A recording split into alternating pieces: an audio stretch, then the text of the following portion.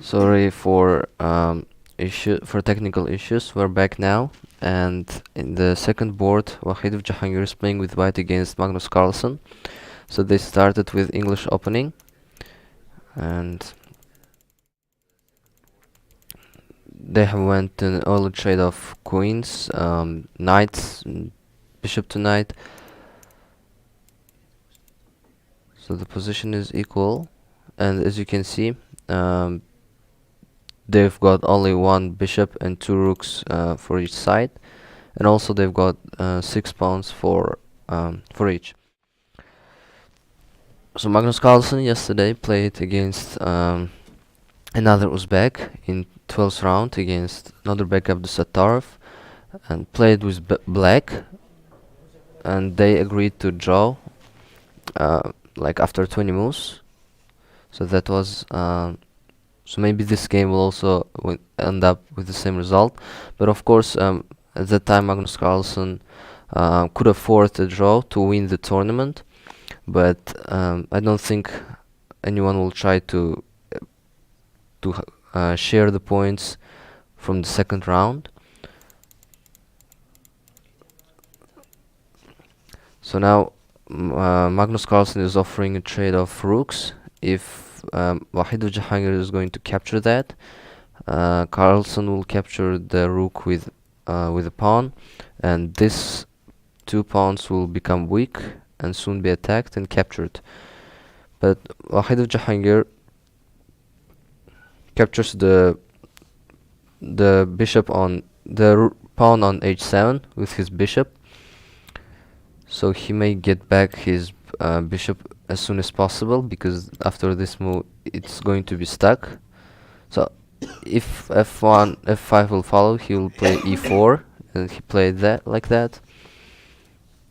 So now this this pawn is under attack. They exchanged their rooks too.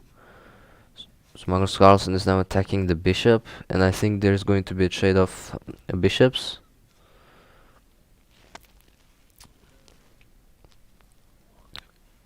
Why the position is favoring a little for white, but the time they both got is Wahid Jahangir got less minutes than Magnus Carlsen.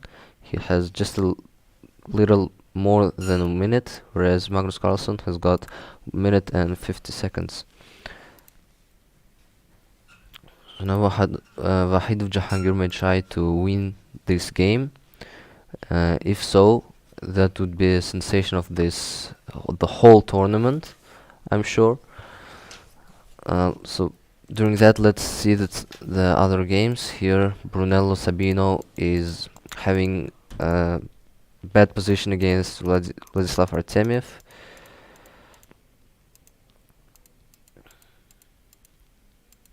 So as you can see here, he lost the pawn on c4, and the position of white pieces are so inactive. So after like knight f5, the position for white is going to become even worse. The position here became equal, and there is going to be an endgame with rooks and pawns if they're not going to trade them. In the third board, Duda Young Krzysztof is playing against Tabatabai, who won the game against Humayun Bekmuradov, another Uzbek young player. So they played Italian game here. It's like resembles the game with Rui Lopez, offering a trade of bishops, but they didn't go to that. Instead, they exchanged their knights. So Vladislav Artemiev here won the game. So he moved his knight to f5. Then after exchanging the rooks and queens, here Vladislav Artemiev, so after several moves, he decided to resign. This position is really worse for Vladislav Artemiev as after or for Brunello Sabino as after King G1. This is going to follow, and Vladislav Artemiev is going to be a bishop ahead. Richard Rapport defeated Dartha Daniel. Knight d5.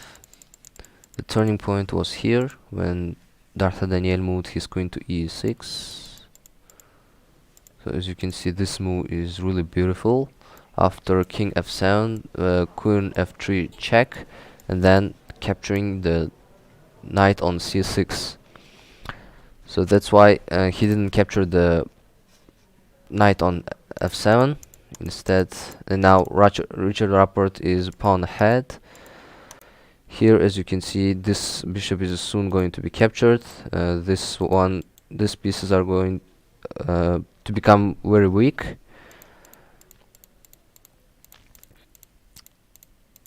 So as you can see, Richard Rapport is now 2 pawns ahead, and he has a pass pawn here, which is soon going to become a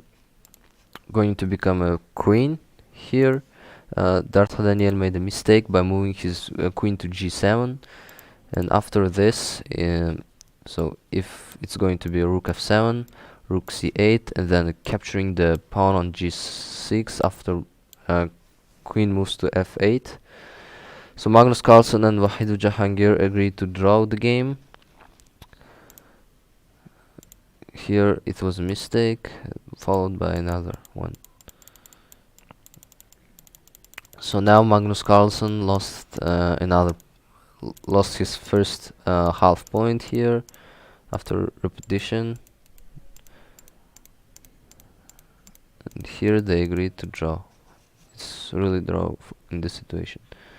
Another game, Daniil Dubov beat Gareev Timur. They played d4, d6, knight f3, knight f6. The game went again quite unusual. That's like became common for Daniil Dubov.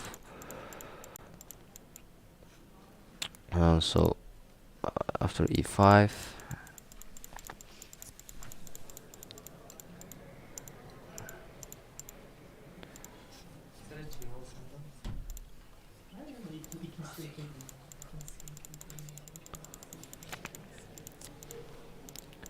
so then as you can see, the position of these pawns is really weak.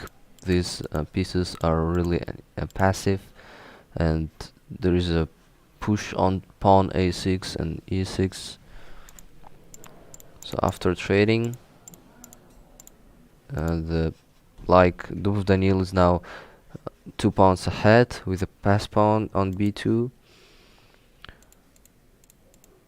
and now this knight is lost here, and Gareev Timur realized that and just resigned the game. So several games have come to an end. Levon Aronian surprisingly lost the game against Hovhannisyan Robert. The game was stable until here, when Levon Aronian suddenly made a mistake by moving his pawn to h4. But Robert didn't see that and moved his bishop to f6. He could bring his bishop to b4, give a check from e1, and went back to d2, c1, captured the pawn on b2. But he didn't see that, and the game became again equal. So now, as you can see, this bishop is penetrating the defense of Levon Aronian, and this pawn is now soon to be captured. Yeah, so he captured the pawn on h4, which also got weak. And after several moves, Robert successfully rotated his king to the left side, and these pawns and the capture of these pawns is inevitable here. In this position, Levon Aronian decided to resign the game. Also another unexpected result here, Martirasan Haik, who also had one of the highest low ratings among players, lost the game against Zvagintsev Vadim, so played d4. This was followed by a queen's pawn opening. Trades happened here, as you can see. The game was quite equal during that, and after knight d3, the game turned upside down. But here, if Vadim Zvagintsev moved his pawn to f5, he could have captured the knight on d3, but he didn't realize that and moved with his queen to e4. So game went stable again.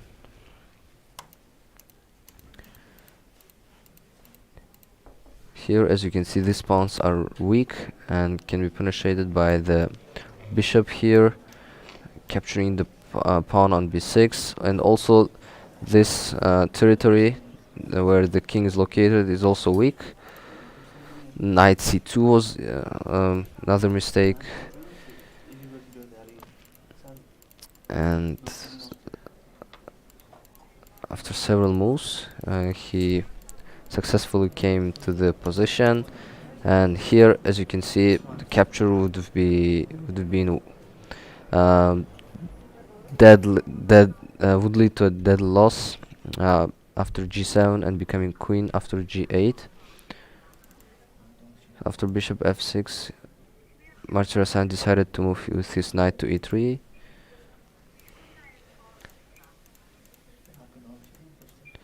So this position is winning for white, and Martirasan, after several moves, decided to resign the game. As you can see, after it gets to g7, f7, it's going to capture the pawns on g7 and h6 and win the game. So now the leaders are Vladislav Artemiev and Hovhannisyan Robert and some other players. So what do I mean is Magnus Carlsen lost his points, Duda and Fabiano Caruana, if you remember, lost the first game. But Magnus Carlsen will still be playing in the first board, as he is current champion in Blitz. He won the last tournament in Almaty. That's why he will be playing in the first board throughout the game, throughout the whole competition.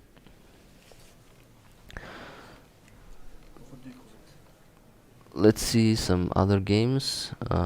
Uzbeks. In this game, Hans Niemann defeated Madaminov Mukhaddin, another player from young prodigy from Uzbekistan, international master, with an elo rating of 2460.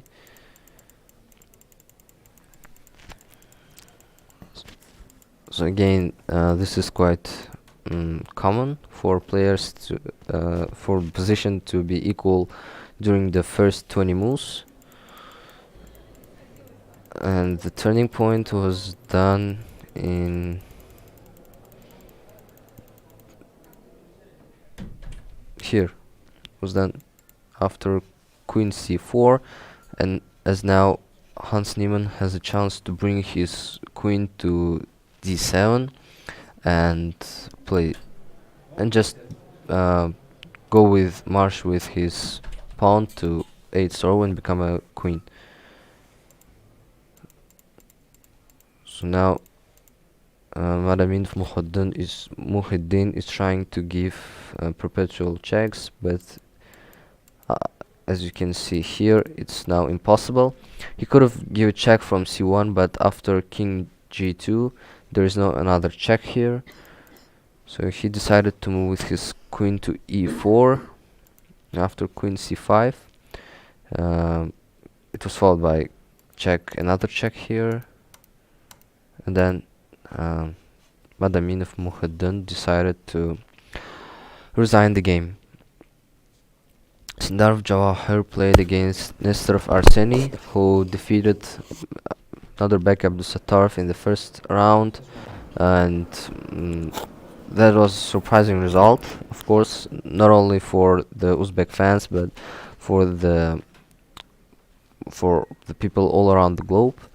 So d4, knight f6, c4 went quite well.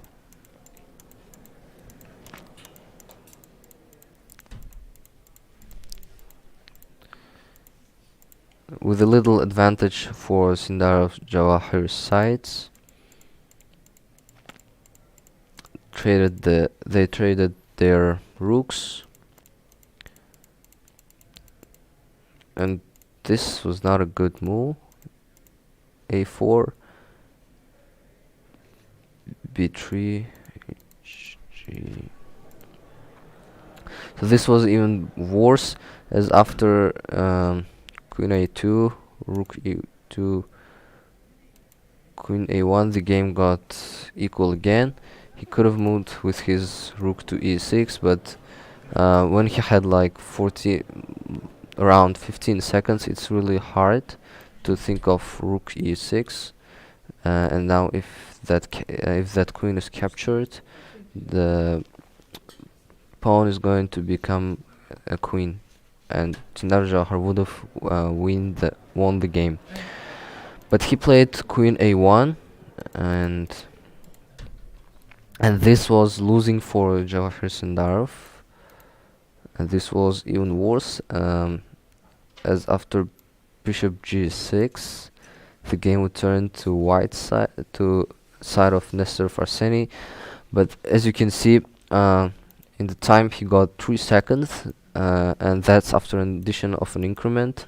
So that means he had only 1 second on his clock when he made this move, queen d6. So that's really hard to think. It really demands a lot of time to think about capturing the pawn on g6. So he moved with his queen d6, and this was also losing here. And king d6 again stabilized the game, and after perpetual check, the game went to a draw. It's really worth watching the games of Blitz, as they bring a lot of surprises, and they have a lot of turning points, because the time given for each player is really less compared to rapid and classical, and the game may turn really completely upside down, because like if there was a checkmate for white in like 3 moves, the game may turn for the advantage of black. So now we are waiting for the pairings for the round 3.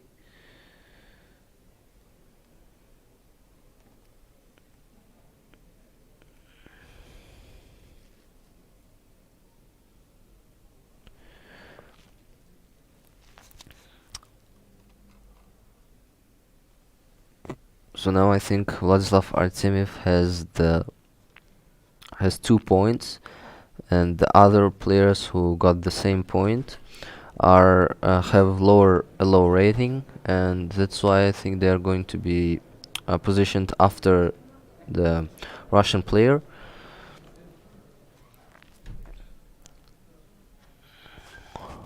There is also Daniil Dubov, Richard Rappert, who are also strong players and may become a trouble for any player, actually. Anish Giri, who also had not a good, who also not performed well in the rapid, has now got 2 points out of 2 possible. Pragnananda won from Muradli Muhammad, and he also now has 2 points. Pragnananda played against Magnus Carlsen in the last game of Rapid Chess Championship and made a draw. Although he tried to win with black, because he really needed 1 point to at least earn the 3rd place. Gukesh Damaraju also won his game. Let's see how it turned out. Samarkand defense. Not quite common for Gukesh Damaraju.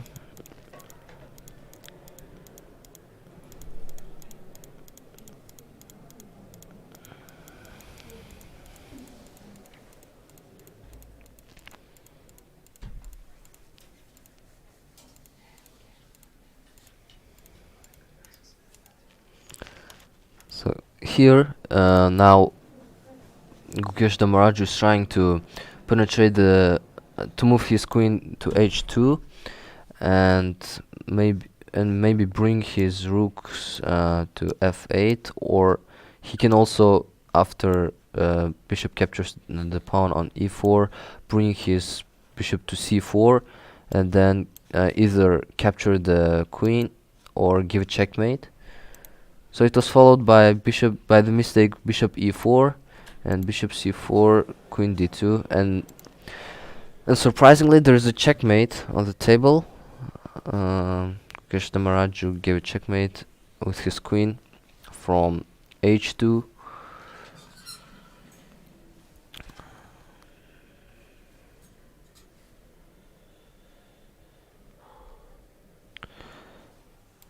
So far the pairings have been announced, and Magnus Carlsen is playing against FIDE master Tsaruk Maxim, who has got an elo point of 2378, which is like 500 less than the Norwegian Grandmaster. There is also interesting game taking place in the second board.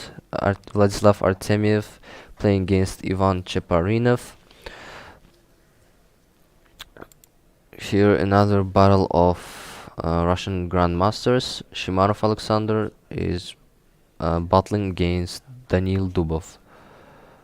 Predke Alexander is playing against Richard Rappert, who didn't perform well in the Rapid Chess Championship, but it wasn't as bad as, for instance, Anish Giri or Duda Young Krzysztof.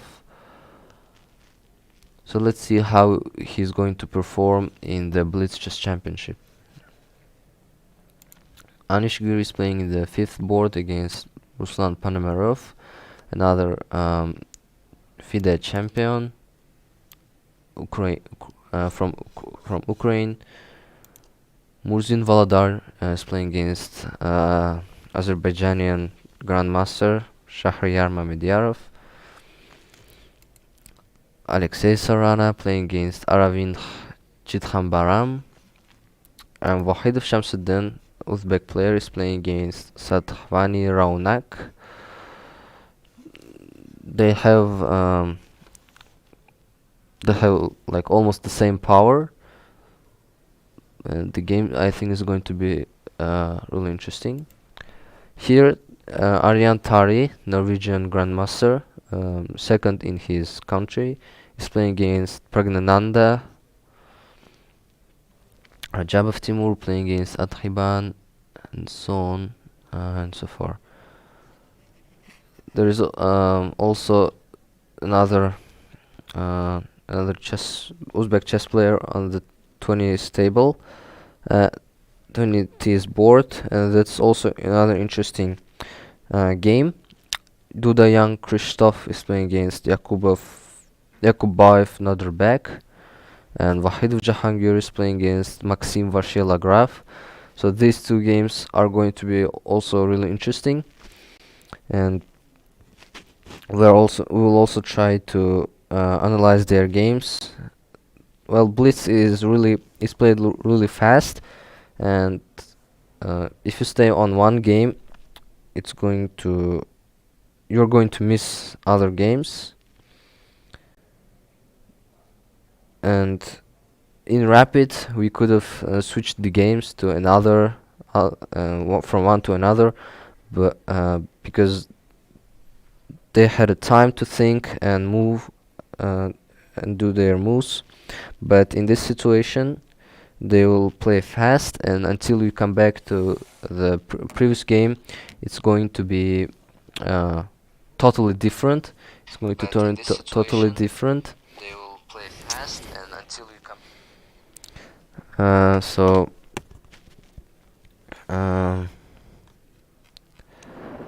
we're waiting for games to start.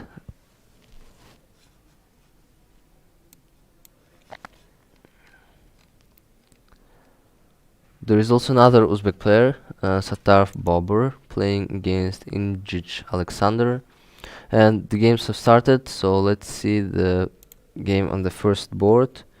If you want some other players, you can just write down, and we'll watch that game. So interesting opening played by Magnus Carlsen. He responded with a6 to e4, and that's, well, that may be okay for Blitz championship because it played very fast, and the opening may not be that important in these positions. So that's interesting.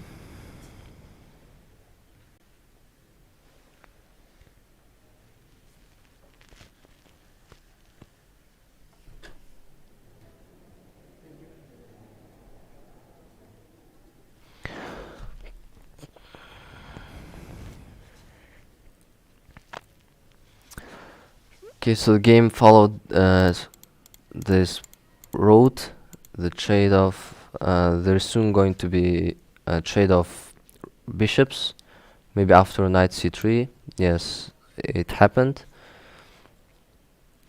Let's see some other games. Here it was played knight f3, d5, g3, Indian attack played, and the position so far is not good for white, as these pieces are not activated, but still he can put his knight to c3, bishop c4, and give an attack from b5.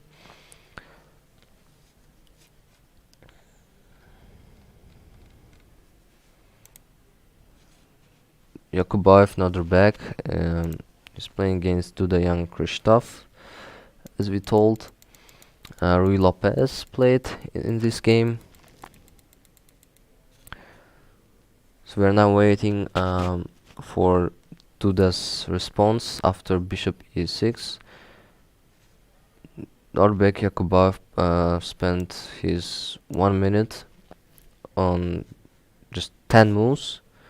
That's not good, not that good for Blitz championship. Traded their both bishops, knight h4, offering a trade for knights, and I think it's going to happen. So Magnus Carlsen, like in most cases, plays such unusual openings in the beginning. If his opponent is FIDE master or has low ratings. If you remember, he also played. He also responded with e4, e5, queen h5, so as to kind of try giving checkmate from f7 with queen. But then he played against Wahidov Shamsuddin and lost his game as a result of this. So this may happen again, but let's see. This opening was not that bad. Here Daniil Lubov is having a significant dominance over Shimanov Alexander. Let's see how the game turned to the black side. it was Indian defense.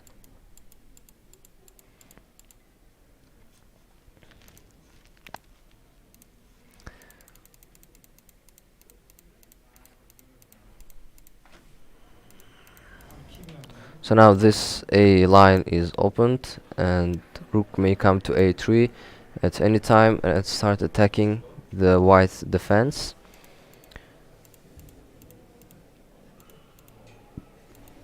So this move was not good, c5, and it brings a lot of negative implications because that opened the way for bishop, and I think yeah, and it also didn't prevent the way for knight to f4.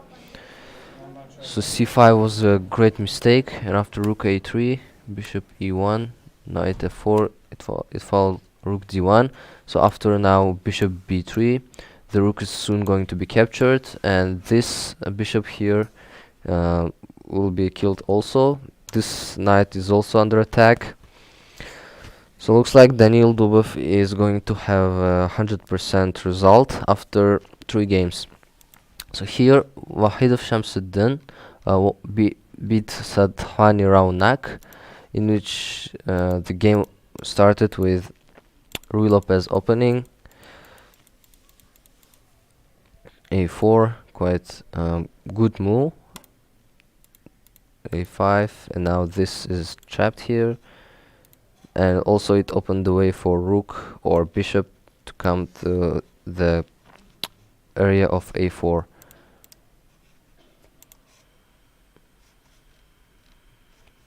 So we're watching the game of Sadhwani Raunak and Wahidov Shamsuddin. Bishop c4, bishop g4. The mistake was done here after knight d5, followed queen e4, and now this knight, if it steps back, this knight is going to be captured. So Sadhwani Raunak has to move with his rook to b5, and now Wahidov Shamsuddin is having great advantage here, as you can see. So after this move, Sadhwani Raunak resigned the game. If it followed the bishop on e1, knight e7, and then maybe capturing first, or he could do that a bit later after knight g6. So that's totally lost for an Indian player. So as we said, Daniil Dubov here won the game. So it followed this way, and in 28 moves, Shimanov Alexander resigned the game. Magnus Carlsen here, though, activated his king in g5. He has an advantage of a rook and having a great dominance here. And looks like Magnus Carlsen is going to have to increase his points to 2.5, and is going to pursue some other players. Here the game between Ivan Cheparinov and Vladislav Artemiev is equal. Rooks are playing here. So Magnus Carlsen won the game, as you can see. If it followed king h2, there is going to be a trade of queens, which is really beneficial for Magnus Carlsen, and it's really easy to realize the dominance. Murzin Volodar defeated Mamidyar Shahryar.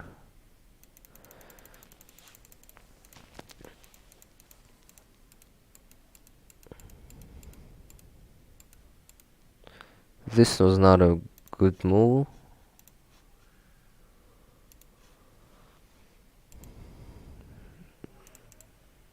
Yeah, so we've seen that. A2, planning to bring his rook here and start attacking on the pawn on a6. Bishop e3, king queen b7. So as we told, activating another rook here.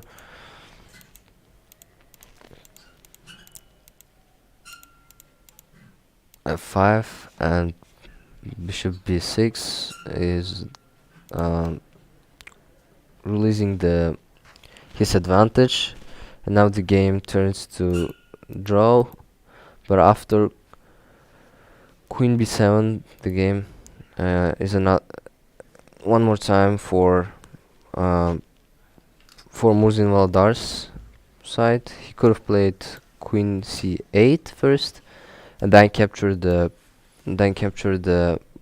bishop on b6. So now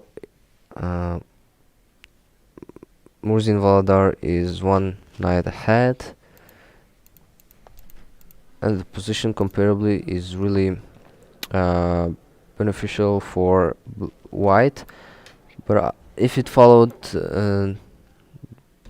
queen d4, it would have still been positive for white, but at least he could have played for a bit longer time. And Murzin Valdar didn't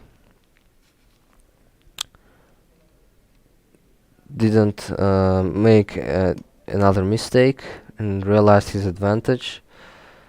So, and Valdar Murzin is now has 3 points.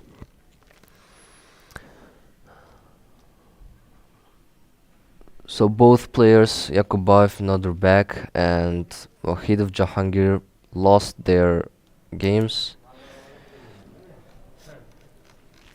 Here, so we've seen till here.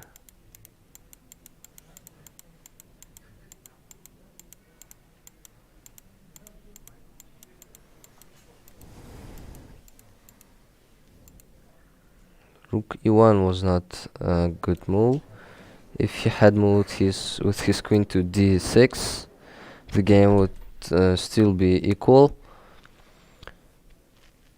But as you can see, he has got only 6 seconds. That means before moving this move, he had only 4 seconds. And this queen g6 just brought advantage for Duda young Christoph. And now there is a checkmate in 6 moves, planning to give a check from h8 and then give a checkmate from h6. So there was like checkmate here.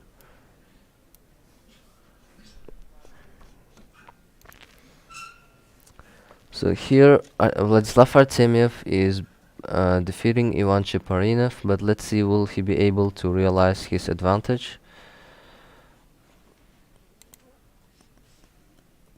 The game was equal and the end game was played quite well, but after this move, as you can see, it's now favoring white. If he had moved with his rook to h8, preventing the move of king to an 8th line, he could have played a draw, and if it was followed by something like rook e8, that would simply follow rook a7, and then just repeating that many times. But Ivan Cheparinov didn't do that. He played rook a7 straightforward, and after king f8, it's Ivan Cheparinov resigned the game.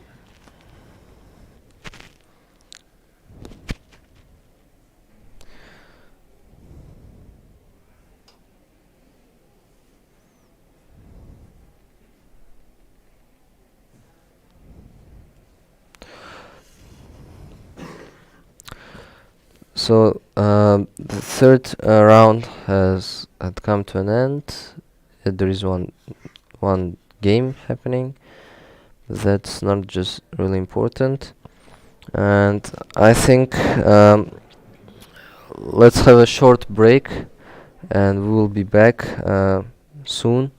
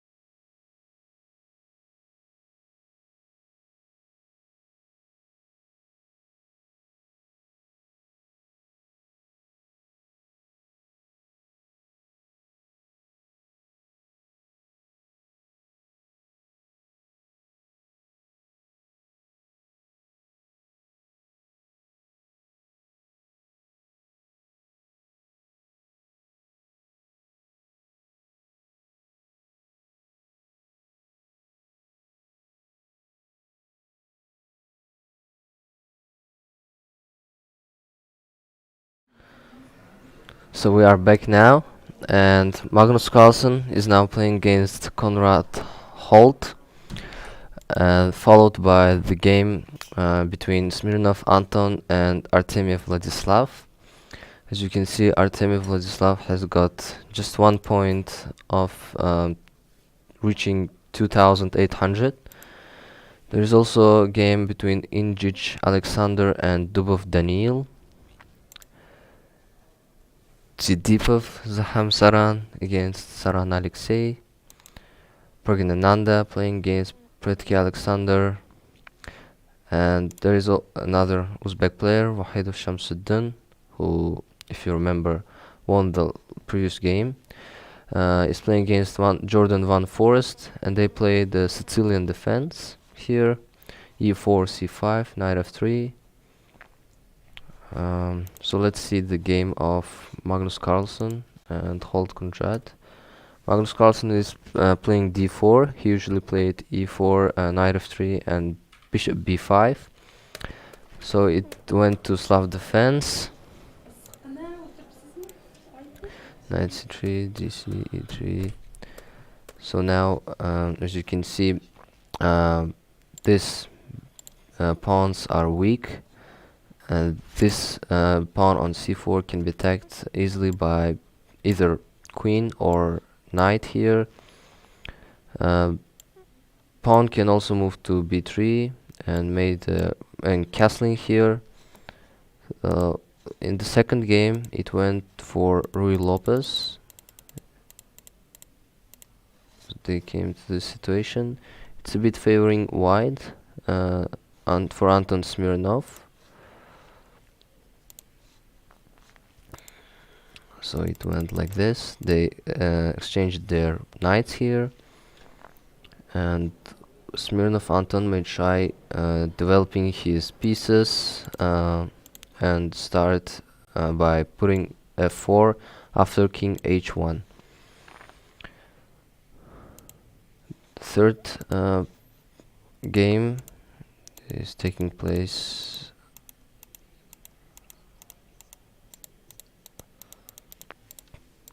So the position is equal as it was. Knight e5.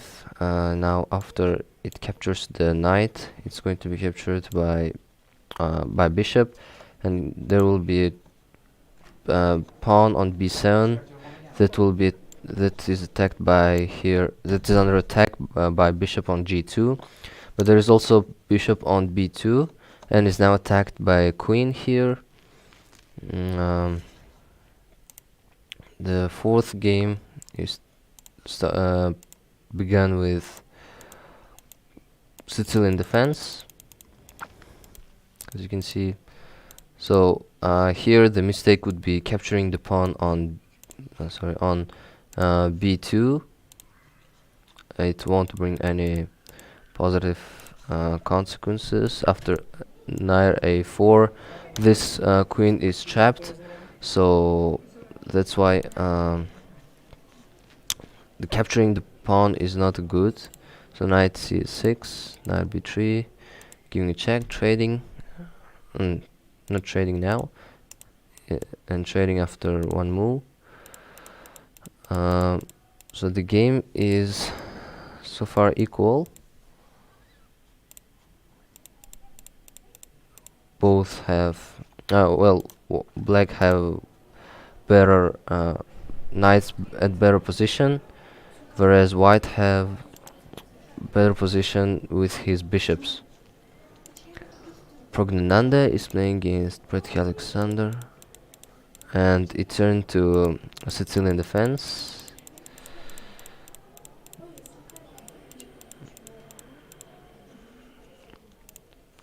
So here the game went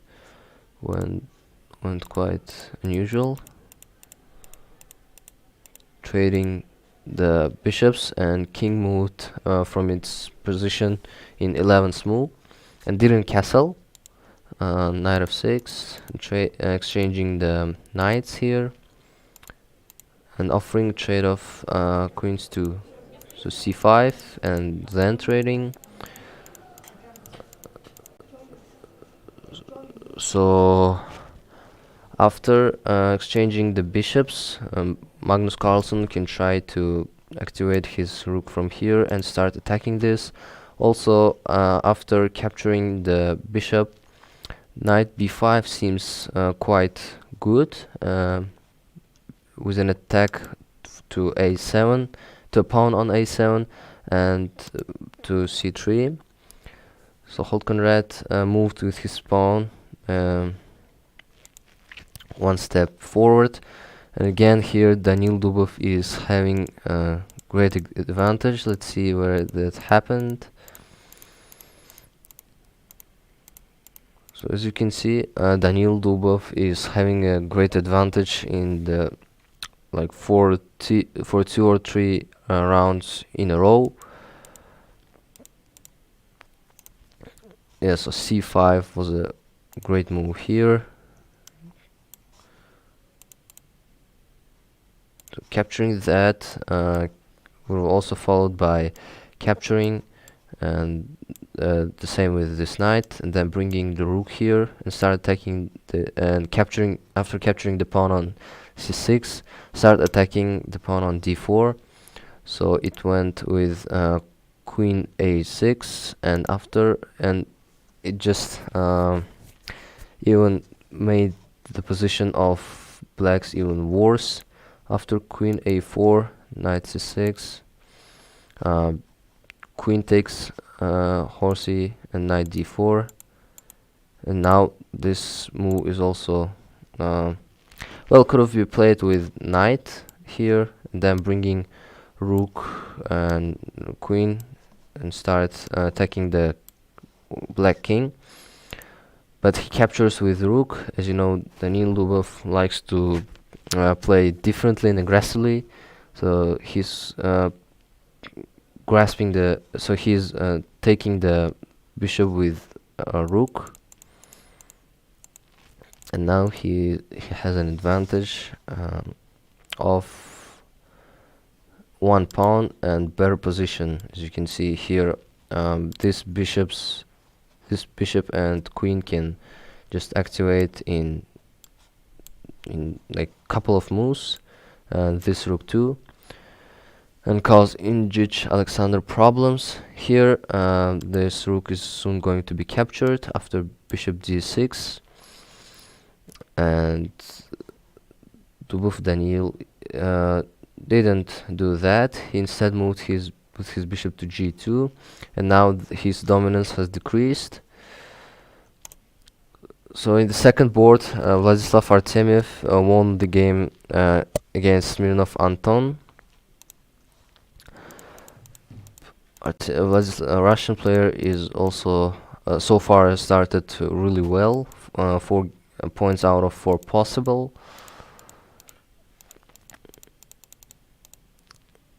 So as you can see, this move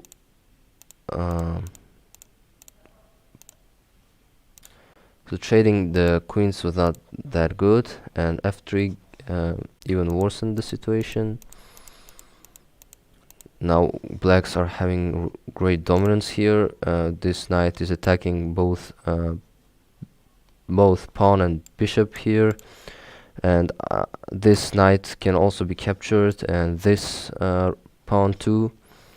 So bishop c1, as you see, this is really passive here, whereas this knight is really active, and rook is brought to b1.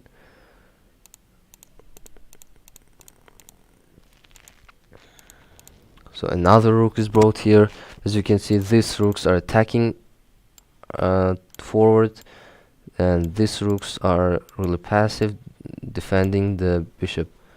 So after knight a3, Smirnov Anton resigned the game because it was following the knight c2, and then bringing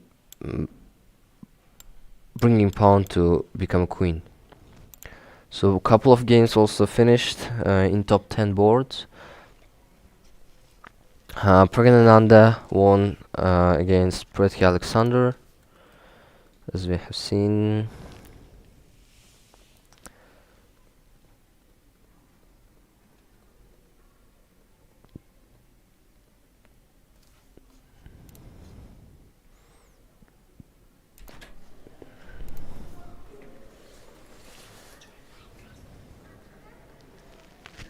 As you see, this bishop now, this pawn on a5 is now really, really dangerous and is bringing inconveniences for Predke Alexander. Knight g3, rook c4.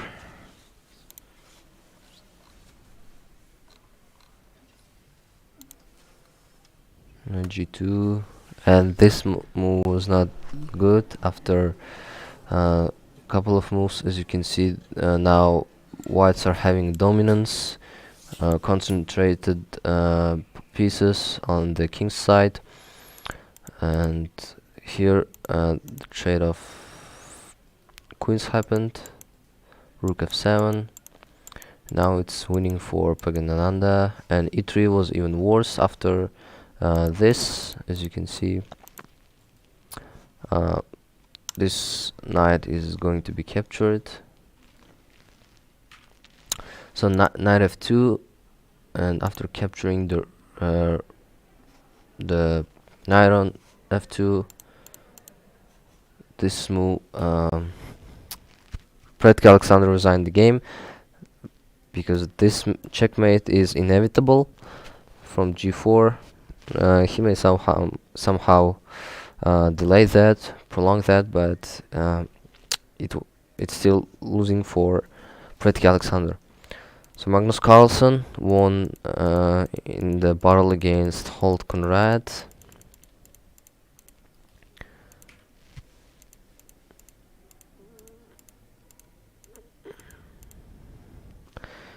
Though pieces of whites are a bit passive, they are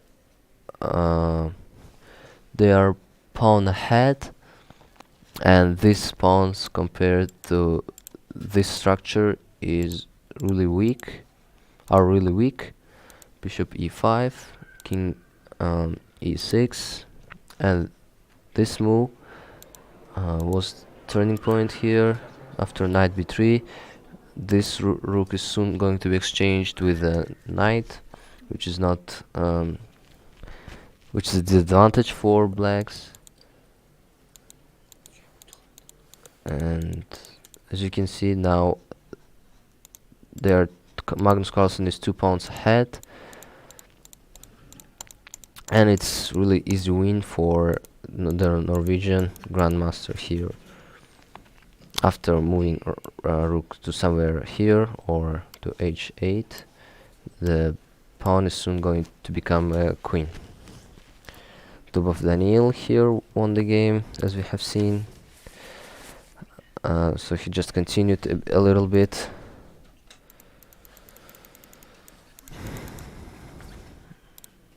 So moving queen to e8 was not a good choice. Bringing it to b5 was the same. So it says that capturing the pawn on f2 would be at least like exchanging the bishop for a pawn, but after bishop d8, queen f7, queen f7 would have just become winning for white, as it's easy to penetrate, and it's really attacking this bishop and rook. So Dubov Daniil just chose a more calmer way. Queen d3, and as you can see, it's really easy for white. The defense of king is good, and this in either of this pawn, either this or this pawn is soon to become a pass pawn. So the game just continued a little bit. So this move, Daniil Dubov just repeated that 2 times so as to increase his time for a little. Bishop b7.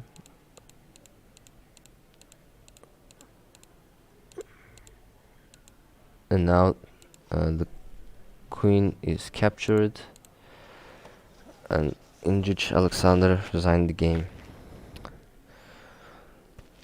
So Wahid Shamsuddin defeated Jordan 1 Forest and is also increasing his points to 4, making his points to 4. And let's see where 1 Forest made a mistake, which led to a loss. Queen f2. So now this was a bit of inaccuracy here because of bishop f2. So if it was captured, then queen b5 and then capturing the rook on a1 would follow. So he just stepped back with his king to h1,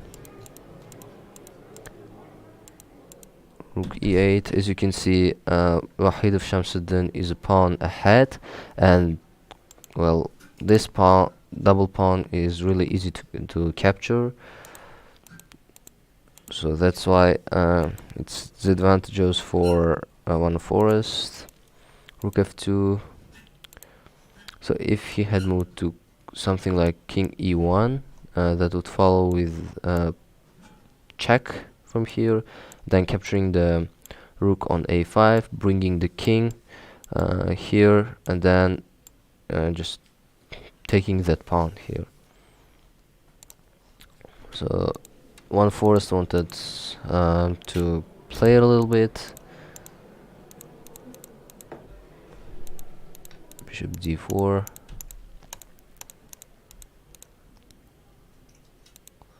So now he could just also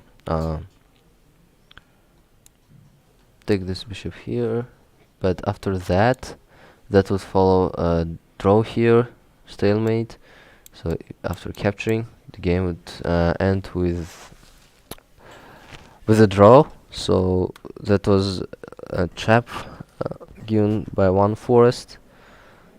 So Wahid Shamsuddin just moved with his bishop to f2, bishop f5, bishop g3, and now it's losing for 1 Forest.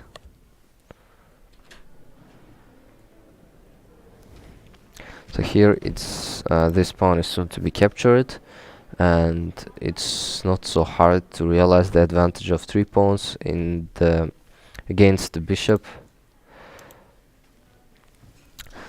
So Wahid Shamsuddin is playing really well so far this tournament. So I wanted to say that today we're going to cover 12 games of Blitz, and tomorrow 9 games, 9 final games, and so far we have covered 1/3 of total games. So the only draw in top 10 was played in the game between Murzin Voladar and Rajabov Timur.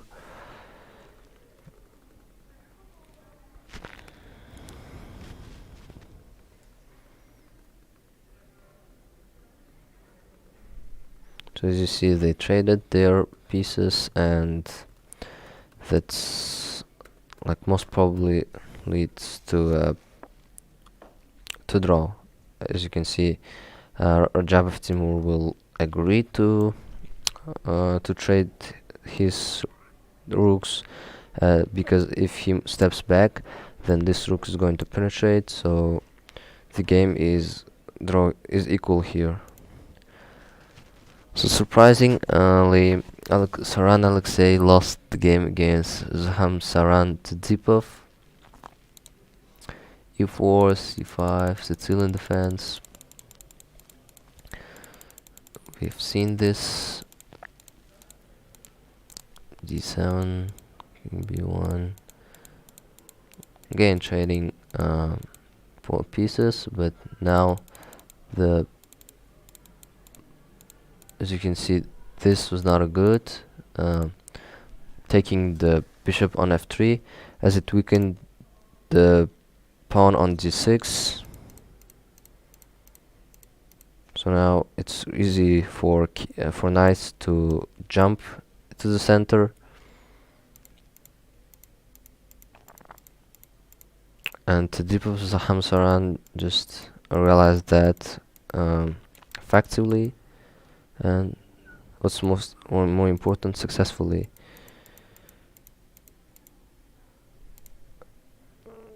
Bishop f4 was a blunder here, as after the capturing the pawn. And this game became losing for Saran Alexei. After this, he should have prevented the capture of knight here, but that there was a threat of giving a check by attacking the rook on h3 with knight f4 or knight f6, and then capturing the rook on h7.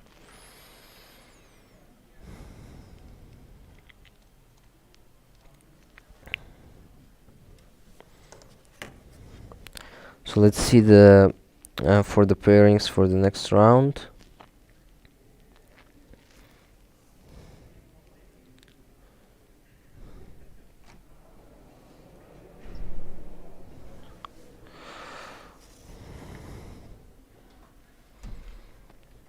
Here, Gukesh Damaraj lost the game against Christiansen John Sebastian.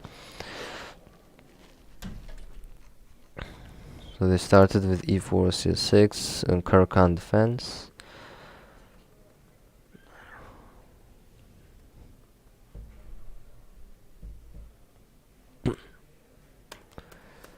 So knight e6 was the mistake here. He could have activated, Christiansen John Sebastian could activate his rook and made a way to attack the black king. So he just stepped back with his bishop and came back again, and just realized that really well. Especially this move was quite good. Bishop g7, as you can see, opening a way for queen to give a checkmate here. Gukesh Damaraju captured that bishop. It was inevitable. And so here, if the bishop was captured, there was a checkmate from here.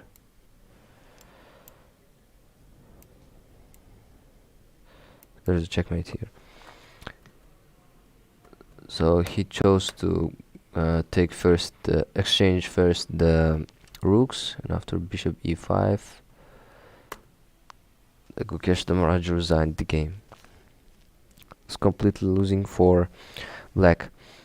So let's see whether the round 5 has began.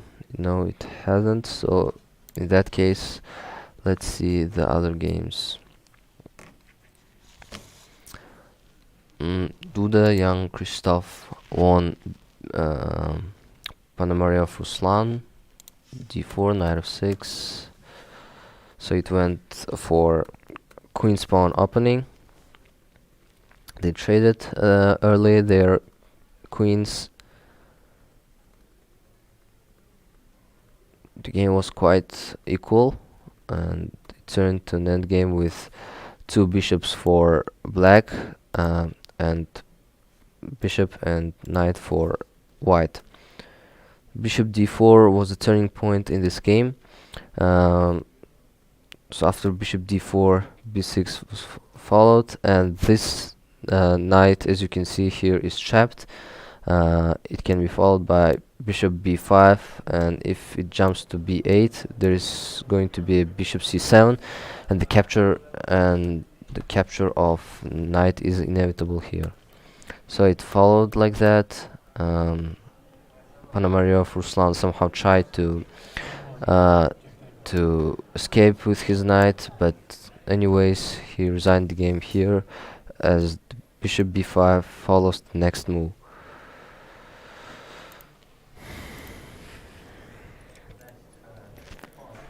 So pairings have been announced. Magnus Carlsen is playing against another player from Azerbaijan, Timur Rajabov. Artemiev, so both have 3.5 points here. Vladislav Artemiev is playing against Dipov Zahamsaran. Vahidov Shamsuddin against Daniil Lubov. So this is also going to be really interesting. Johan Sebastian Christiansen against Pragnananda, Duda against Murzin Valadar. They all have so the pairings I have listed after the first board all have 4 points. There is also interesting pairing here. Anish Giri playing against Tabatabai. Murzin Valadar and Duda Jan Christoph both have 3.5 points.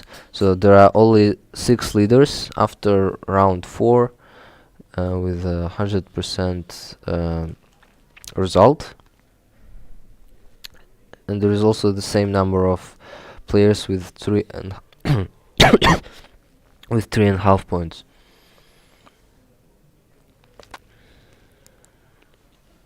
Jan Nepomniachtchi is playing in the 7th board against Vasquez, Schroeder, Rodrigo. So in that case, let's see what was the previous result.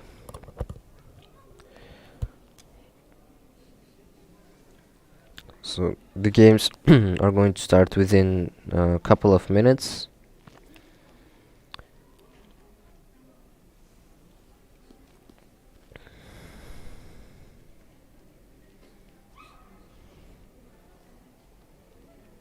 After round 4 in Blitz Chess Championship in 2022, there were also 4 leaders with 4 points. There were also 6 leaders with 4 points, same as us, and there were only 3 players with 3.5 points. So the leaders for the time were Yu Yang Yi, Anish Giri, Hikaru Nakamura, Magnus Carlsen, Denis Lazavic, and Duda Jan Christoph. So there is no player who got 4 points in both competitions. Hikaru Nakamura refused to come to Uzbekistan and to Samarkand and take part in this competition. So though personally I'm really missing him because he was also one of the best, I think the best Blitz chess player, and he would have added some fire to the competition, but unfortunately he didn't arrive to Uzbekistan.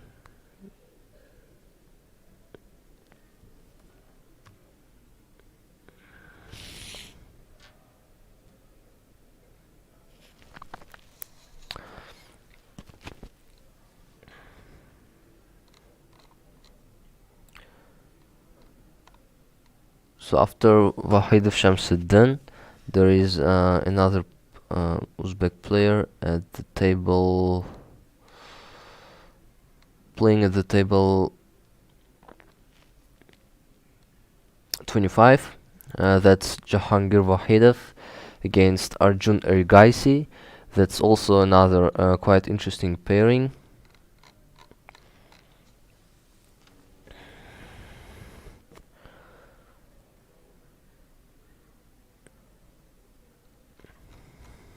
The games are about to start.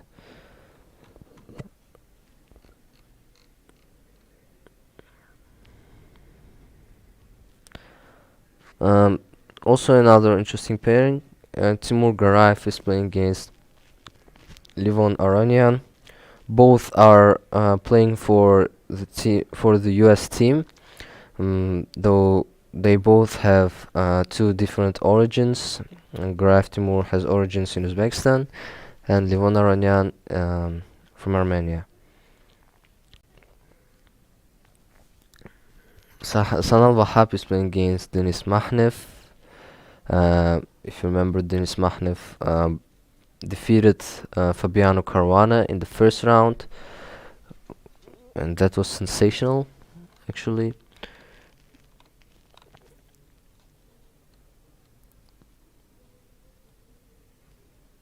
So players have came to their desks, to their boards, and I think the games should start within a minute. So let's wait for that. Until that, I would recommend you to write in the chat whom you predict to become Blitz champion.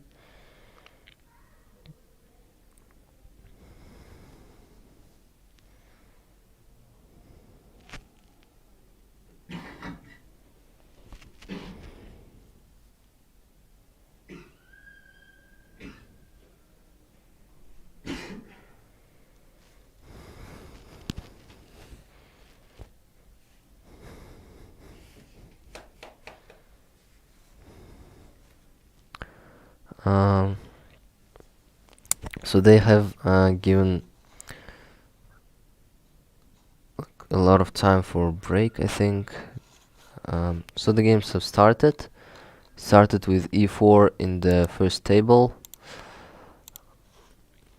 Rajabov Timur started with moving his king pawn, e4. So Rui Lopez here.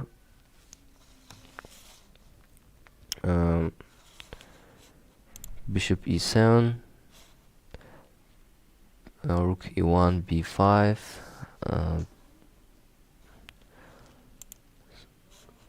So in the next game, it went for a Slav defense. Wahidov Shamsuddin and Dubov Daniil decided to go with a Sicilian defense.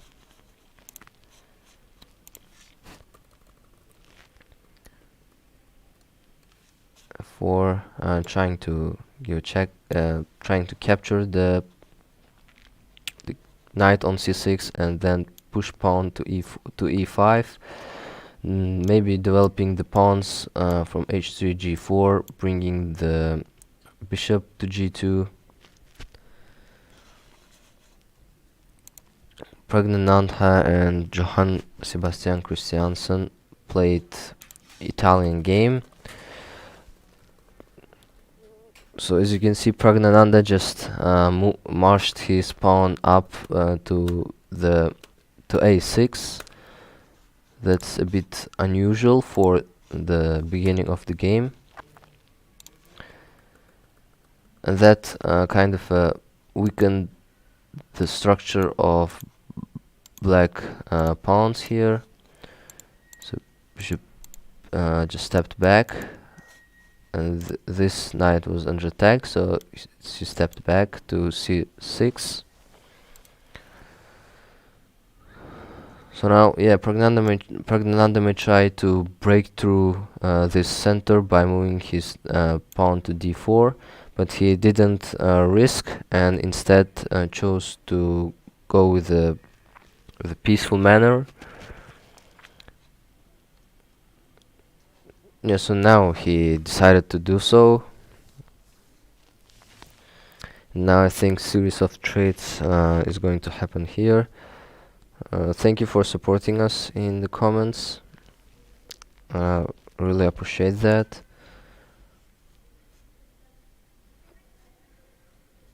So now Pragnanandha has a better position here, as he may, after d5, attack this, have an eye on this pawn in a7 with his bishop, and he may bring his knight to b3, a5, and then to c6, gain trading black pieces.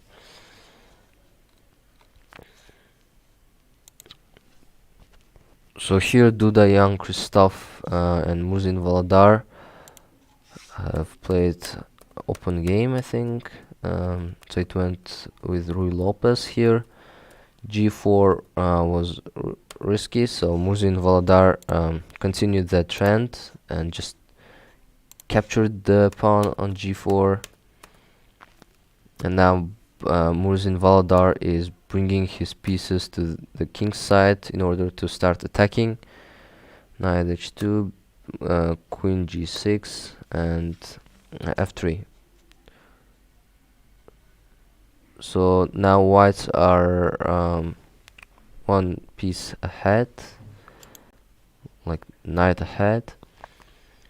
And I think Duda Jan Christoph will be able to withstand the pressure by Murzin Volodar and somehow manage with this situation. Anish Giri is playing against Amin Tabatabai. E4, E5, knight f3, Italian game.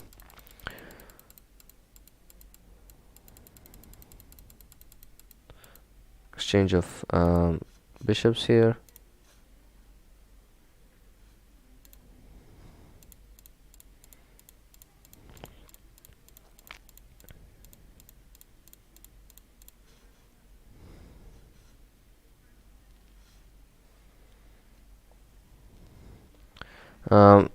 The arrival of Dean Luren would also make this competition even more interesting, as he is now, as you know, world champion, world classic champion, after beating Jan Nepomniachtchi in a 14, and first of all having a draw in 14 games, and then winning him in tie breaks. So after that he only played like one competition and left early, so he's, I think, in kind of a depression. I don't know, it's really hard to withstand the pressure in that competition, you know, sitting around the table for 8 and 9 hours every day. That's really depressing and hard. Vladislav Artemiev looks like he's going for another win here. E4 with the intention of going to E5 and then forking bishop and knight.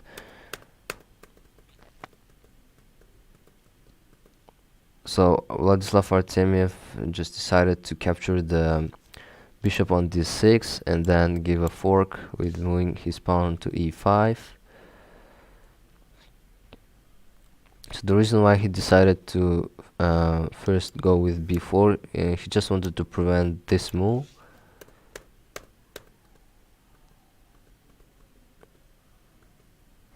So trade of bishops, and then after this Tsitsipov Zahamsaran just resigned the game.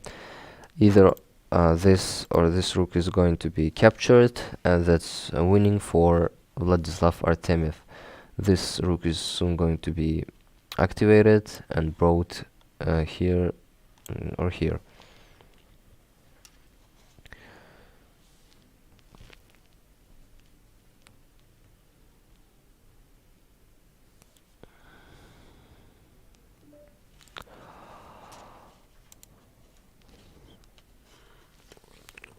In this game, it's Wahid Shamsuddin who is winning.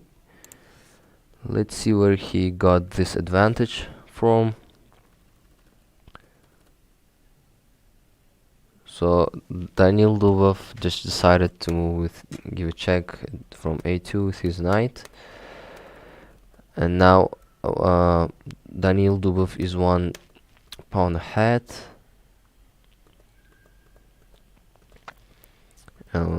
Uzbek Grandmaster is playing, is bringing his knight here. As you can see, he just moved with his knight here with an intention to go here to b5, and then went to b3, to d2, and then to e4 to earn this place on d6.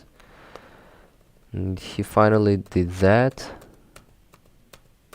Now this knight is in e4 is really active here. e5, exchanging the rooks. Knight of 6. As you can see, the position is closed, and this king is must stop here If it moves here, there is going to be checkmate in one move. King e3, capturing that. So the game is winning for white if Wahid of Shamsuddin is not going to make some mistakes or blunders. Jan Nepomniachtchi made his points to 4. Just increase them to 1.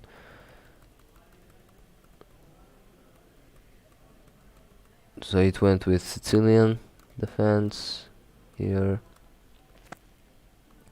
So h5 was not a good move here.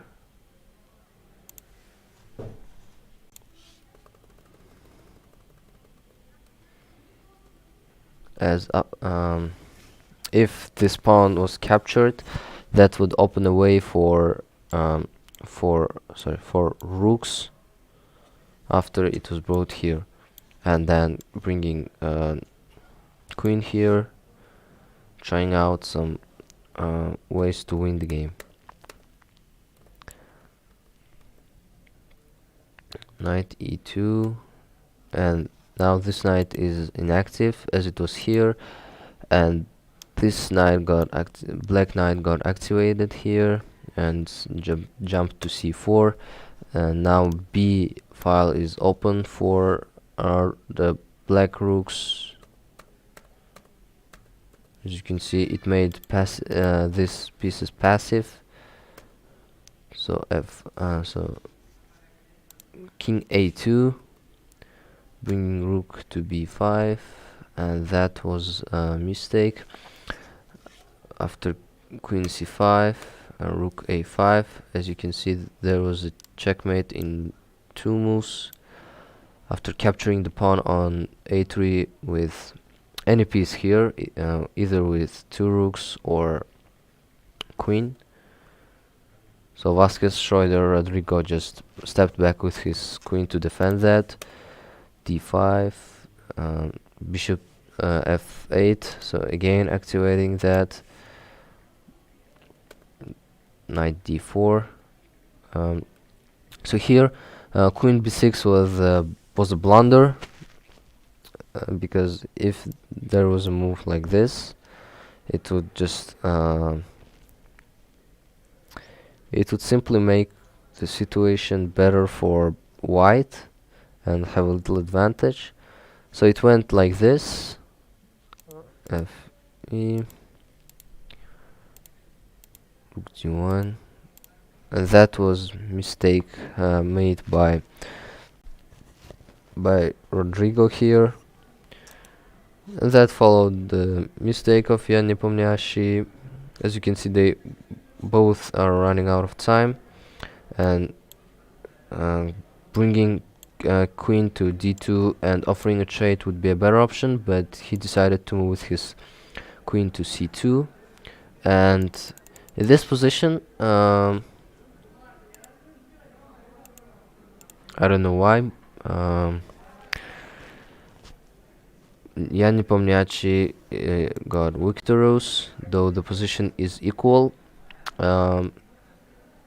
He may have run out of time, but the position here was equal, and he could have again tried to bring his queen to d2, and then offering a trade here. In the first table, Magnus Carlsen defeated Rajab of Timur. Have seen till here. It followed Rui Lopez.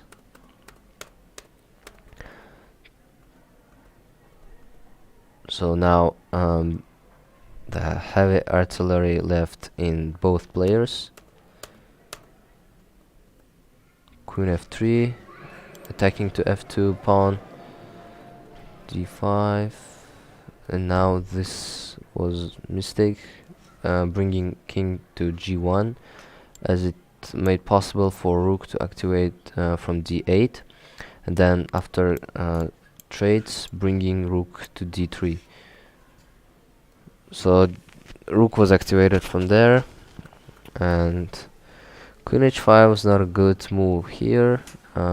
He should have better move here with his rook to g6, but still this didn't help Rajab of Timur, as he also made a mistake by moving his king to g2, and again the same mistake, and Magnus Carlsen just decided not to repeat that and moved with his queen just one step left to g5, with an idea of bringing rook to d2, h4.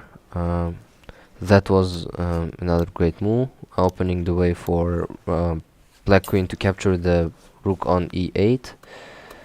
It was captured. As you can see, it's winning for black. So now offering trades, and this rook is not it's kind of cannot exit his own defense, his own pawn structure, and after this he decided to resign the game, rook g2. So intending bringing his bishop, his pawn from g5, then exchanging and capturing the pawn on h4. The game between Wahidov Shamsuddin and Dubov Daniel ended with a draw here, though it was winning for Wahidov Shamsuddin when we first looked at it, this position,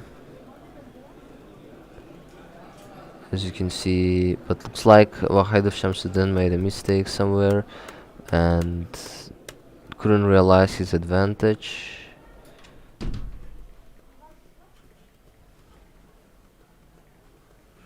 So it's still winning for white, as you can see. King b3, a2.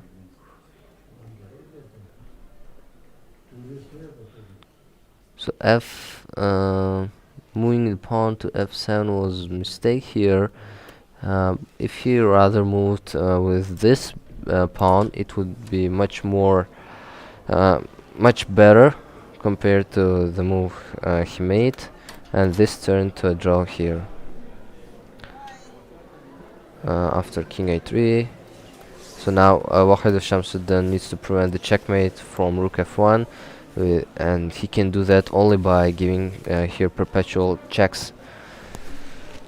Pragnananda won against Christiansen and Johann Sebastian, so now only two players are sharing the first place, that are Pragnananda and Vladislav Artemiev, and I think in the following round they're going to face each other.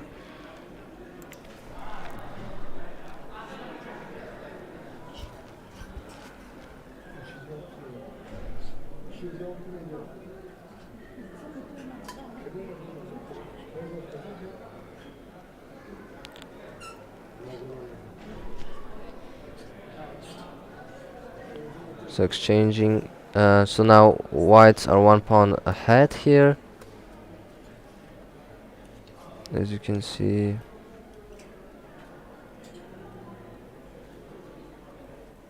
So moving the bishop to c3 was a mistake, and after bishop h4, Pragnananda is going to increase his advantage in pawns to 2, and it was done in here.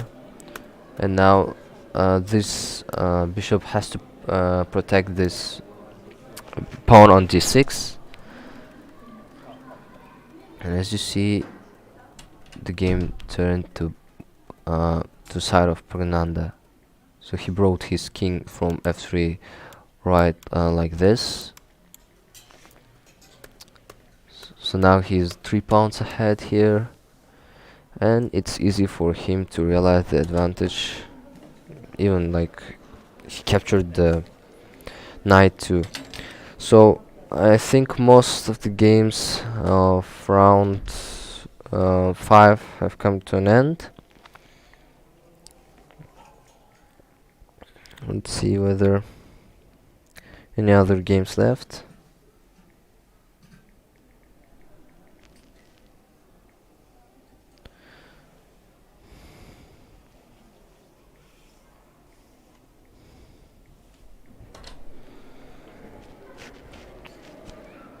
So now so as I told, Pragnananda and Vladislav Artemiev are sharing the first place, and in the following round they're going to face each other. They are pursued by Magnus Carlsen, Daniil Dubov, Wahidov Shamsuddin, Duda Young Christoph with 4.5 points. And there is a probability that Magnus Carlsen will play with another Uzbek in the round 6. So that's so we're coming for the half of today's match day. So in that case, let's wait a little for pairings to be announced.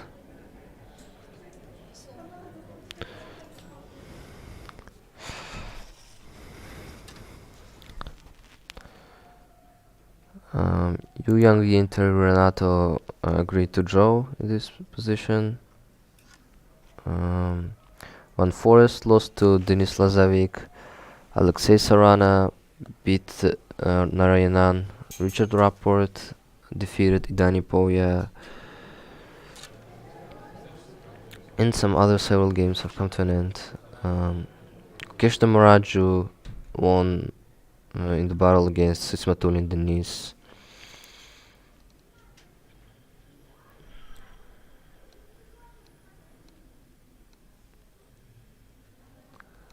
Wahidov Jahangir lost to Erigaisi Arjun.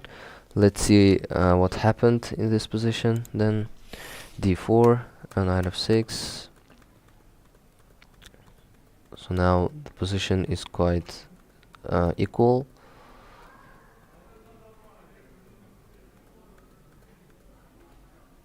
So now it's a bit favoring white.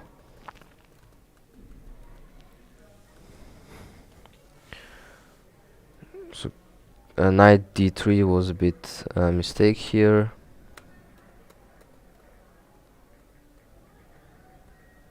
Queen 5, queen e8, queen c3. And now Wahidov Jahangir could place his bishop into c2. And that would turn the game into a draw, I think. If that's captured, then there's a queen e1 followed. And then it would capture the knight on f2, as you can see. So Wahidov Jahangir decided to move with his queen and offering a trade, which was exchanged. And the position got equal again. Saves queen rook d3. Now Wahidov Jahangir just had made a serious mistake. It was equal until here, but after king moved to f6 in order to defend this pawn, he just couldn't see that there was a bishop under attack and got lost after it was captured. So let's see whether the round 6 games have started. Here Magnus Carlsen, as I told, is playing against another Uzbek grandmaster, Shamsuddin Wahidov, and so far Magnus Carlsen didn't manage to win Uzbek grandmasters, Uzbek chess players. He played with 2 of them, another backup Zatarov in Rapid, and Wahidov Jahangir in this competition. So Magnus Carlsen is now facing another Wahidov, but now it's Shamsuddin. So as we told, Vladislav Artemiev is facing Pragnananda. That's also going to be really interesting, as it will determine the sole leader, or maybe they will share the points. But I think both of them will try to win. Here also another interesting pairing. Duda Young Christoph is playing against Daniil Dubov. Jan Nepomniachtchi against Denis Lazovic. Richard Rapport against Christian Johann Sebastian, Niemann, Hans Mocke, and Anish Giri. That's also going to be really interesting. So pairings are quite well. So Arjun guys, he is facing another Uzbek here, Jawahir Sindarov. Yakubayev, another back, is facing Salem Saleh, player from United Arab Emirates.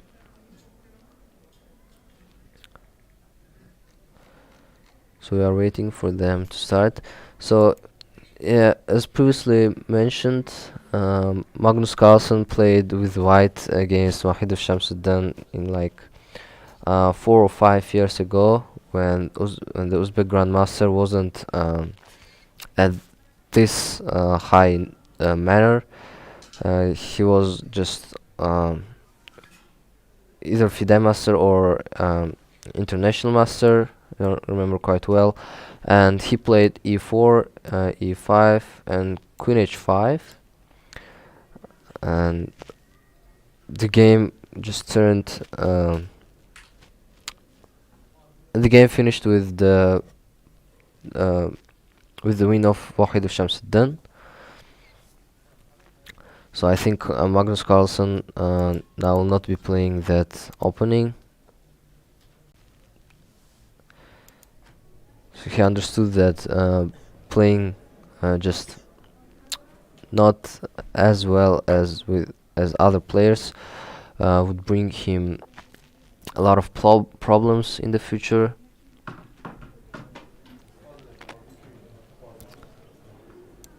There is also Aravind Chithambaram playing against Gukesh Damaraju.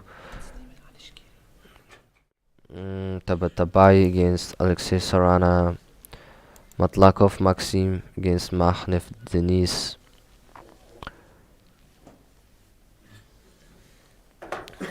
Alexei Dreyev against Nihal Sarin.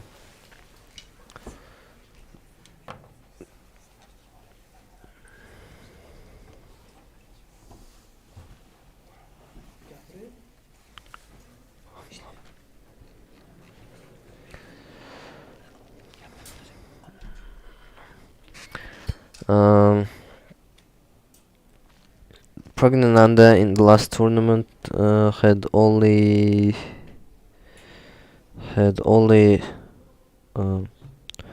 like he didn't have even 2 points. I think he had like 2.5 points, but now he is in top level.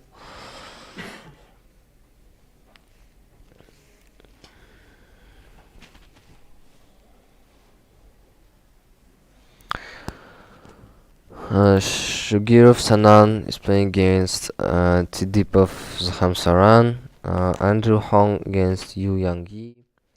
Tigran Petrosyan against Vashela Graf. There is also another Indian Grandmaster playing here, Nihal Sarin against Dreyev Alexei. Maksud Luparham against Volodar Murzin.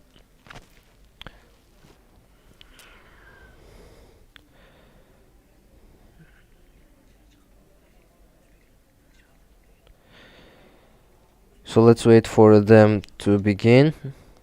I think they're going to start within a couple of minutes.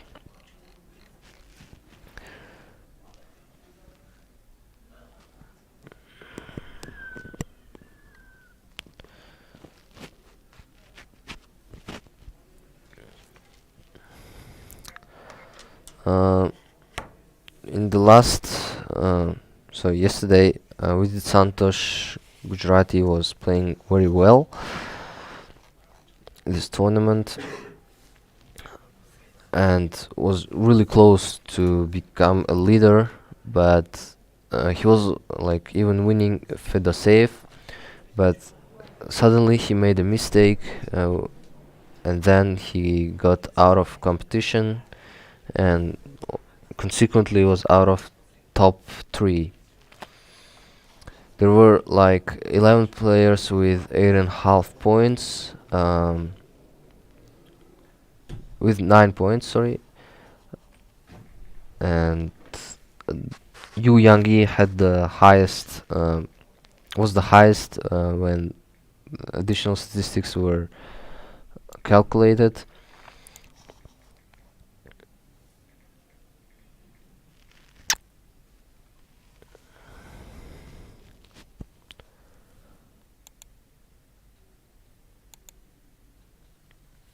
It's also interesting to see Denis Lazarevic playing in this table, in fourth board.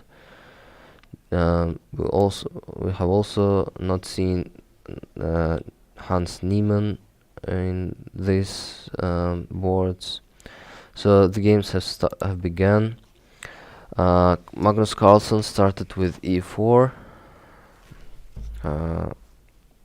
So something's happening here. So it started with e4, c5. So it went for Sicilian opening. Here in the battle of leaders, it went with Indian attack.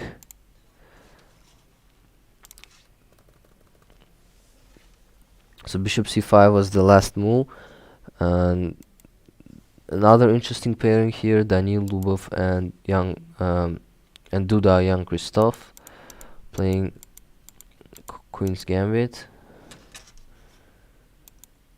Jan Nepomniachtchi playing against Denis Lazarevic.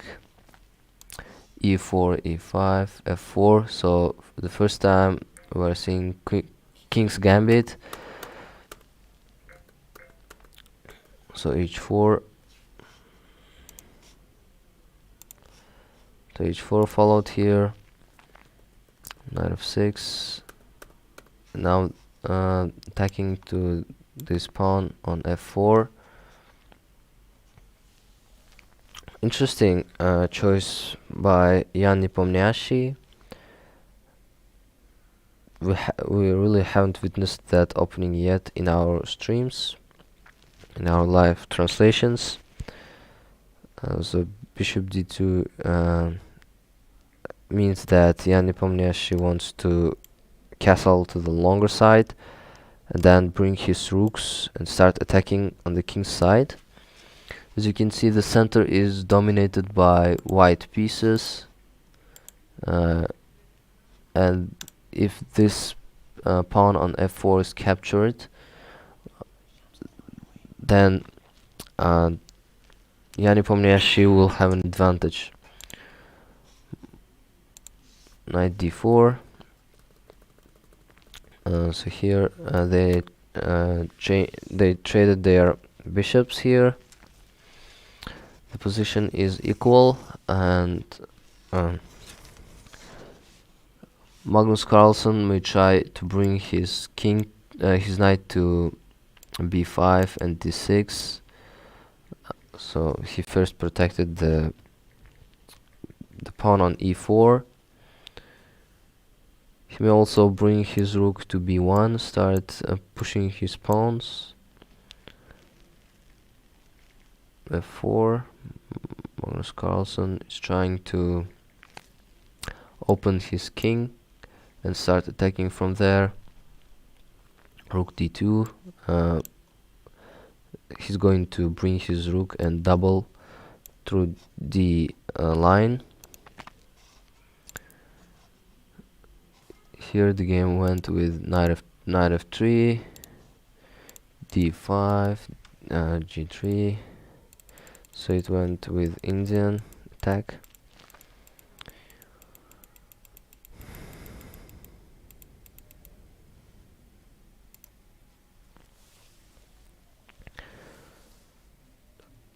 Vladislav Artemiev wants to bring his rook to d1 and start attacking, so they've just exchanged their knights and bishops. Now capturing the bishop on b6 was regarded as the best option, but Vladislav Artemiev offered a trade of queens here, and I think it will go with that.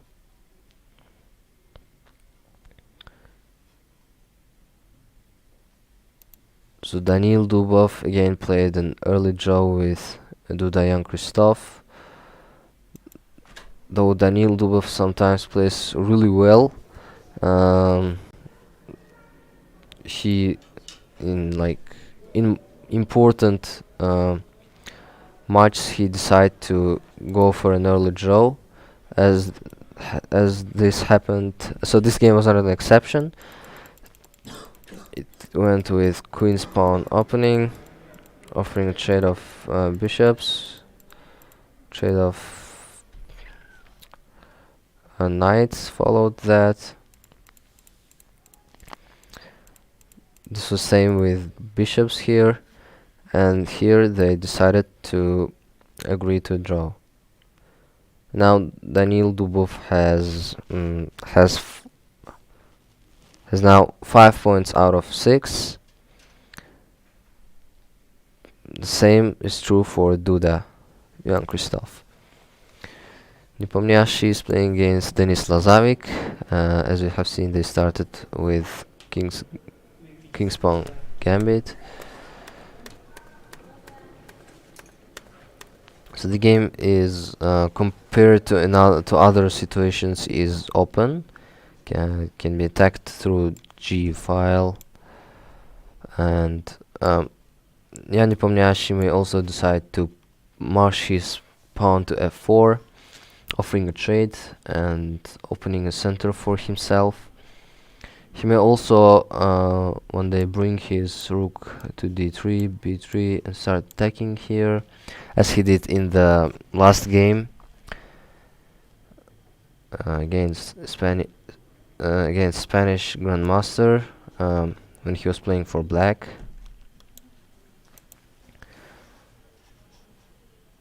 So yeah, he brought his rook to b3 and now is starting attack on this side.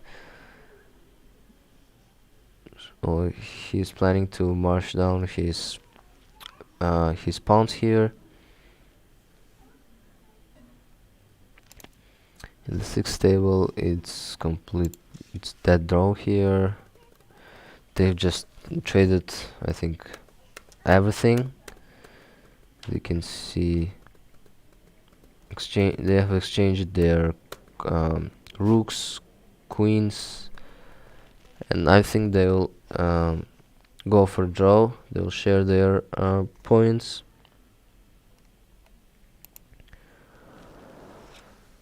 So the most interesting game is one of the most interesting games is this. Wahid Shamsuddin has just brought his knight to d4, blocking the way of this double rook, and got to a better position. So now the same wants so Magnus wants the same, and they've traded their queens here. So Wahid Shamsuddin doubled his rooks in the b file. So did the Magnus in the second row. So Wahid Shamsuddin, I think, is going to bring his king here into a safer place, or like here, and bring his rook to defend the king's side. Or he may even was aiming to open the room for knight to jump here to f6, start bringing to h5 and f4, attacking the pawn on e4. So let's see what Wahid Shamsuddin wants to do. Magnus Carlsen has just brought his king to g3. Yeah, so he just stepped back with his knight and brought it to f6, b4, king e7, knight c2, and that was a blunder here. After knight d4, Magnus Carlsen has just defeated Wahid Shamsuddin, and this is the first win for for Norwegian Grandmaster against Uzbek chess players in Samarkand.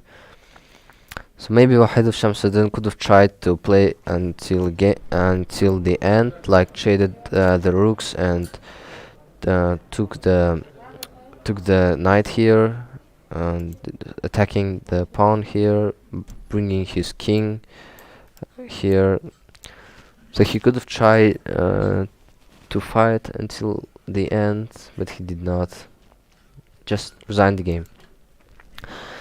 So here now the sole leader. So Artemiev Vladislav became a sole leader here.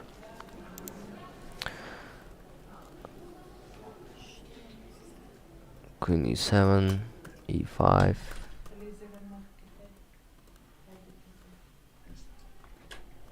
Queen h5, f4.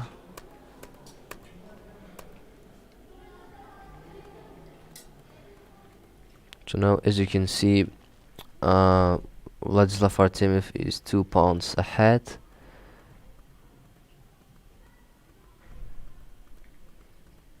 Offering a trade because it's beneficial for Vladislav Artemiev. Trading pawns here. And after that, Pragnananda just resigned the game because it was following check on h5 and then taking the rook on g4. So several games have come to an end, and Jan Nepomniachtchi won against Denis Lazavic. Niemann Hans Moke lost against Anish Giri. So now let's have a little short break, and we'll be back soon.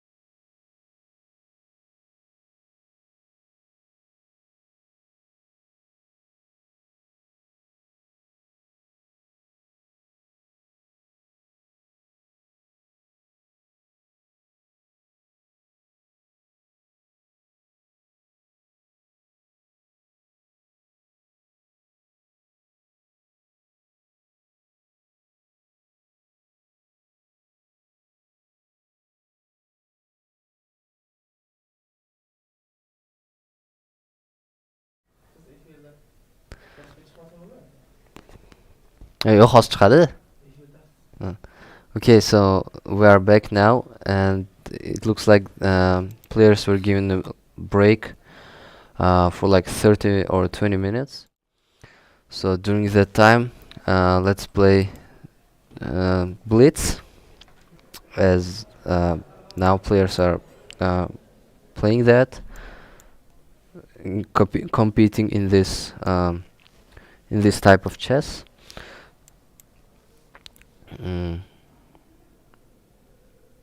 So I also, by looking at their games, I also wanted to play. So let's do that now.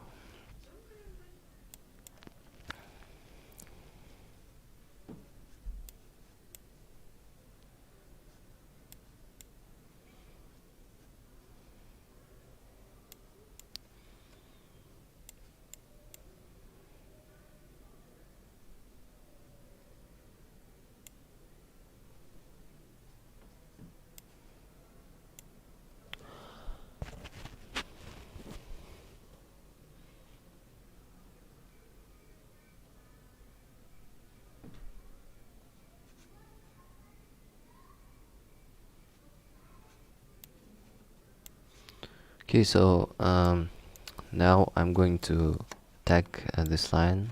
That's why I activated my my bishop here. Now I have two bishops, and I think I have a slight advantage here. So now queen b6 is a great mistake.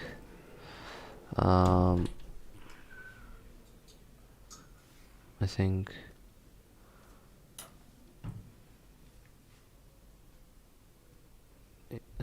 in that case, let's offer a trade here, maybe. Yeah, so he accepted that because I was trading this knight to capture that knight. And now let's do that. Capture this pawn here, and now I'm a pawn ahead, I think. Also, just capture that. Okay, let's give him a take back.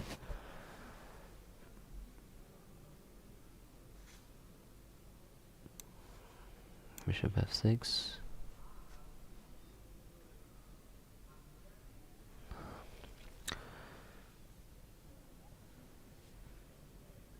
So he now wants to take this pawn. Okay, so now let's play e5 and trap that bishop here.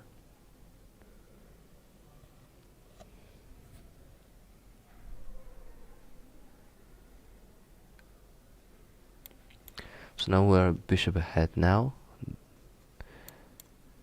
So now we're trading checkmate here in one move, and now we're giving him a checkmate.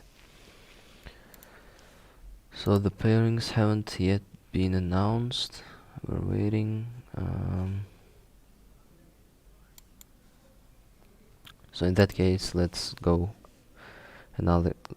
play another game. 4c5 d6.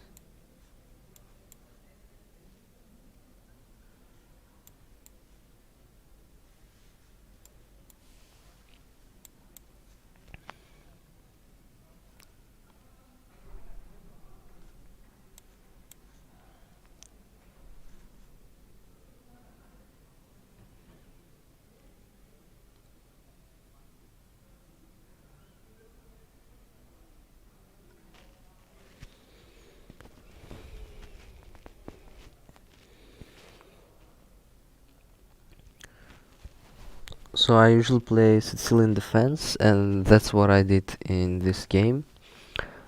I moved with my queen to prevent bishop coming to c4, and just want to activate my bishop from e7, knight castling, and start somehow bringing my knight to c5 maybe, or I can do even e5 and then to c4, or b6 and then to c4. So let's see.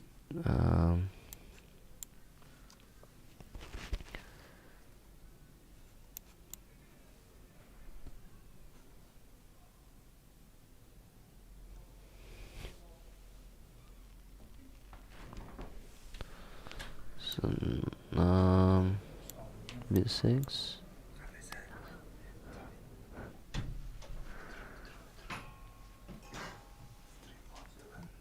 b6 with the intention to move the bishop to b7 and attack the pawn on e4, or even like I can then bring my knight to c5 and attack that pawn. So let's do that now. Knight c5.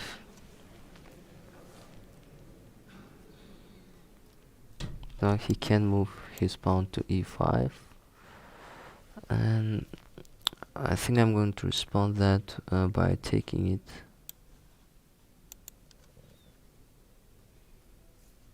Yeah, so he did like that.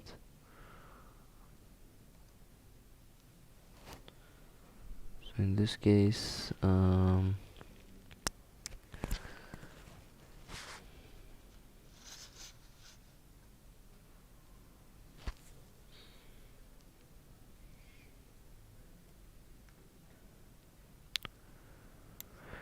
I think if I take this bishop, my position will deteriorate. So let's risk. Let's go for a risk. If he captures my rook, I'm going to capture his bishop here.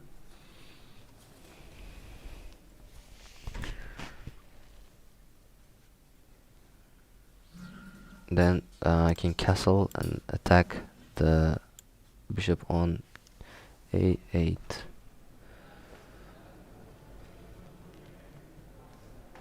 Yeah, so he did so.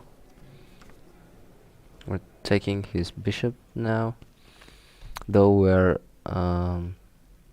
we exchanged our rook for a bishop and pawn.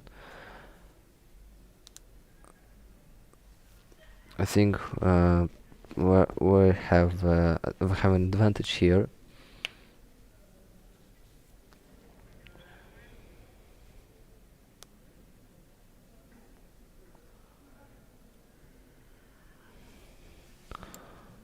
So he went back with his bishop here,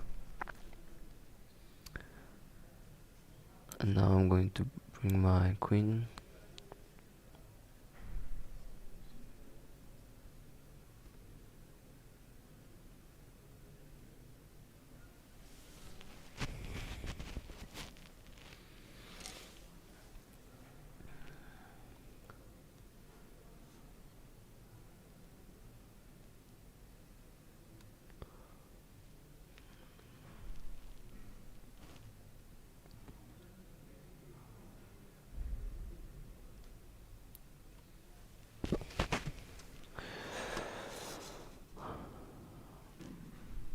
I may try doing some bishop d6. So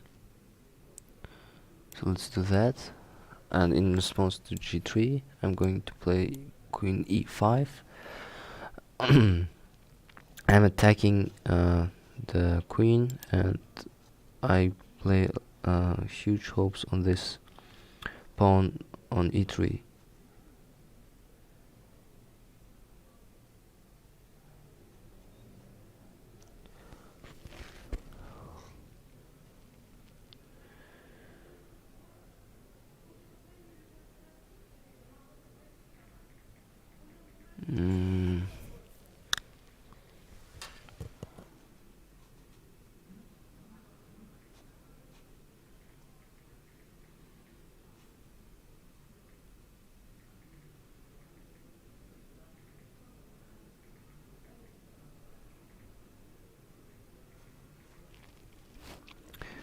The trade of queens is not good for me.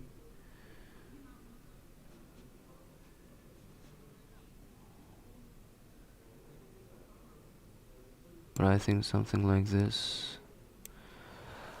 So I think it's inevitable, and let's go for that. Then bishop c5.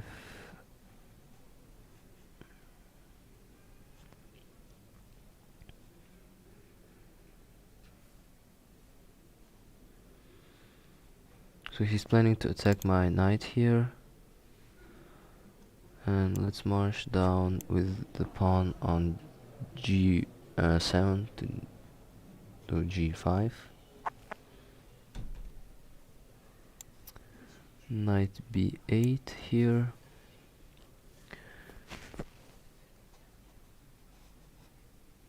Here I may try to give a fork with knight G4.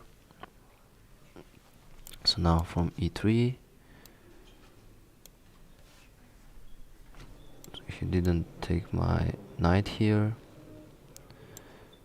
So in that case I'm going to attack his knight and then bring my knight here,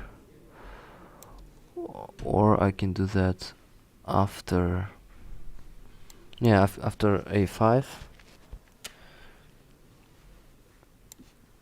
So now let's activate the knight, passive knight here, F5, E5 here, marching down the pawns, and looks like I made a mistake here, but that's okay.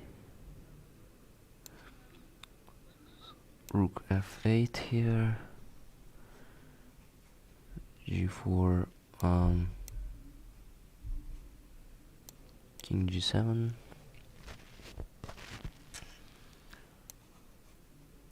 with knight,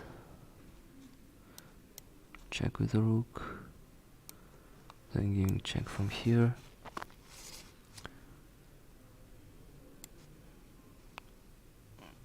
giving a check from here maybe, taking that, giving a check from here,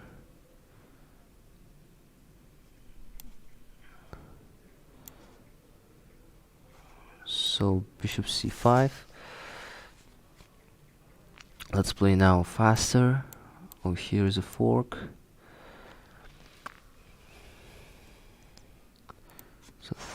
So he just resigned. Our opponent just resigned now. 7. So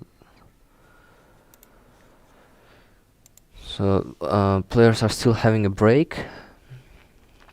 That means that we can play now. Let's go with Sicilian defense one more time.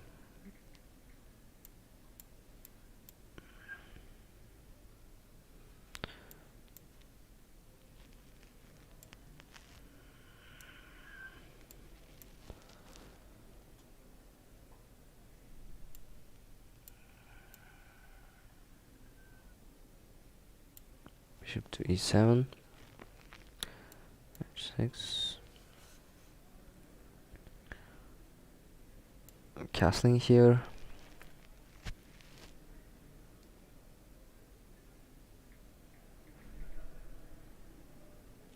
Maybe I can push the pawn right here to D5.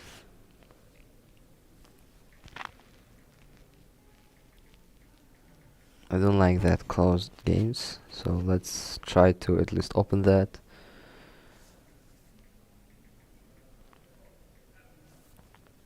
So he decided to continue closing the game.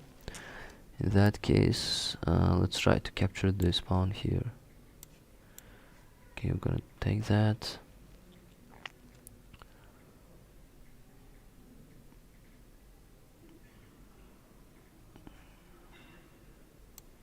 Let's play F6. Don't think it's bad.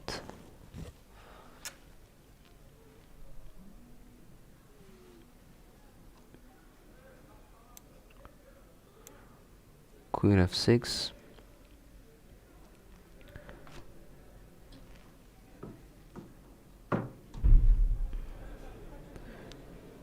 Let's go with A5 then.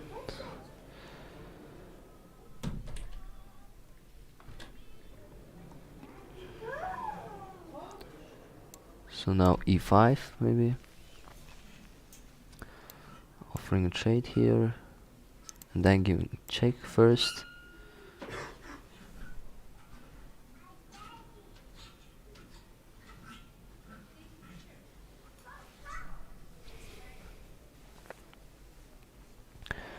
then give check again.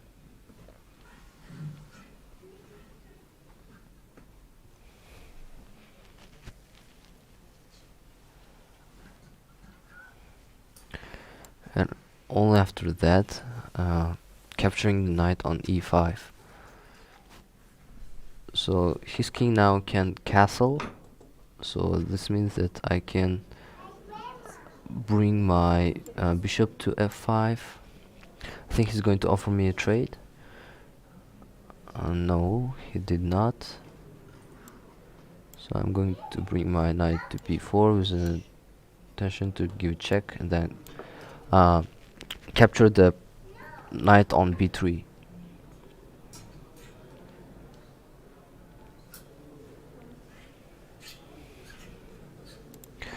So he blocked that, and in that case let me bring the rooks into the game.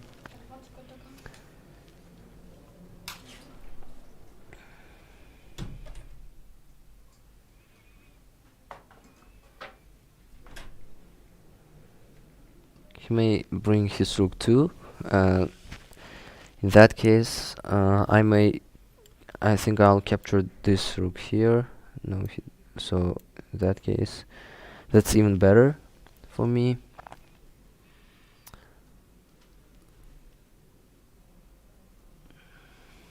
So let's move with our bishop to d3. So I'm planning to bring my so I'm like attacking this knight.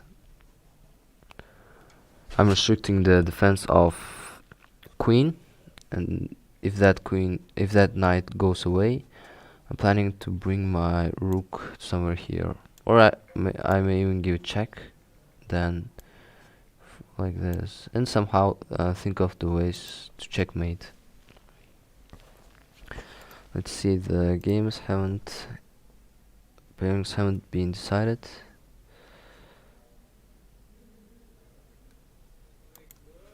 So it's now my turn.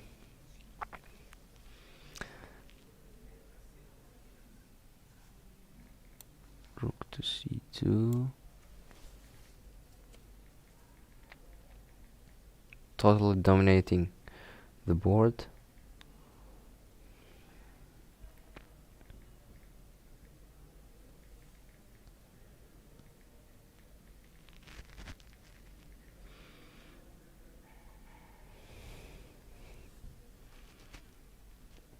So now that's an easy win here.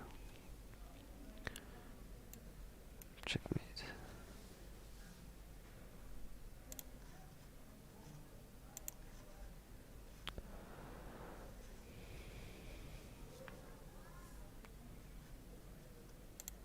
So let's look who is leading in woman section. Kostyniuk Alexandra is current champion, if I'm not mistaken, and the leader is, I think, Zhu Jiner. Let's see who is leading in women's section.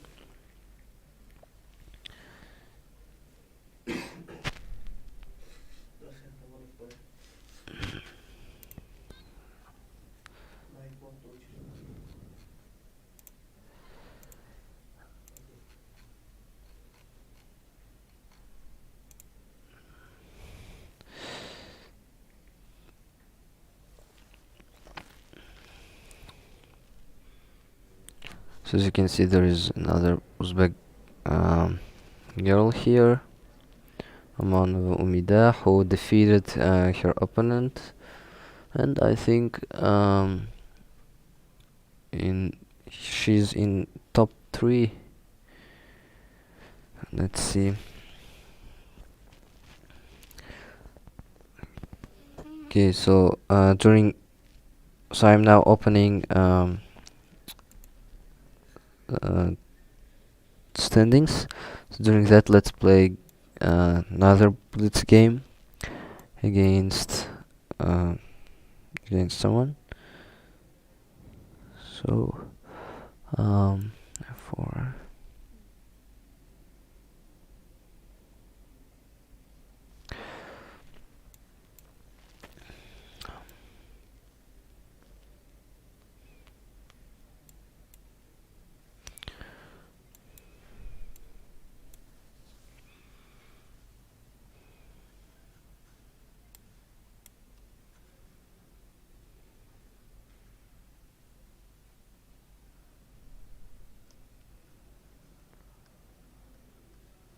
So I want to restrict him or her from castling.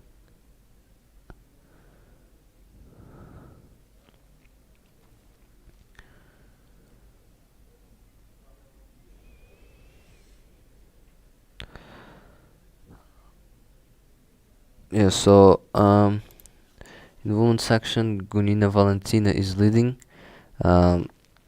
with 6 points out of 6 possible. So she's winning all the games. Kostinuk Alexandra, Zuhur Jiner, Muhammad Zada Gunay, Badnaruk Anastasia. Badnaruk Anastasia is the one who won Rapid World Rapid Chess Championship 2023 yesterday against the match against Koneru Hampi. Yeah, and Dranavali Harika, Divya Deshmukh, Narva Mai, Amonovumida are having 5 points. So there are 8 players, and I think that's also interesting.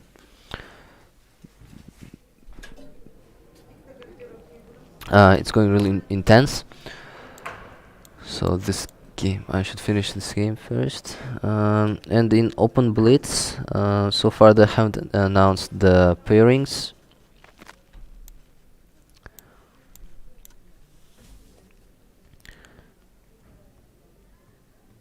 So we are waiting for that.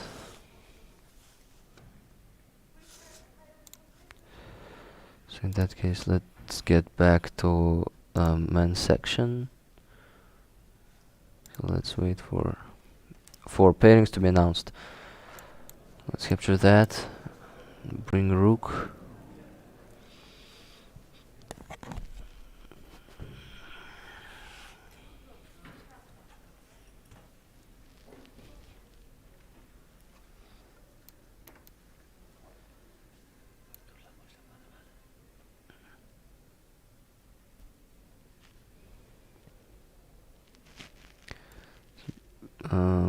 Activating my bishop to f4 I think would be much better. If he or she captures the knight, that would be beneficial for me, because then I may get back my bishop to e3 and then bring it to d4 and dominating the board, like diagonals from d4 to h8, something like that.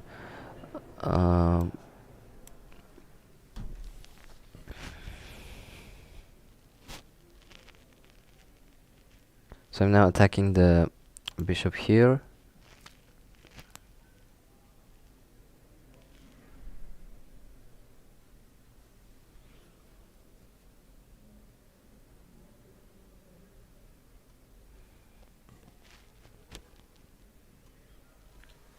So bishop e5 was played here, and if we take that, then go to 7th row. Now I should get rid of this pawn as soon as possible, because it's really dangerous for me. And I think I will be able to do that after some moves.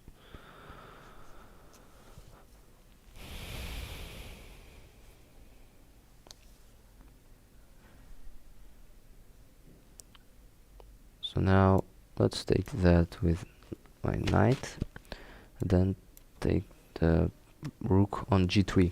So now the position I think is favoring me, and it's not so hard to realize that advantage.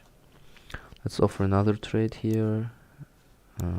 So it was expected that he or she won't agree to do so.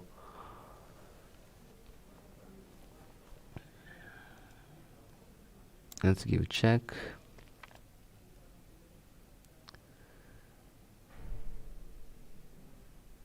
So I need to capture more and more pawns, because I'm capable of that. And try to push these pawns forward and forward with this one.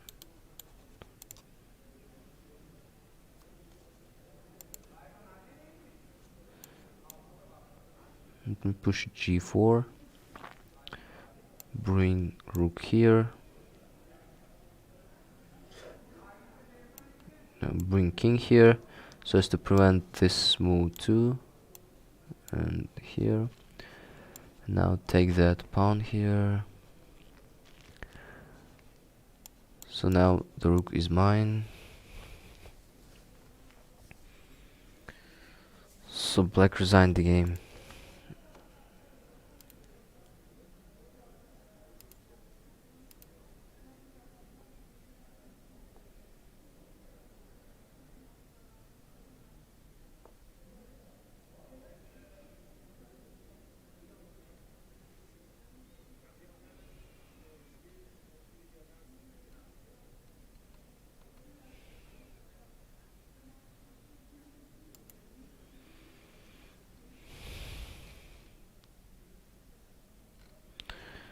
So let's play one more time. I think we'll have time for that.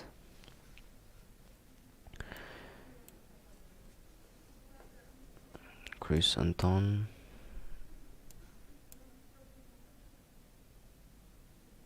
Rui Lopez.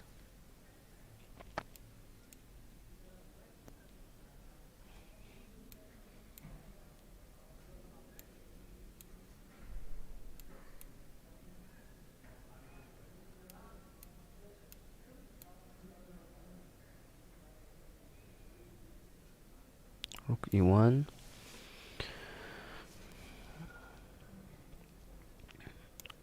Not now.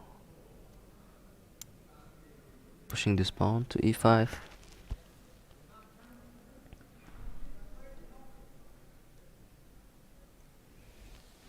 I think now the knight is trapped here. So maybe there are some ways to continue the game beautifully.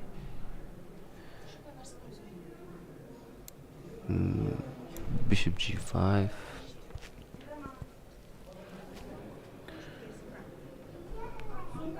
g5.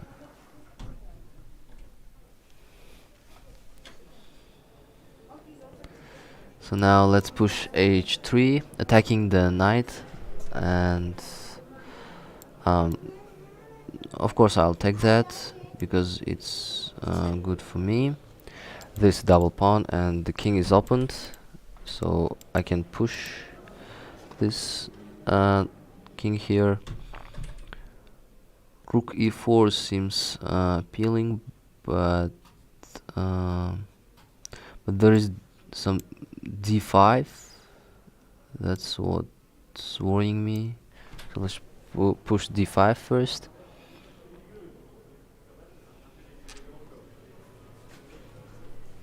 Bringing knight to the game.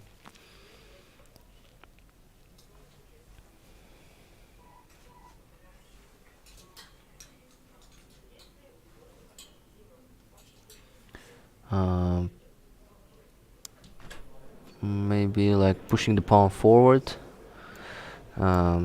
exchanging.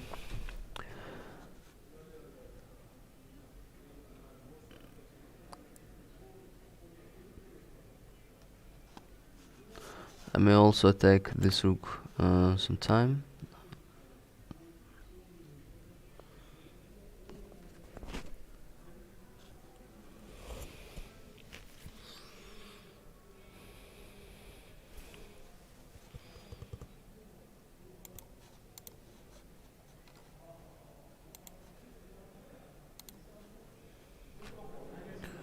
It's my turn to play. And I think there is a great move here. I'm thinking of that. Yeah, so let's No, wait.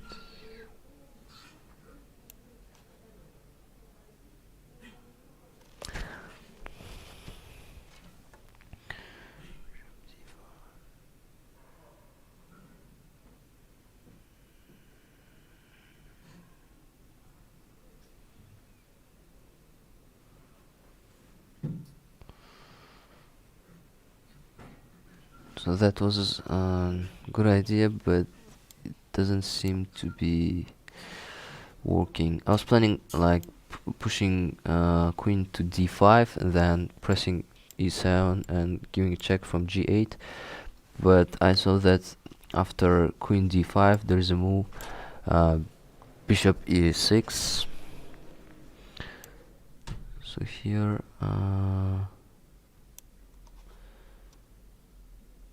maybe first pushing this to e7,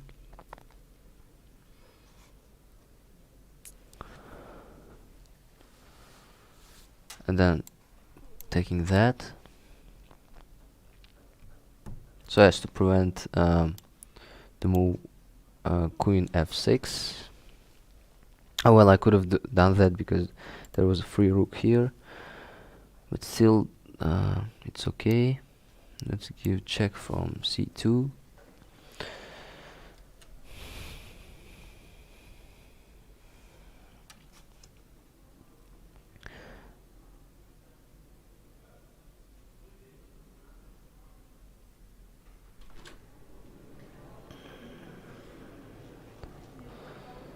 And then maybe push on knight d5,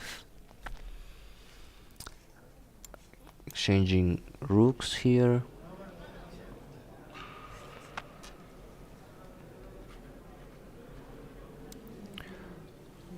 Queen d3, pushing that.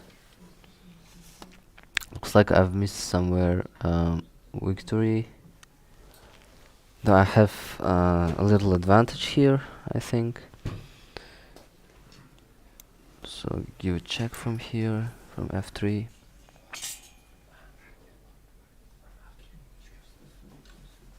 Then maybe, yeah, so giving fork here and opening a way for my queen for that rook. So let's take that, take that.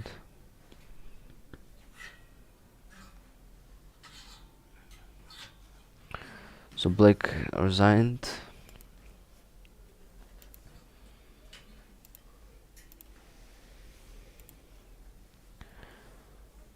Let's play another game.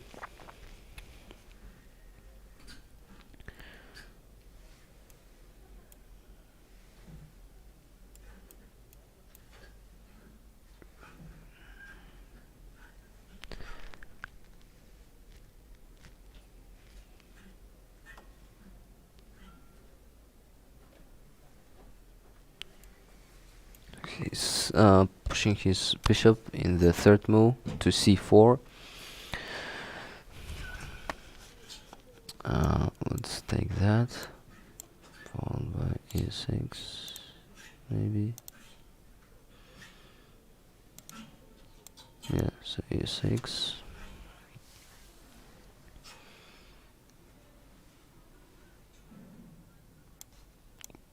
Attacking this knight by moving my bishop to d6.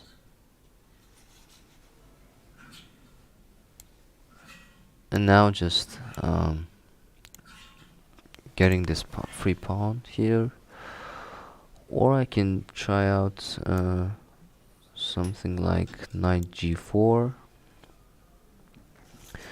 So now I have some kind of a fork here to rook and bishop.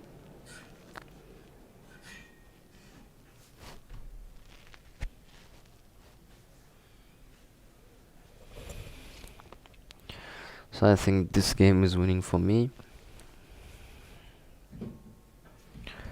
So he's planning to give a check first.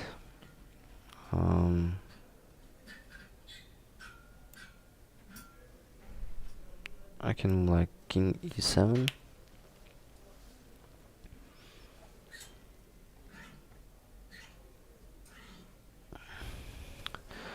Now exchanging queens, so that's why this move I think was much better.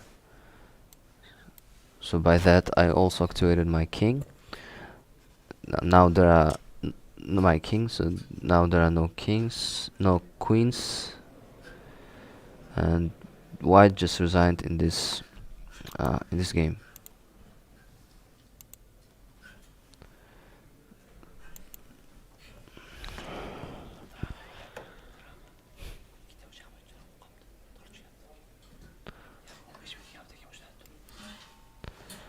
So they are saying that there is a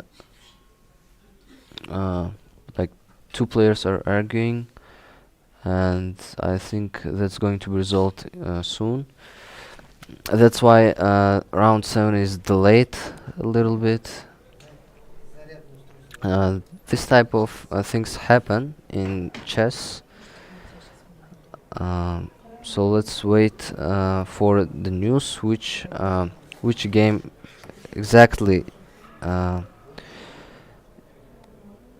in which game it exactly happened.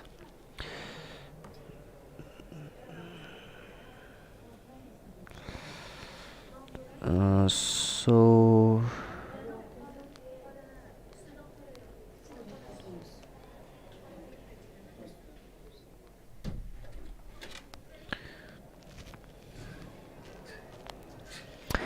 yeah, so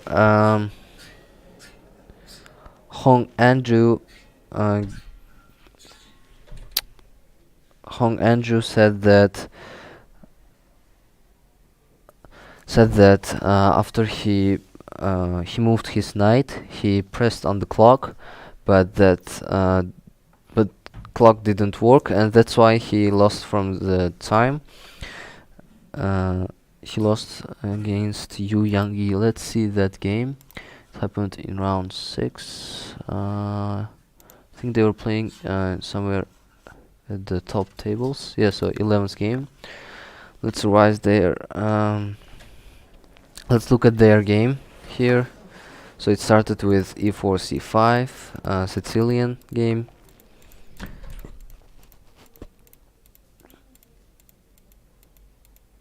And the game was quite okay for both sides.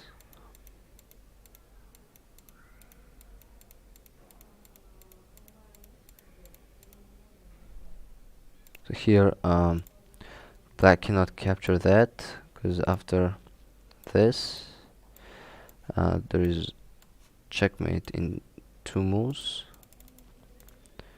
So that's why bishop captures the pawn on a2, rook a1, and then exchanging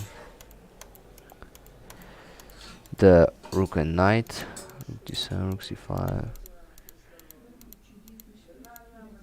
So as you can see, the time on the clock of Hong Anju is showing that he has 8 seconds. e6, knight b4, bishop c4, rook c6, bishop b5, rook b6, knight d5, f5, h4, some inaccuracies, knight e3, bishop f7, h5, h6. So king h6, knight f5, check. So as you can see, they have time labelings here, but after knight f5 it got disappeared, king g5 and knight d6, and in this position Hong Anju pressed on the clock and saying that it didn't work, and so they are resolving that situation. It's been half an hour since they are doing that.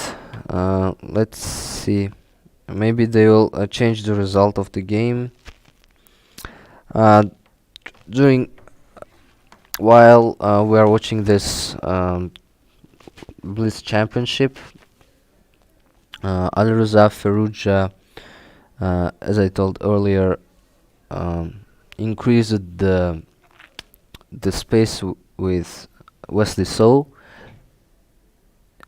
So he now has an elo of 2764.4, whereas So Wesley has 2757.4. So he was playing some tournament in Rouen, and probably he will be not Wesley So, but Firuja will be playing in candidates tournament. Let's see how he will perform in that competition.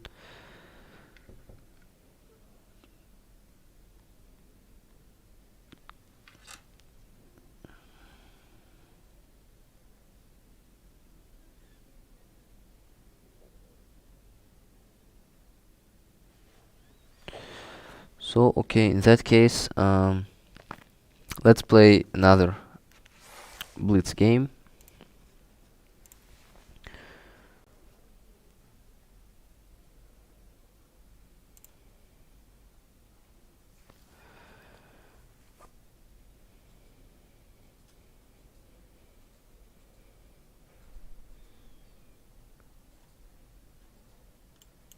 Let's see if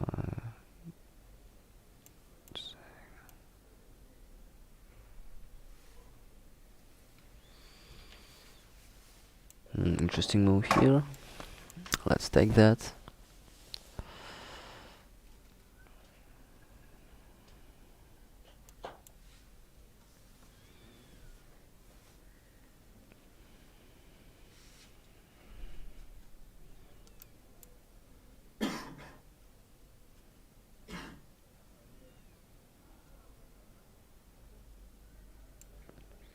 So the game went similar. So if I now made this move, that would have turned a mistake. After knight f7, he would have brought his queen to e6 and potentially give me a checkmate. Let's castle a6.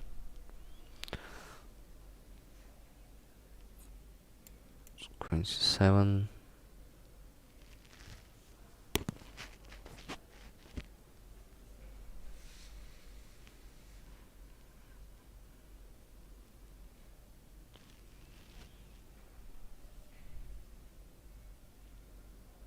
So he's going away with his knight and opening a way for mine to become activated. And now position is okay. My pieces are compared to his are more active, I think. Bishop d4, planning to double his pawns here.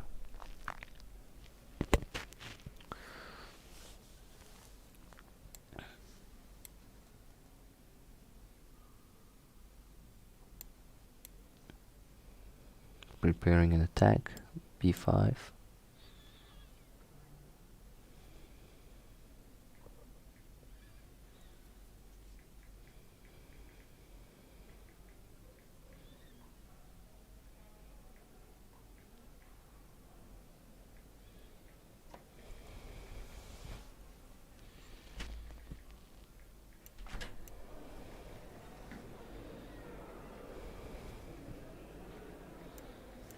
So now pushing my pawns here and opening this file here. Potentially, let's see. Yes, so now I'm opening my this file here.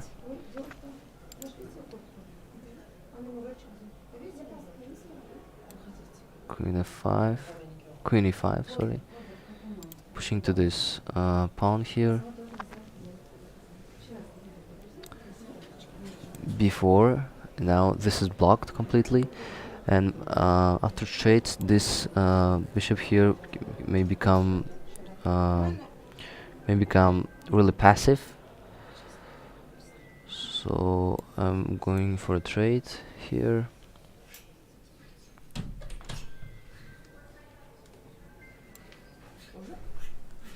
e5.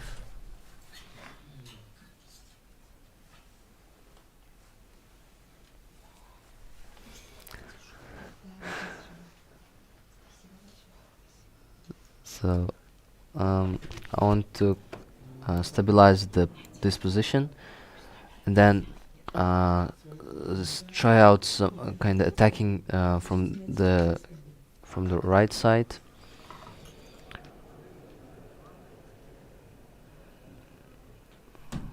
So here I think I'm gonna trap his rook if he plays king f2.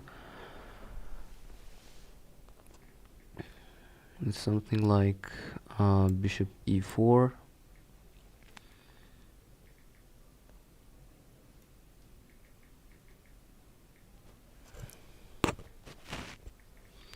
Then to g6.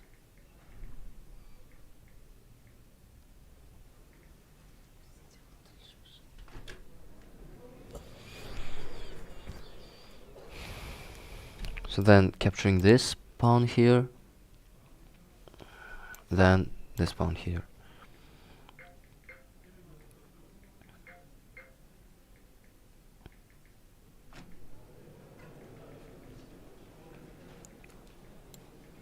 Like this. This bishop is soon going to be soon.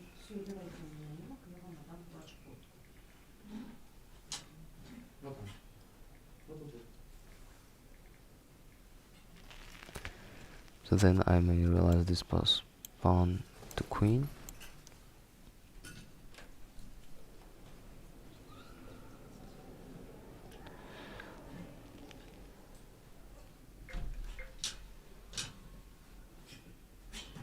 So let's capture that first.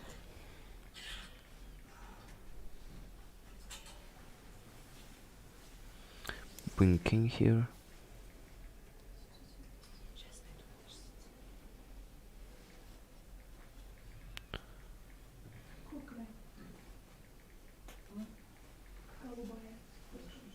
Pushing this pawn here, maybe.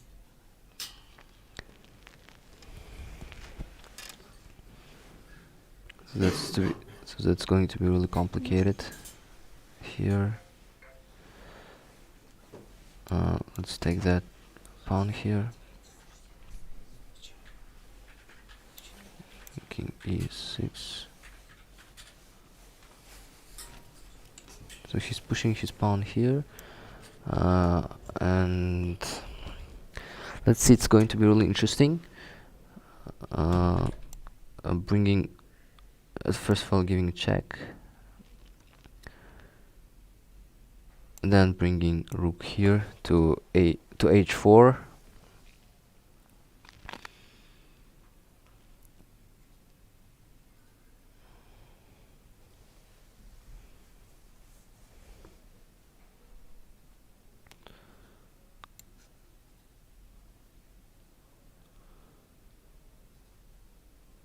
Bringing rook to g4.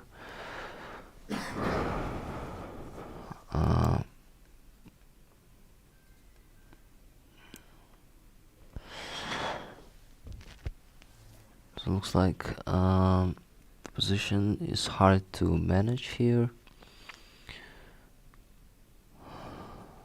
Maybe something like no, rook g6 would be followed by rook e8. That's going to turn really bad. So in that case, let's capture the pawn on d7 and try to make something out of it. King d7, king e6. Now pushing these two pawns. King e5, f5, king f4.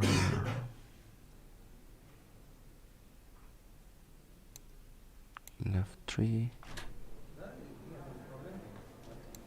king f4 back again,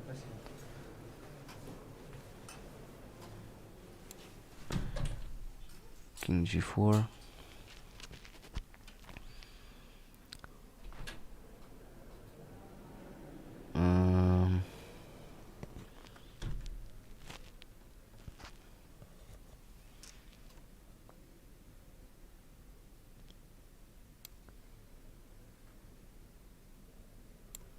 something like king g3, e3, then king f2, pushing pawn to e2, and then I think that's a draw here.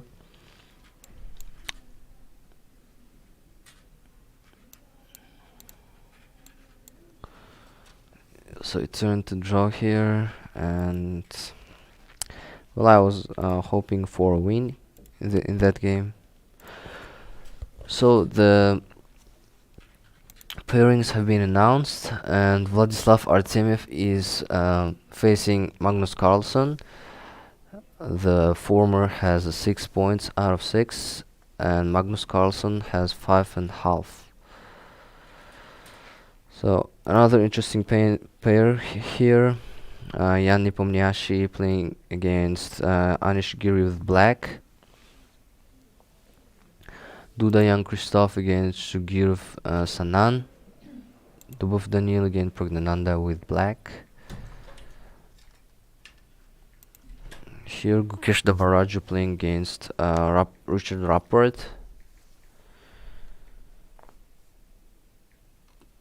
So let's wait for games to be started, and during that time let's see what happened in that situation.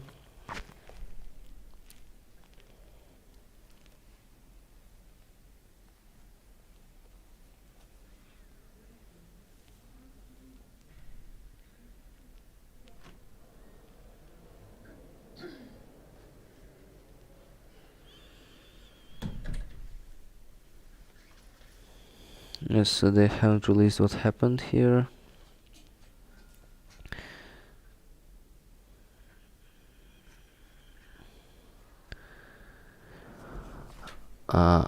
Let's see then how it turned.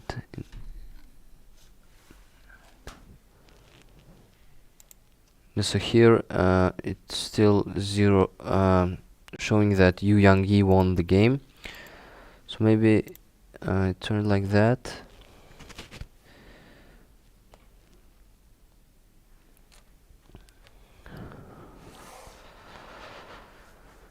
So they started. Magnus Carlsen is playing e4. Vladislav Artemiev responding that by also moving with his king pawn to e5. So it went with Rui Lopez here. Knight f3, knight c6, castling.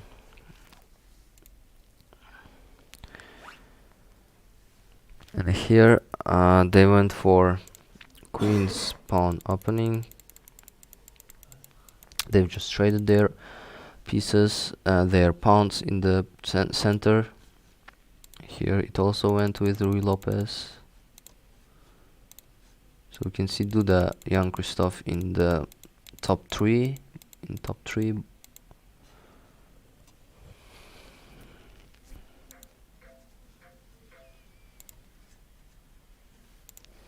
So rook e1.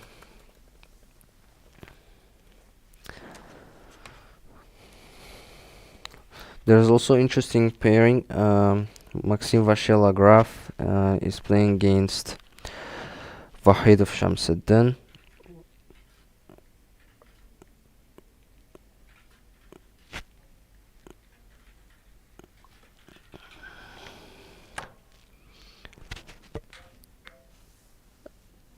So let's see what's happening in that game.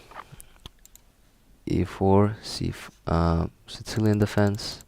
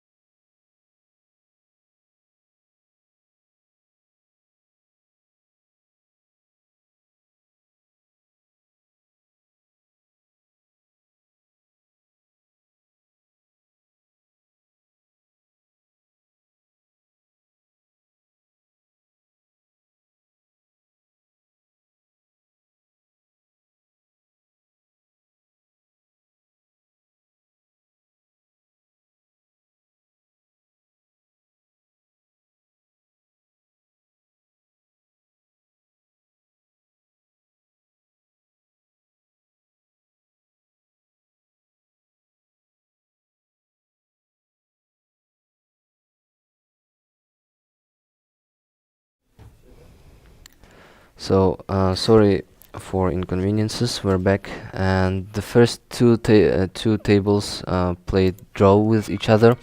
Magnus Carlsen and Artemiev Vladislav played draw. So let's see their game. It was, as we remember, it was Rui Lopez. So they exchanged their rooks here. Just repeated these moves and agreed to draw. Magnus Carlsen could have tried to surpass Vladislav Artemiev, but looks like his hope, and now he needs to hope that the Russian player is going to lose lose some points in the following rounds. So the next game, Anish Giri and Yan Nepomniachtchi also shared the points.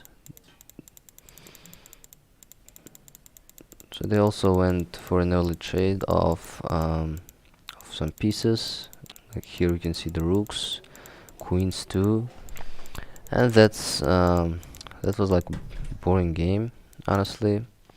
Here Duda, young Christoph, lost to Shugirov Sanan.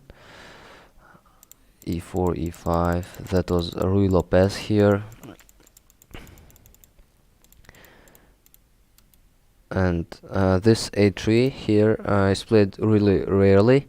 Instead, pushing to A4 is more common, and I think it's more effective and better.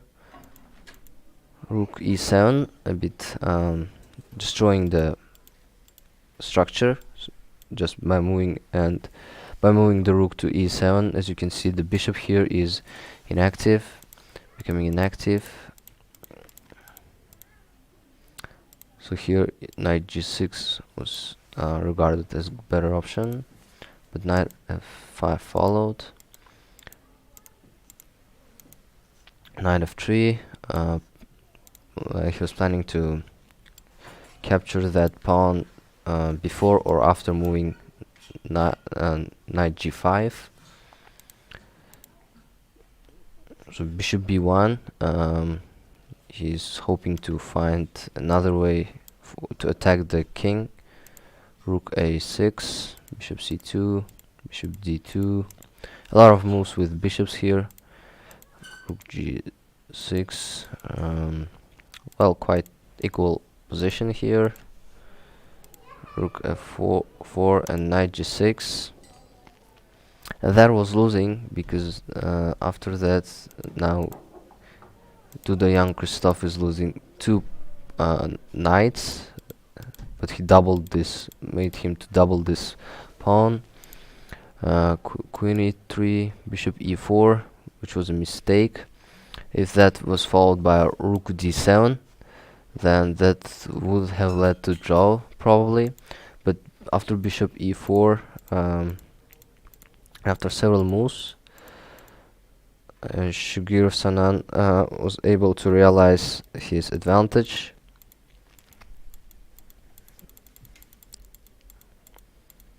As you can see, these pieces are really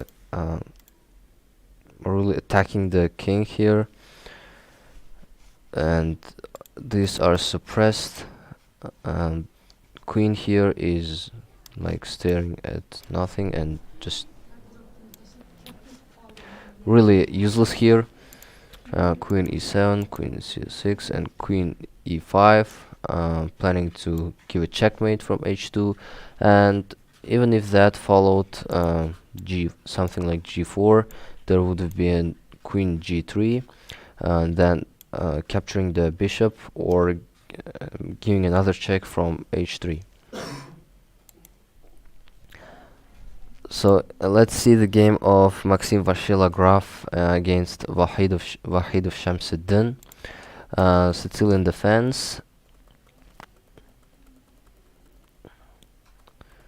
Trade of knights, bishops.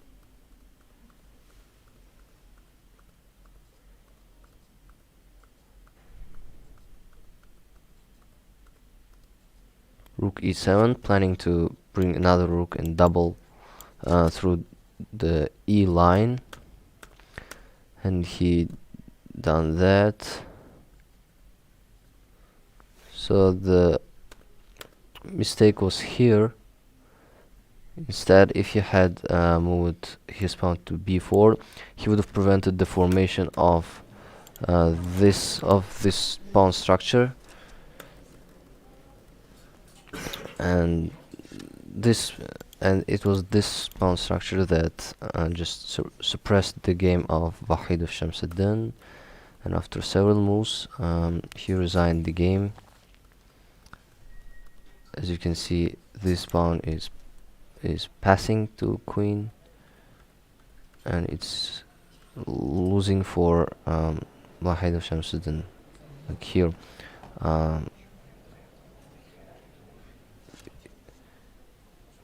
After queen g7, there is check, and this rook is captured soon, and white won the game. So the 8th round hasn't started yet. In that case, let's look at another game where Daniil Dubov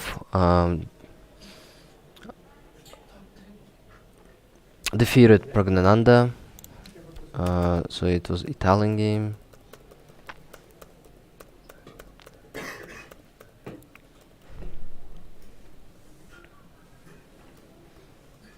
So the game was equal, but through some several moves, the advantage turned to black side. Queen h4, for rook g3, and this stepping back to f3 with the knight was bad, because after it was captured, then there is this check by Daniil Dubov. As you know, he's very good at finding such moves, and he didn't miss this too. Here it's losing for white. The only possible thing he can prevent is rook d2, but that would be followed by queen e1 check, and then capturing the rook with his rook. Richard Rapport beat Gukesh Damaraju by playing Caro-Kann defense, as you can see. Early trade of exchange of bishops here.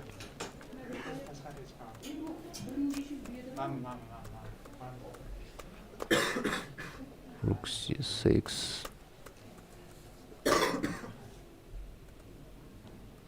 So now this pawn is captured. As you can see, moving king to f1 was not good, because that pawn on e3 is now becoming weak and is soon captured. So now if it had moved to rook b3 so as to defend the pawn on e3, that would follow e5, and soon and as you can see, this rook is trapped here and can be captured after something like a4, after rook c6 and capturing the pawn on knight on c5. So he moved with his rook to a6, and after giving a check, as you can see, the game turned upside down. So white lost after this move. Yeah, he could have moving rook to e5 was better option. He could have moved with his rook to d2 and then give checkmate in after some moves, like moving then to h7, then giving a checkmate from here. But still, Richard Rapport, by moving his rook to this point, he still didn't lose the advantage he had. And after this, Gukesh Damaraju resigned the game. here Murzin Valadar played a draw against Yu Yangyi. They went for an early draw, so I don't think there is a need for looking into this game. So this was the point where they shared, where they agreed to draw. So let's see whether there are still some other games left.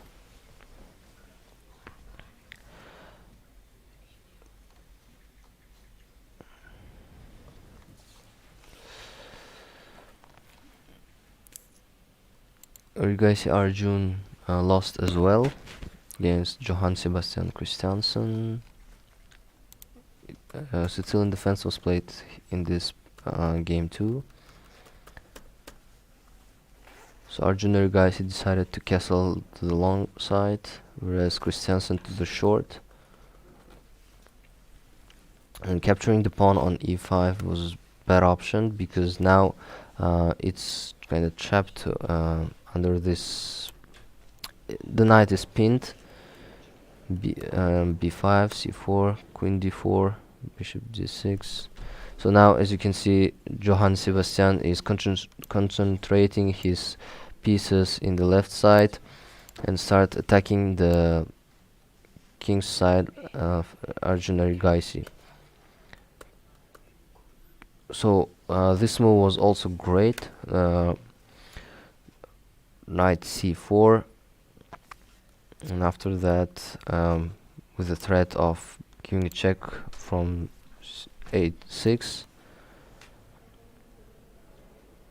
So as you can see, this is surely winning for Christiansen Johann Sebastian.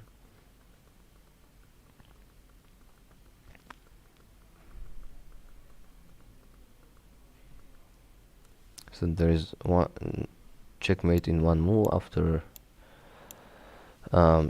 capturing the rook. There is a checkmate from c7 by the queen. So let's see who's got how much points. Vladislav Artemiev is now leading. Is still remained as leader, but now lost half points.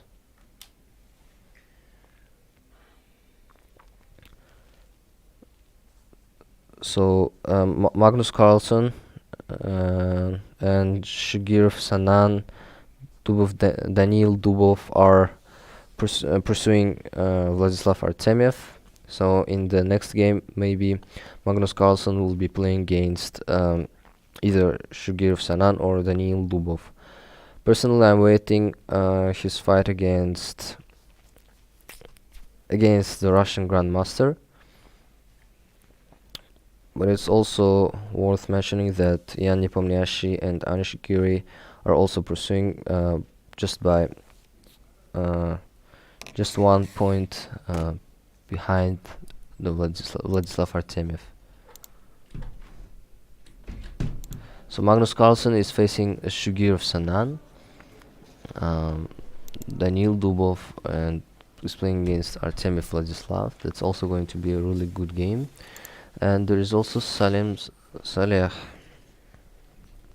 I was not expecting him to see such a high table, but he won his last game and made his points to 5.5. Also, Richard Rapport is playing against Alexander Rakhmanov. Alexander Rakhmanov, who beat Matlakov Maxim in the previous round with whites, is now playing against Hungarian Grandmaster. Maxim Varshela Graf is playing against Nihal Sarin. Anishikiri against Johann Sebastian Christiansen. So as you can see, there is no any Uzbek player in top 10. Pragnananda playing against Hans Niemann. So here we did Santosh Gujarati. Finally, we're seeing him at some top boards. he's playing in the 12th table against Aramin Chithambaram. One of the highest score is now has Wahid of Shamsuddin, who is playing against Evgeny Tomashevsky with white. And followed him there is Yakubayev Nodrbek, who is playing against Korobov Anton with black pieces.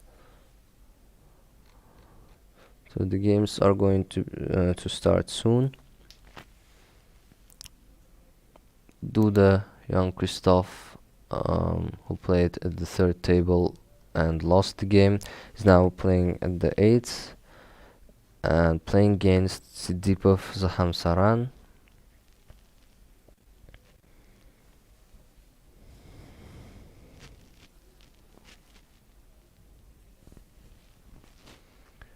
Yu Yangi playing against Shimanov Alexander. Gukesh Damaraj against Pansulaya Levan with black pieces.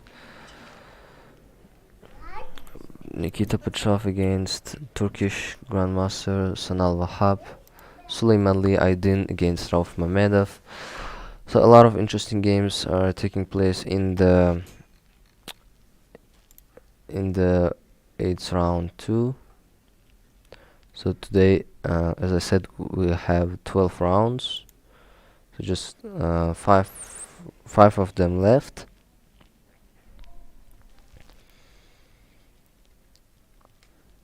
Shagirov Sanan, another Indian Grandmaster.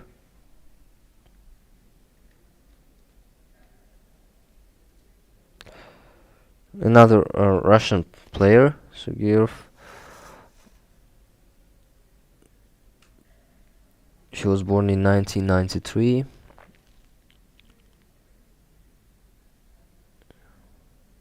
So he also has he's also a citizen of Hungary.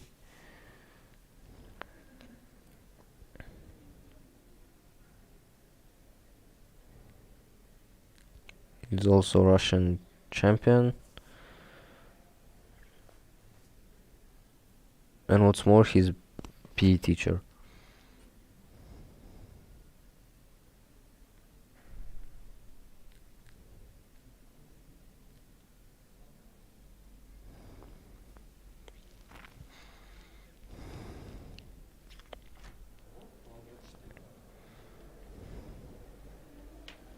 Salem Saleh, player of United Arab Emirates team, is playing in the 3rd table against Yanni Pomniachtchi.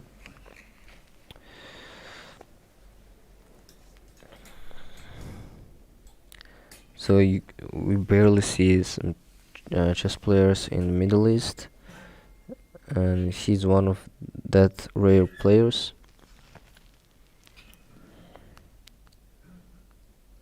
He was also born in 1993, as well as Shagirov Sanan.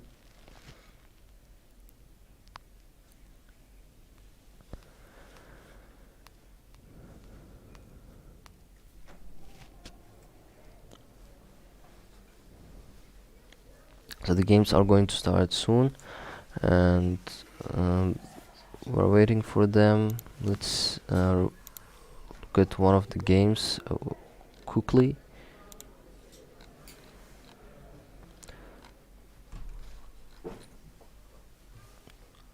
For instance, this game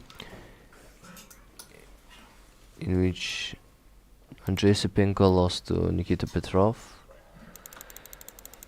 So it was Italian opening that was played in this game. As you can see, the game was equal, but soon Andrei Sipenko made a mistake. As you can see, he had only 8 seconds in his clock, and that played a key role in determining the winner of this game. rook d7 was a mistake. If he rather played rook c7 and start attacking this pawn on c5, he would have reached at least draw. But he played rook d7, and after rook e4, he's now 2 points down, and it's lost for Andrei Sipenko, as you can see.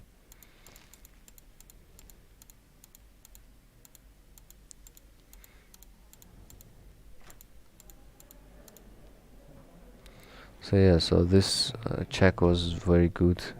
Rook g1 and h2, and now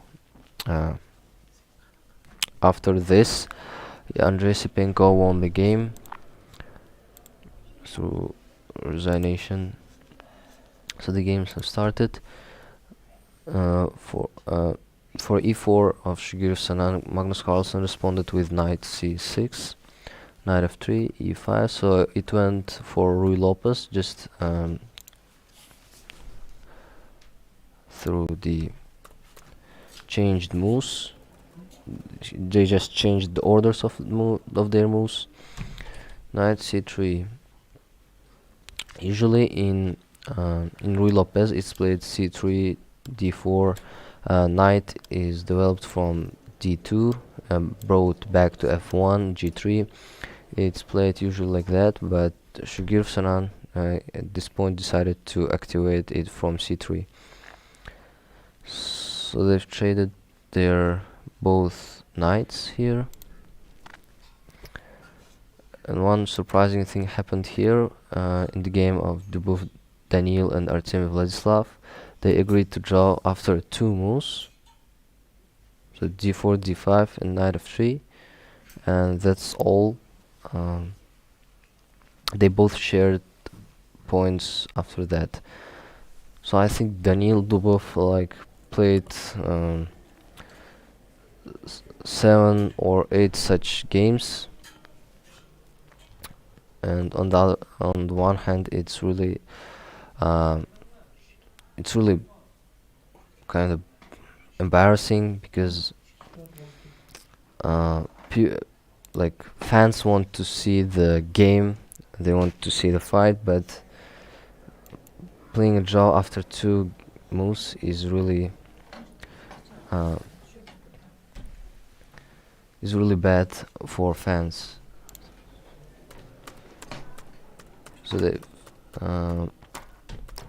now Magnus Carlsen and Shigeru Sanan decided to just free up the A line, and now Black is offering trade of bishops, which was then traded, which was then accepted. So now Magnus Carlsen is planning to play f5 and destroy this structure of pawns here.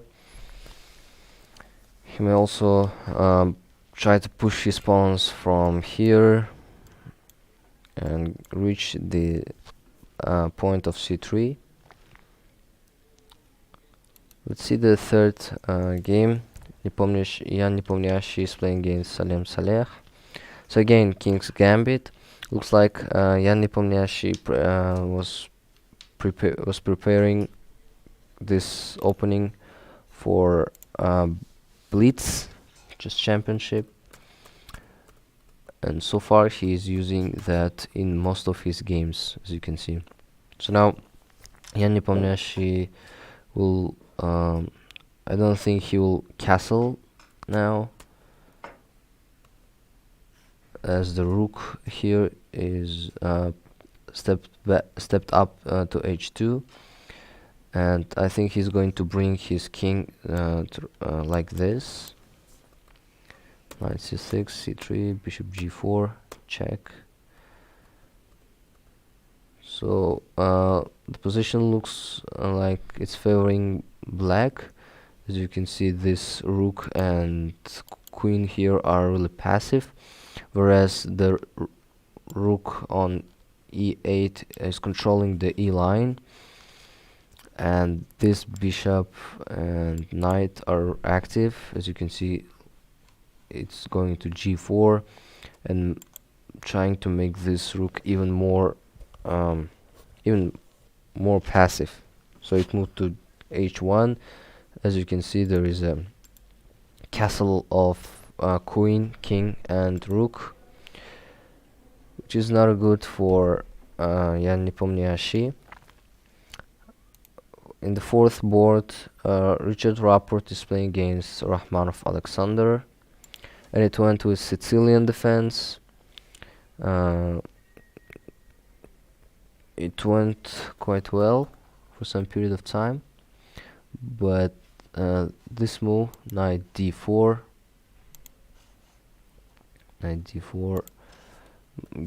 gave an advantage for Richard Rapport. Knight d6, then capturing the queen here. So as you can see, there is a queen for two rooks, though that may seem to be equal, but in this position, queen is more has more privilege over these rooks, as it may get to c4 or g4 and start destroying the pawn structure here. So he moved his queen to g4. Now kind of preparing to do something by sacrificing the bishop in g6. So bishop g3, f3. As you can see, Richard Rapport is now penetrating the defense, and now he's up 2 pawns, and he's trying to capture the third one too.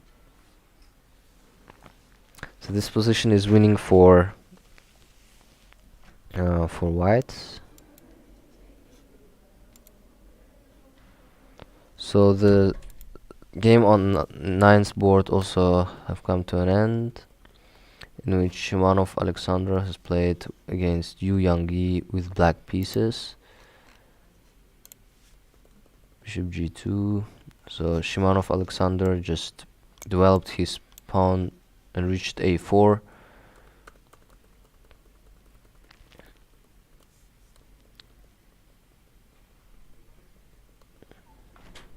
So now this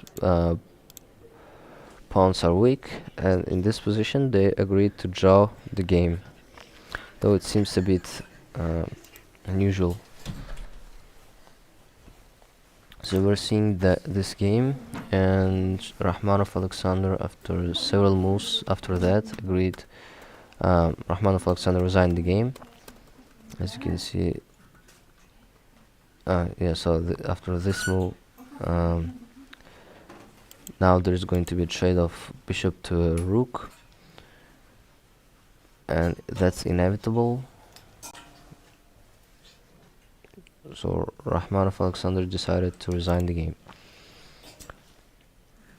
In the other game, Magnus Carlsen is having a draw with Shugirov Sinan.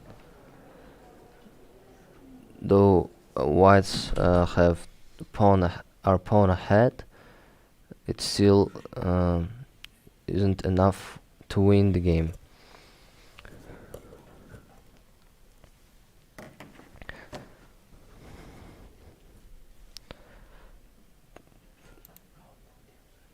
So Maxim Vachier-Lagrave and Nihal Sarin just drew the game. Just played the draw. So e4, c5, Sicilian defense. Now queen e5. So now Nihal Sarin is a pawn ahead, as you can see. But this is not giving him any advantage.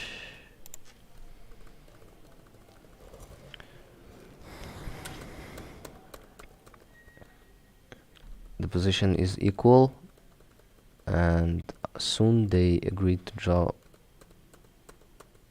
after repeating the same moves 3 times. So as we told, Magnus Carlsen and Shugir Sanan has played the draw, shared their points, and Artemiev Vladislav is now still in the lead and sharing with Jan Nepomniachtchi, if I'm not mistaken. Let's see the leaderboard.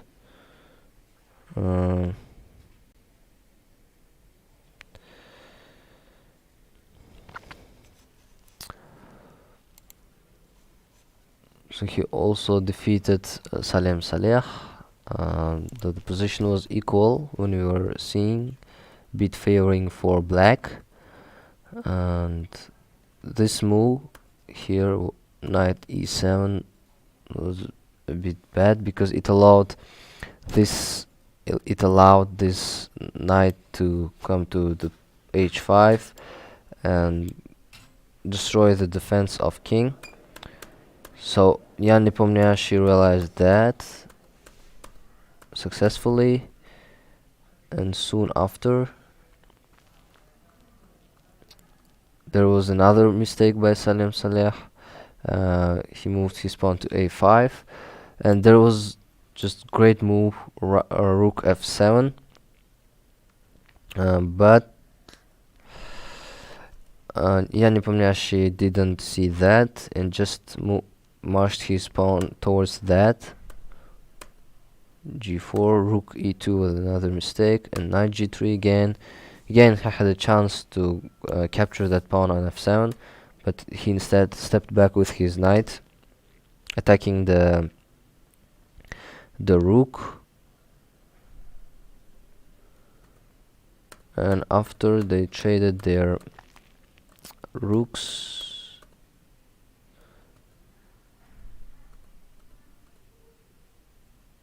so the king g2 was a mistake here, because after they traded their rooks, there was a chance to capture this pawn on h4, but Salem Saleh seems like didn't realize that. He had like very few seconds on his clock and just moved with his rook to g6, and here he made another mistake by moving his rook to e6, as it followed rook b2, and to defend this pawn he should march to b6, and c5 was just determined the winner of this game after this position here.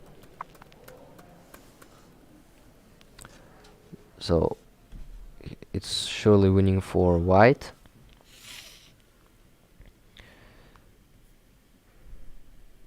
And so Jan Nepomniachtchi made his points to 6.5, and maybe he will face Magnus Carlsen in the next game. There is also Daniil Dubov, who may face the Norwegian Grandmaster, and there is also Richard Rapport, Anish Giri, who may also face that player.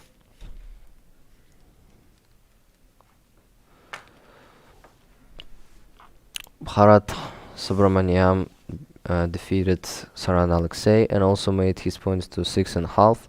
So there are now a lot of players with such amount of points. So it went with Sicilian defense.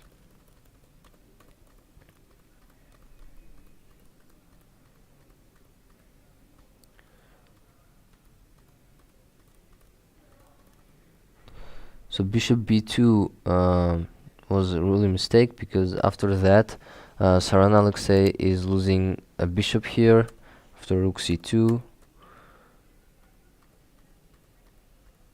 And as you can see, Bharat Subramaniam is one bishop ahead, though Saran Alexei has a pawn here on b4. It's soon going to be killed. As you can see, now the rook is trapped. After king f2, the rook is captured then. So Saran Alexei resigned in this position. Anish Giri beat Christiansen Johann Sebastian, and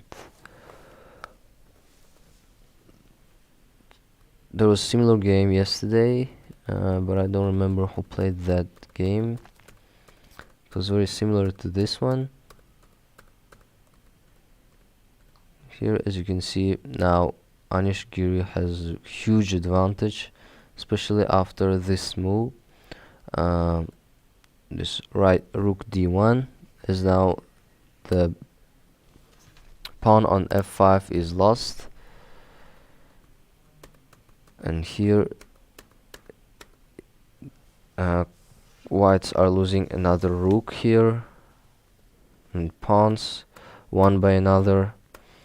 And here Anish Giri is up knight, which is enough for him to win this game.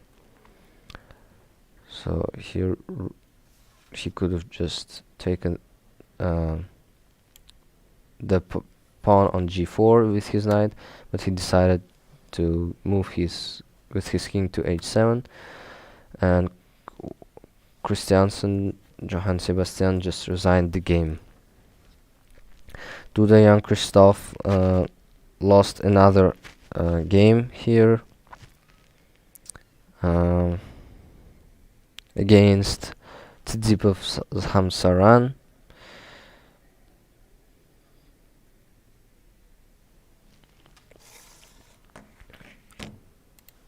Pragnananda with black won Hans Niemann. Pansulaya Levan defeated Gukesh Damaraju. Vidya Santosh played draw with Aravind Chithambaram. So did Rauf Mamedov and Aidan Suleiman Lee. Wahidov Shamsuddin also with Tomaszewski Evgeny shared their points. So they played Rui Lopez here.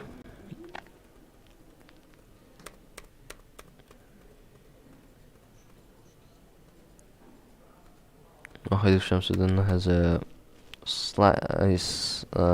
slight advantage over Tomaszewski Evgeny, but now it's all gone, and this position they shared their points. Yakubayev, another back, also lost his game after accepting a checkmate. English game happened. English opening was played in this game. Rook e4. So this move, rook f4, was really bad, but Korobov Anton just didn't realize that and took the pawn with his knight, whereas if he had taken that with his rook and after king f5 just followed rook h7, he could have given even a checkmate here, as you can see, or like he even could have give a check from a3, bring, and then just capture the queen here, and if it moves here, rook is brought, given a check, and then just continued in that manner until it's finally ended up with a checkmate. So queen escapes to f8, queen d2, queen d6, rook e1, rook d8, knight f5, and now Yakubayev, another back, can win even the game, has significant dominance, but after knight d5, knight h6, he plays knight e3 and gets a checkmate. After queen captures the rook on d8. So let's switch to round 9, where Magnus Carlsen is facing Bharat Subramaniam. So I think they are kind of keeping the interest of fans until the last rounds. But this is a random progress. The opponents are chosen by a computer in randomly. So maybe in the next few rounds they will play with some other Magnus Carlsen will play with some other players too. So here Vladislav Artemiev is playing against Yanni Pomniachtchi. This is also going to be a really interesting game. And there is also a battle of two young players, Anish Giri and Daniil Dubov. One is from Netherlands and the second one is from Russia. Richard Rappert is playing against Shugirov Sanan. Vashela Graf against Tsitsipas Zahamsaran. Nihal Sarin, Sanal Vahap, and so on and so forth.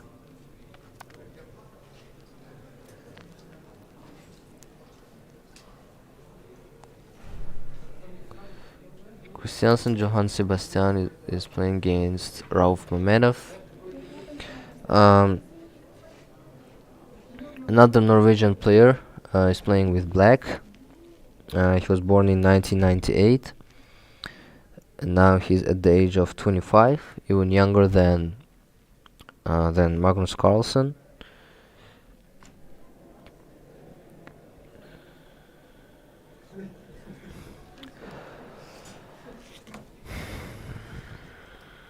Saran Alexei is playing against Jabava Badur, another top player from Georgia, who didn't have a great tournament in Rapid, and we didn't see him in top 10 so far, and now he's here playing with black against Saran Alexei.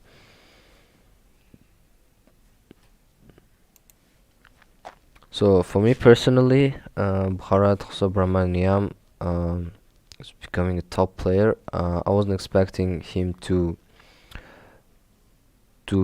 play in such high manner.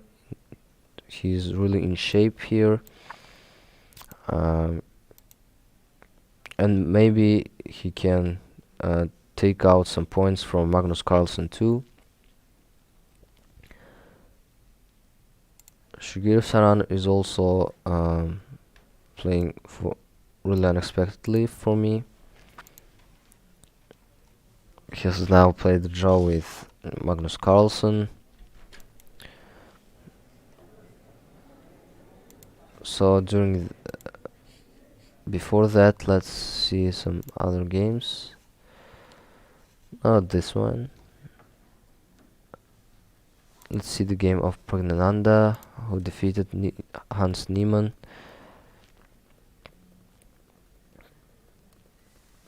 So it went again with Rui Lopez here. Rook f3, knight g8, c5.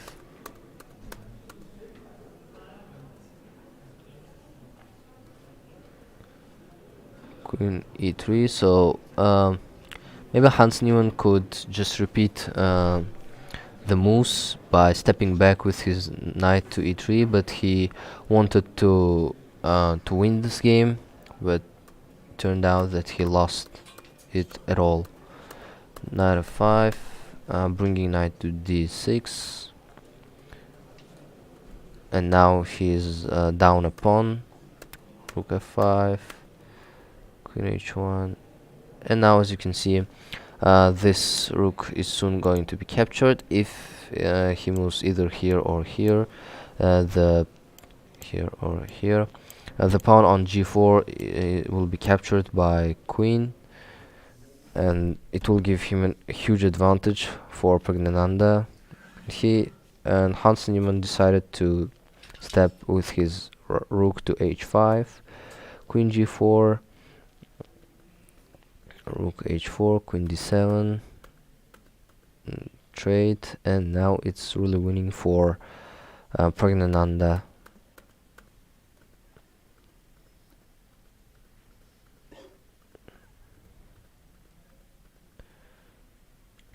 So as you can see, Praggnanandhaa just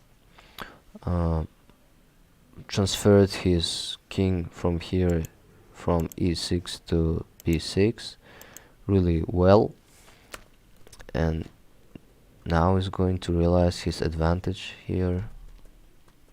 d4. Now the piece here is inevitable and will be captured soon. So black is victorious in this position.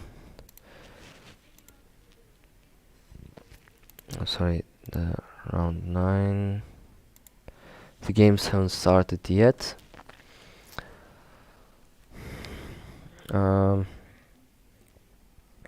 In the last tournament in Almaty, there was Hikaru Nakamura, as I told earlier, who was competing with Magnus Carlsen, just in equally, but then as you can see, there is no Hikaru Nakamura, and Magnus Carlsen is not leading so far the competition.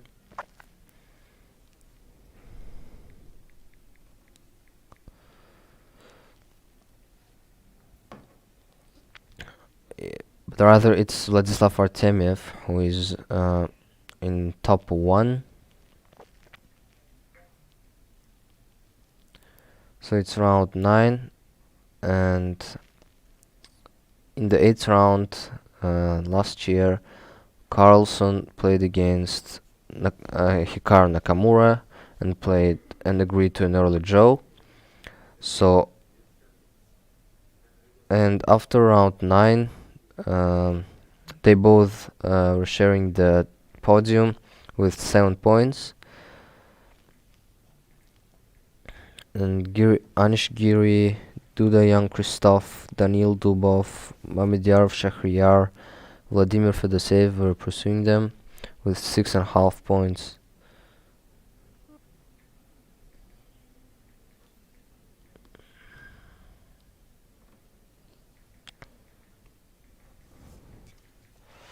So let's wait for the games to start.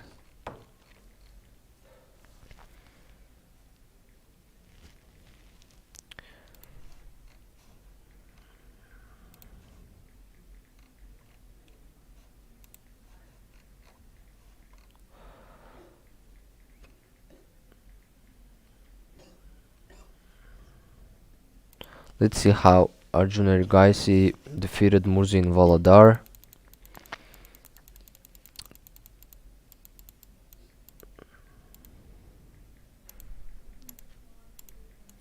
So here it was equal, but after queen h4, the evaluation bar went up the threshold, and now is favoring white. Queen f1, trade off knights. Now Arjun Erigaisi is playing with his king to d2. If he had castle to a longer side, there would be checkmate. There would be a check from a3, and either this or this pawn would have been captured. So king d2 is a really great move, as it allows this rook to be connected with the other and with queen 2. So it may anytime be activated by placing it to e1, and the position is closed. So, and this system of pawns defending the king, these pawns are doing the same. So that's a really great move here. And after Musin Voladar captured the pawn on f5. I think he didn't expect g5, and now as you can see, it's winning for Arjun Erigaisi here. So if Musin Voladar had moved with his king to g8, that would follow this.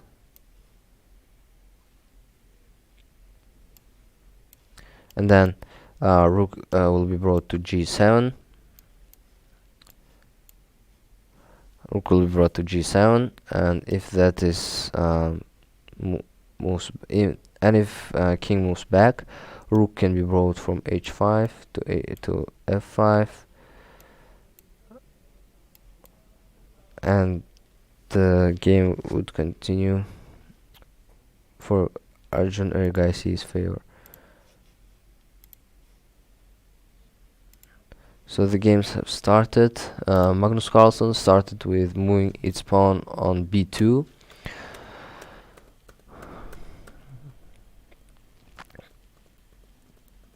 Knight e5.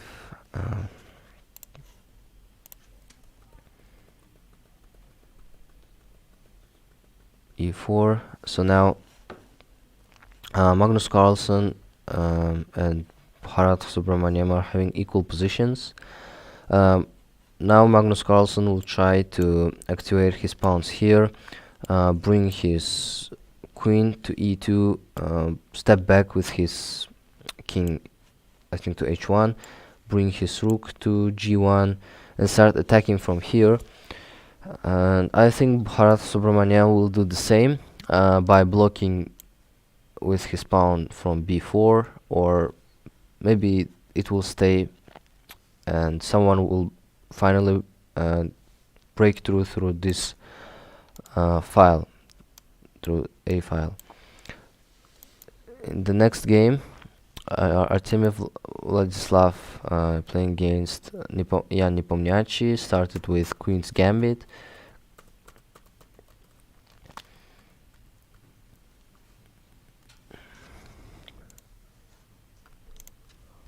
Knight f3. Offering a trade of bishops. Then I think they'll go for a trade of queens too.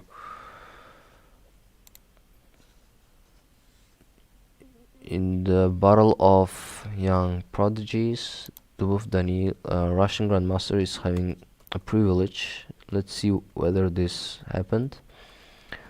They played Italian opening. Rook a3 was activated.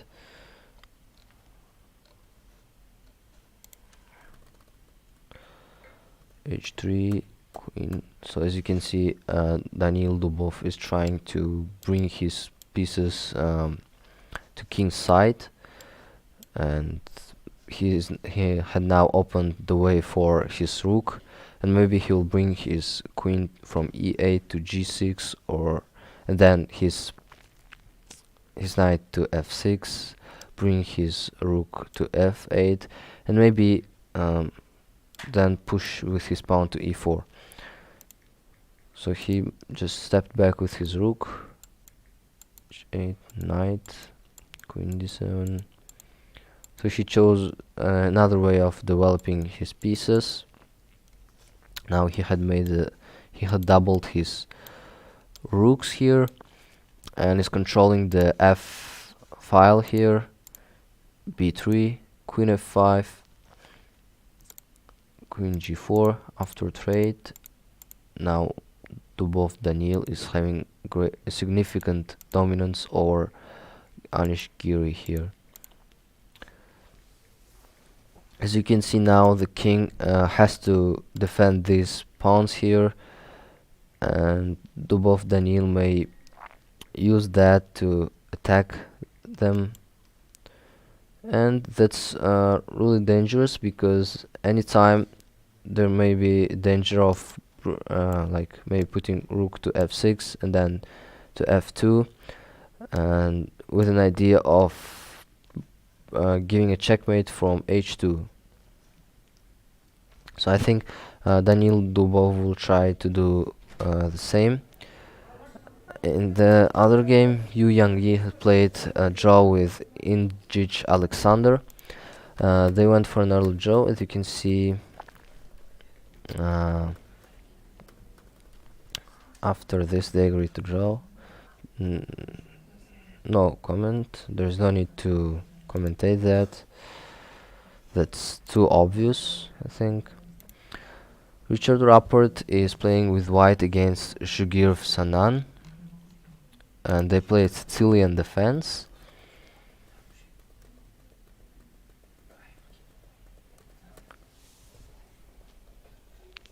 They traded their bishops.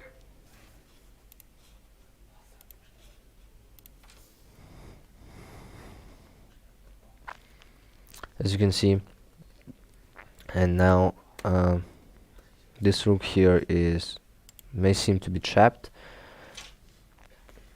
Yeah, and it is trapped, and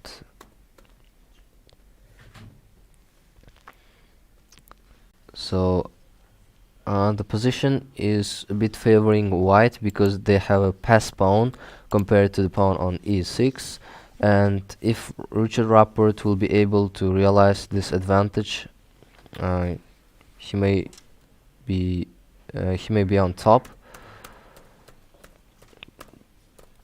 So as you can see, he's slowly marching his pawn to b8. Now there are two plays left.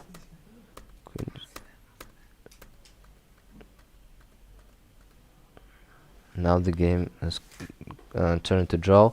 After the trade of rooks and queens, that's gonna be really hard for Richard Rapport to use that advantage of a pass pawn. Vladislav Artemiev and Yan Nepomniachtchi agreed to draw. And now it's chance for Magnus Carlsen, Bharat Subramaniam, and other players to join Vladislav Artemiev in leading the tournament.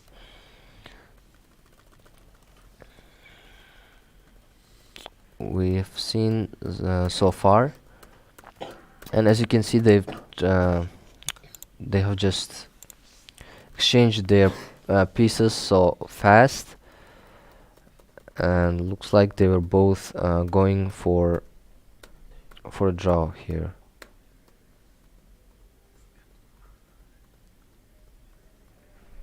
Yeah, so just they both understand that they will repeat just over and over, moving like that, and they agreed to draw. So Magnus Carlsen is now sharing the podium with Vladislav Artemiev, as he won Bharat Subramaniam in the first board.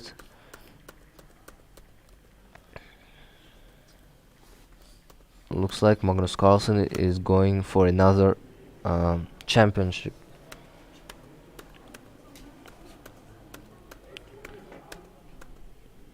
Now planning to give a check from f7. So there is one danger here, bringing rook to a6 and then pushing to f7, giving checkmate in the following moves: knight e2, rook a7. So now it's going to control the 7 line, and there will be a danger in f7.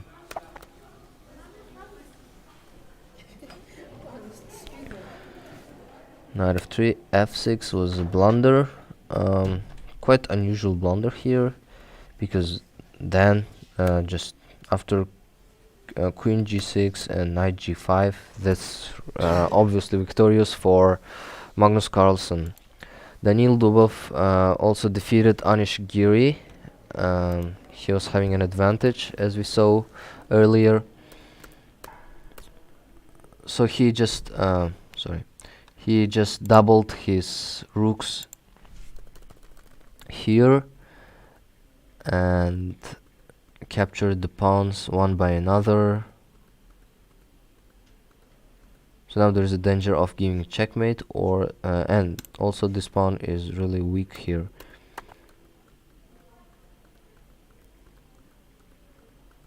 So as you can see here, Dubov Daniil is 2 pawns ahead, and it's enough for him to realize that into victory.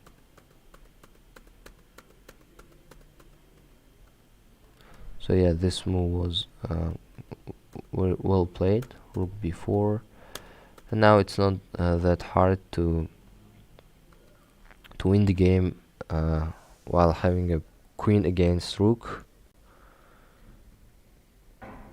So then there was a checkmate after this. Looks like Anishigiri won't just resign the game. So there was like some beautiful move here, rook f2, but Daniil Dubov wouldn't capture that. So that's around 9 here, and now 3 players are sharing the podium here. Daniil Dubov, Magnus Carlsen, Vladislav Artemiev, and I think in the following round a Russian Grandmaster will be playing against the current champion, and that would be a great match, I think.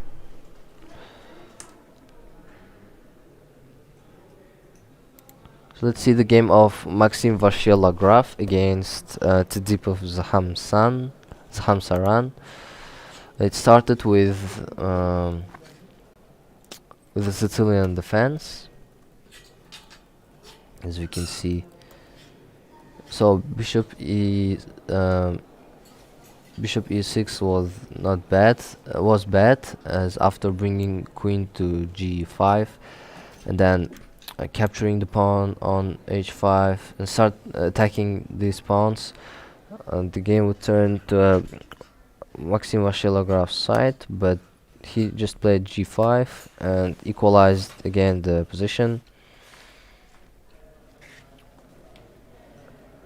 And now knight c5 was a mistake here, but it's really hard to find the correct way to realize that. Taking pawn on g6 is regarded as the best option to continue. If it's captured with king on g6, then there is a check, and if that steps back to h7,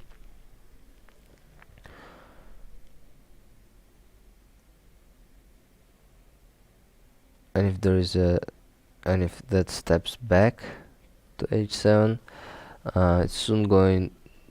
it's winning for white, as you can see, after giving a check and then pushing pawn to g6, bringing rook here.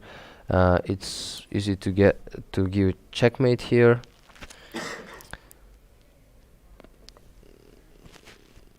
Sanal Wahab lost to Nihal Sarin in the 6th board.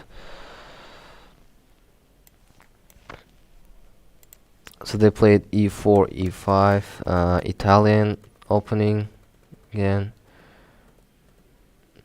So Nihal Sarin from the early moves started to push his pawn to the king's side. He played g3, and now, as you can see, this rook is dangerous, and even if it steps back, rook has a control over this line. Rook g8, so knight knight f5 to attack that rook on g7.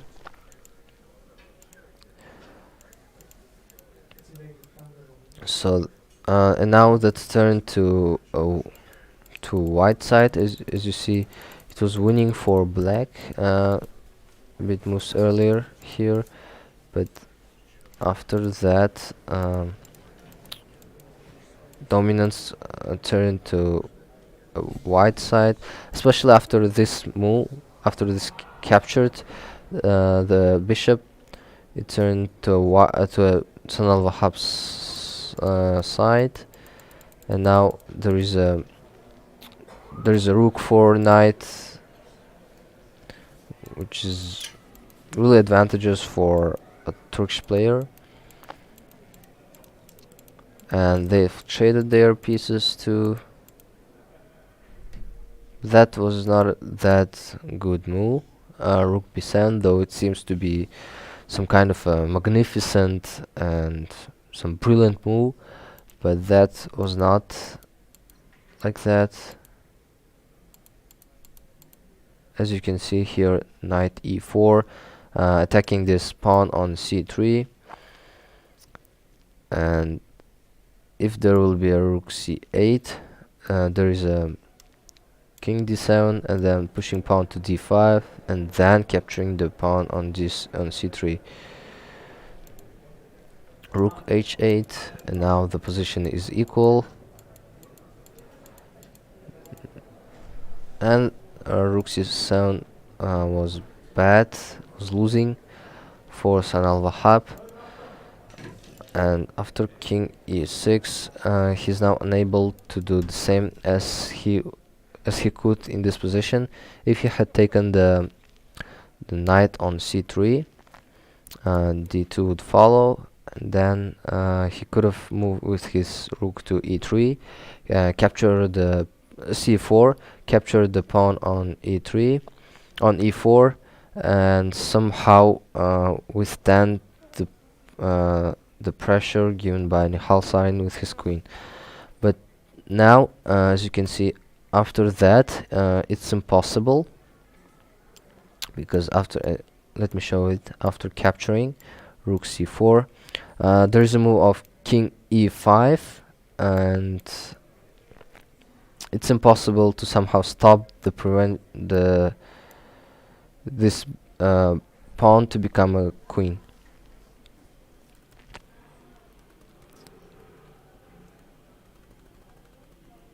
So that they have played like that, and if Nihal Sarin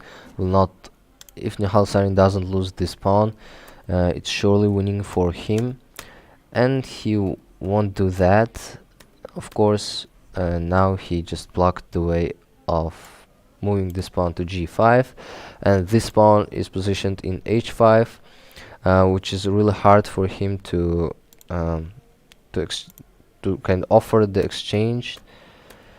Now this king is placed really well, and after the knight is brought here and these two pawns are captured, it's surely winning for black. Round 10, pairings haven't been announced yet.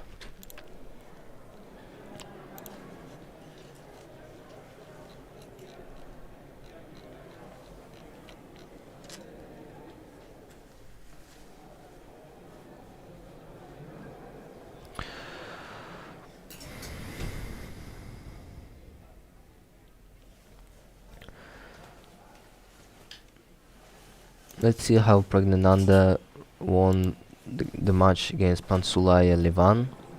They played Karokan defense, c4,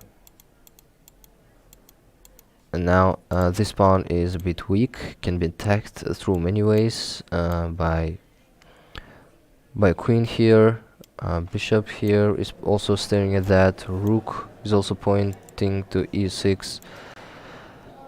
Pragnananda just closed the way of his rook by moving his knight to e4.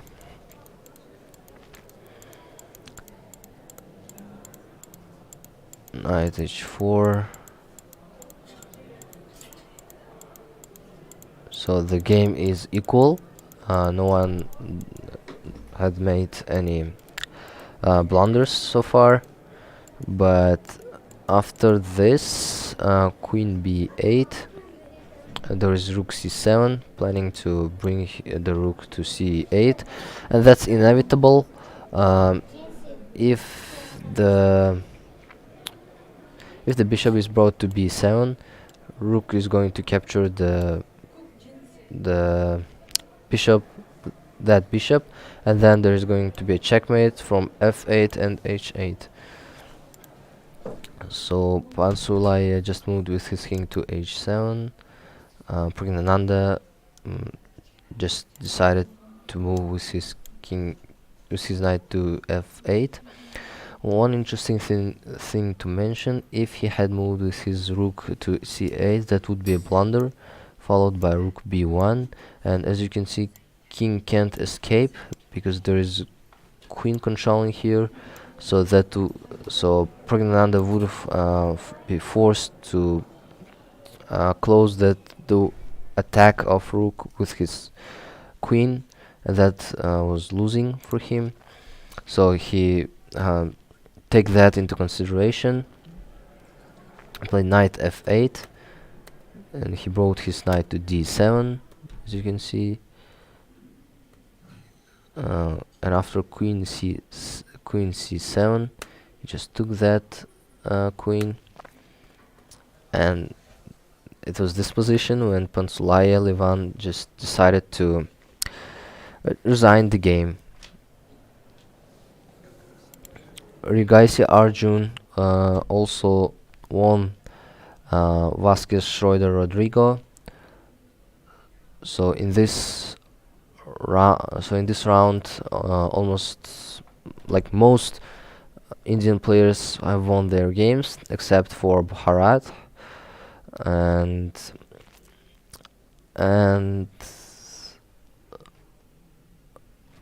yeah, so except for Bharat, players like Nihal Sarin, Pragnananda, Rigaisi Arjun have won their games, and except for Vidit, who played draw with Narayanan. So let's see how Rigaisi Arjun earned a whole point.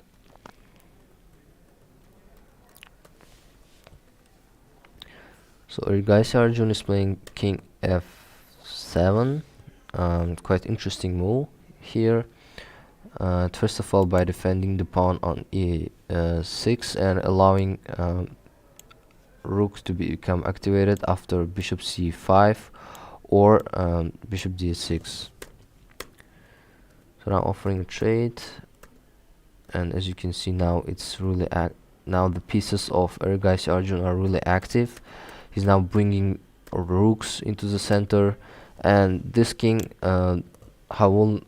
he may have seen a vulnerable before 15 moves before, but now it's even more safe compared to the white king. So bishop e3 followed. So just movements, ordinary movements. Knight c2 was totally defeating, because after e4 there is attack of queen h2 check, then penetrating the defense of king, bringing the bishop to h2, and winning the position. So Vasquez Schroeder just moved with his pawn to f4 and captured the pawn on d3. Queen f4, d2 followed first. If Vasquez Schroeder decided to move to the left, there would be checkmate in one move. So he moved up with his rook. Queen h2 check. So bringing the bishop. Queen h4, queen e4, offering a trade. Now it's winning for black, as you can see. h4, and this is a passing also. This rook is surrounded by his king, knight, and the pawn on d2, so he's not able to move anyhow. This rook here is forced to stay, whereas these two rooks and bishops are able to move more freely.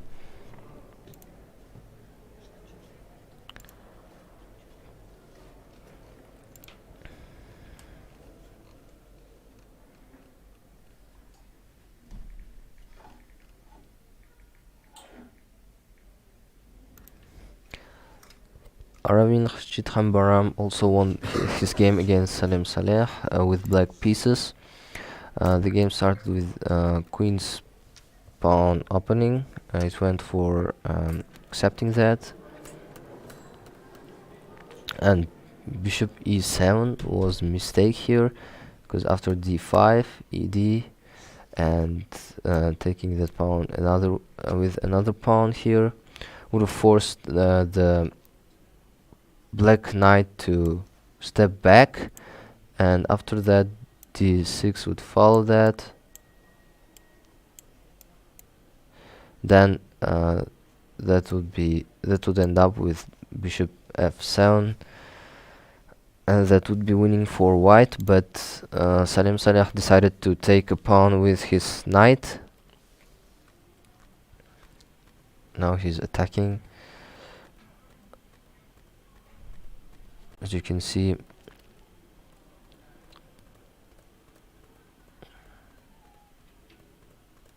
offering a trade of queens again.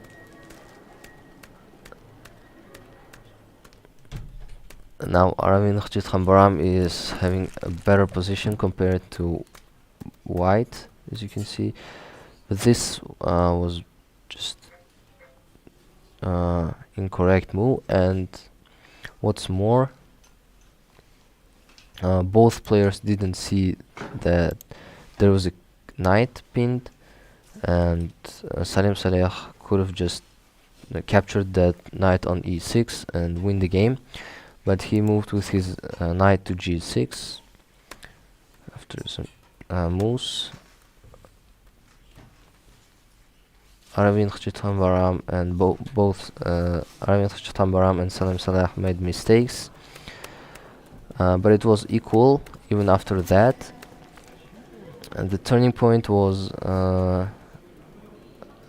at here, after knight captured the pawn on f5. There was an advantage of a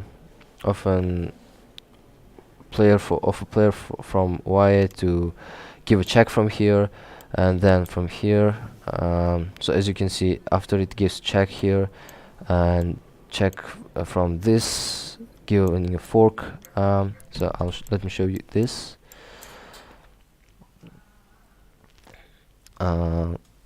Yeah, so rook f8, that would be followed by king e6, and check from knight from f4, and then to d3, giving a fork here, or capturing the knight here on f5. But as you can see, they've got only like 4 or 5 seconds, and that's really less to realize that, to kind of count all the ways to win, all the ways to respond for opponent. So as you can see here, there is a fork given by a knight that would turn for easy win, but Salim Saleh decided to move with his rook to capture the pawn on a6. Rook b5 followed. The same thing he could have done again, rook a7. So they just made blunders when it came to the last seconds. As you can see, they've all hurried a lot, and I'm kind of imagining how they played the last seconds. As you can see, the game is quite equal, so draw can be reached even in such situation. But after this. Knight c4. It's win for Aravin Khachit Khambaram after knight is brought to d4, and then given a check either from f5 or f3, and then king just comes to g5 and capture the pawn on h5. But knight f7 is even worse, because after check there is another check, giving a fork, and after the forced exchange, this pawn on h5 is also captured soon. So another interesting game, the game I was expecting to see, is Dubov Daniil playing against Magnus Carlsen. I do hope that he will not go for an early draw in like 10 moves. There is also Nihal Sarin playing against Vladislav Artemiev, trying to join that community of leaders. Jan Nepomniachtchi is playing against Richard Rapport. As you know, Richard Rapport was helping Ding Liren to become world champion from classic in classic way, and that Chinese player played against Jan Nepomniachtchi. So these two players, Richard Rapport and Jan Nepomniachtchi, are kinda don't like each other. So that's also going to be a really interesting game. Maxim Vashilograf is playing against Shigurov Sanan with black pieces. Another battle of young players, Pragnananda against Anish Giri. Rigaisi Arjun against Injich Alexander, and some more. There is also another Uzbek, like we haven't seen Uzbek in top 10 since a lot, and now Jawahar Sindarov is playing against Yu Yangi in 10th board, followed by the game of Wahidov Shamsuddin and Vladimir Fedoseev. Vladimir Fedoseev earned the second place yesterday after Magnus Carlsen in Rapid Chess Championship 2023. But now in Blitz he's not performing that well.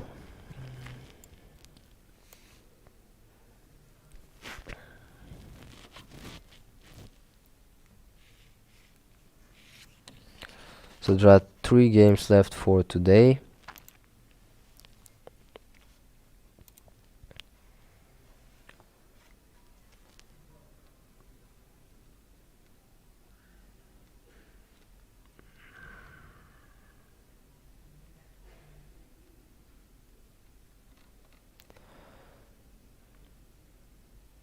So as you can see, players have arrived to their tables and are waiting for arbiter to give a sign to start the game. We're also waiting for that, and while we do that, let's go through other games that were played in the previous round.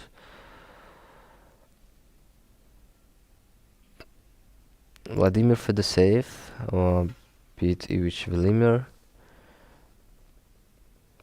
and is now going to play with Shamsuddin Vahidov, an Uzbek young player.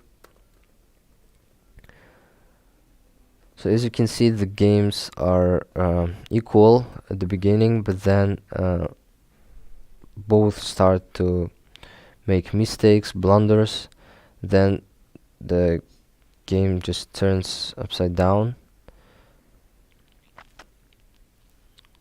So bishop h3 with the intention of giving a check from h6 and then capturing the rook on e6. So another mistake, and in this position Ivic Velimir lost the game. I don't know why. he had plenty of time here. As you can see, he had 32 seconds, which is enough um, to move with knight, for instance. He had winning position here, though it's really hard to see without an engine, without an evaluation bar, but it still need to be played and can be played. But I think something happened in that.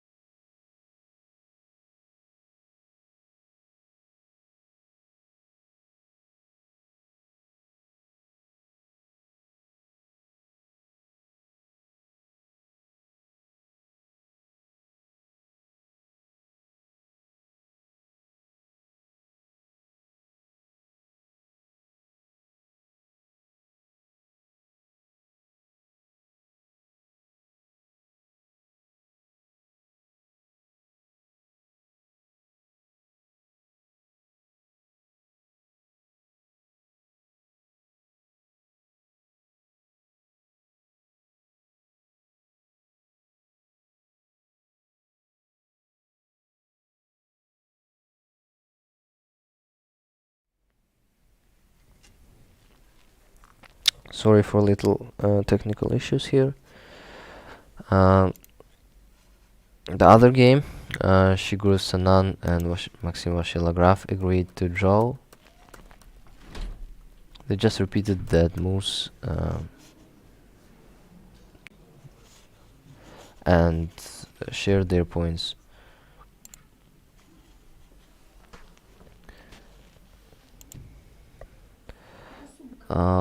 In this game, Indian Grandmaster is having a little privilege over Vladislav Artemiev. They traded their queens.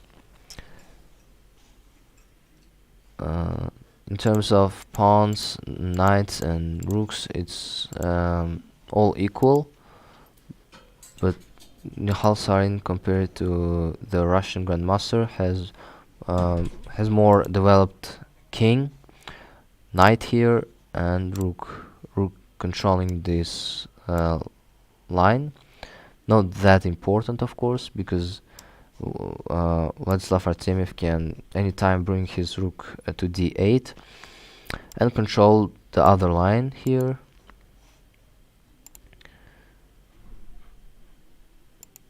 Anish Giri and Pragnananda are having a bit of closed game. You can notice that by how king was developed. It was positioned in h3.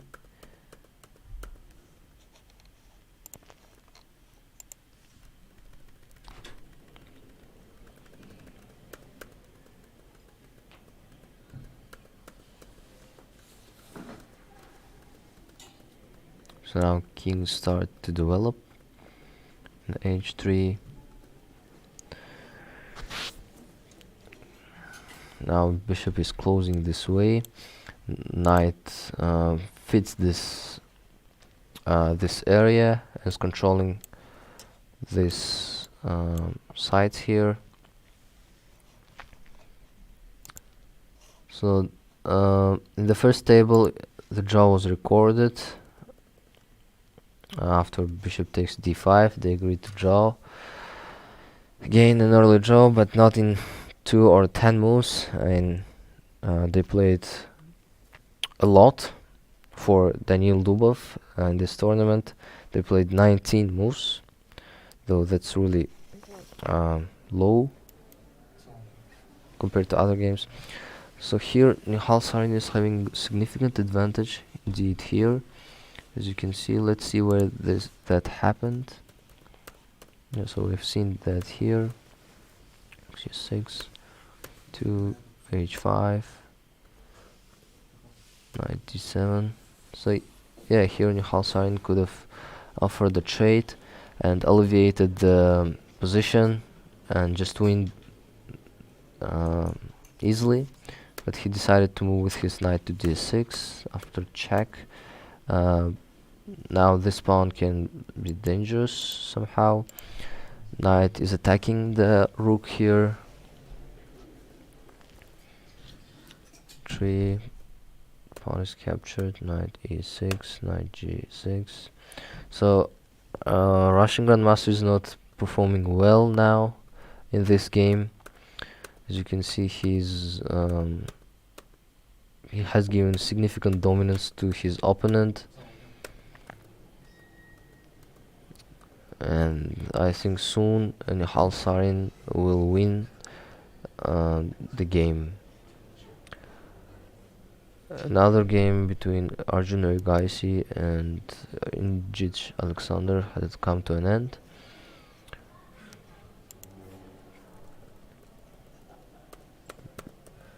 So they traded their bishops here.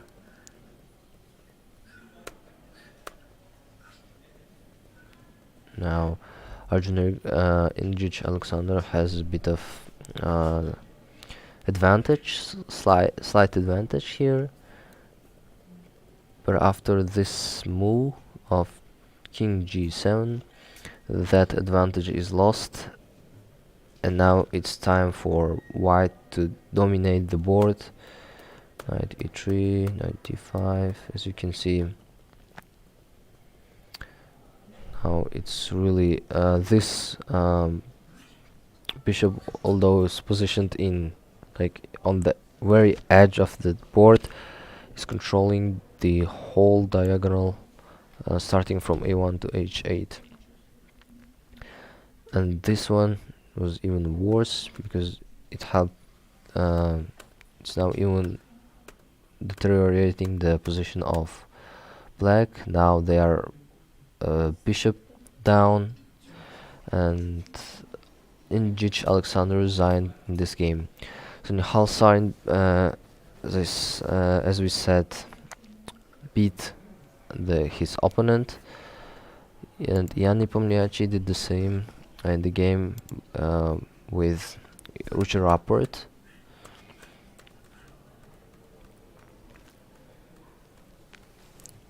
Rook e8 was a big mistake here. Rook c6. Now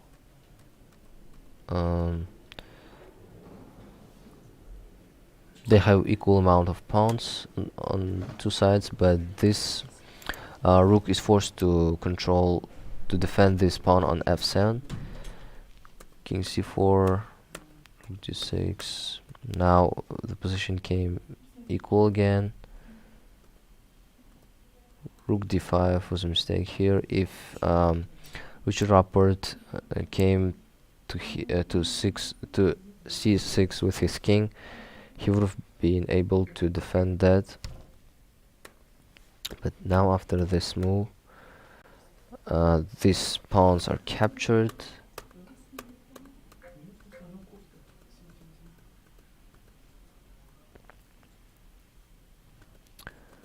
And that's surely winning for Yanni Pomniachi.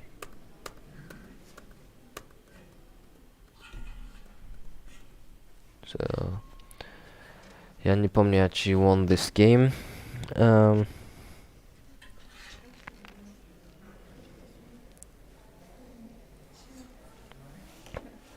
the other game, Prognananda played a draw with another young player, Anish Giri.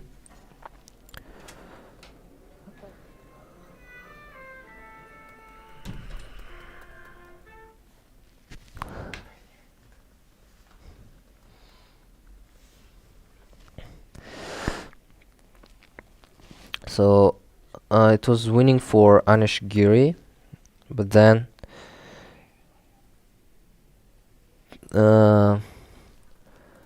suddenly White started to make mistakes,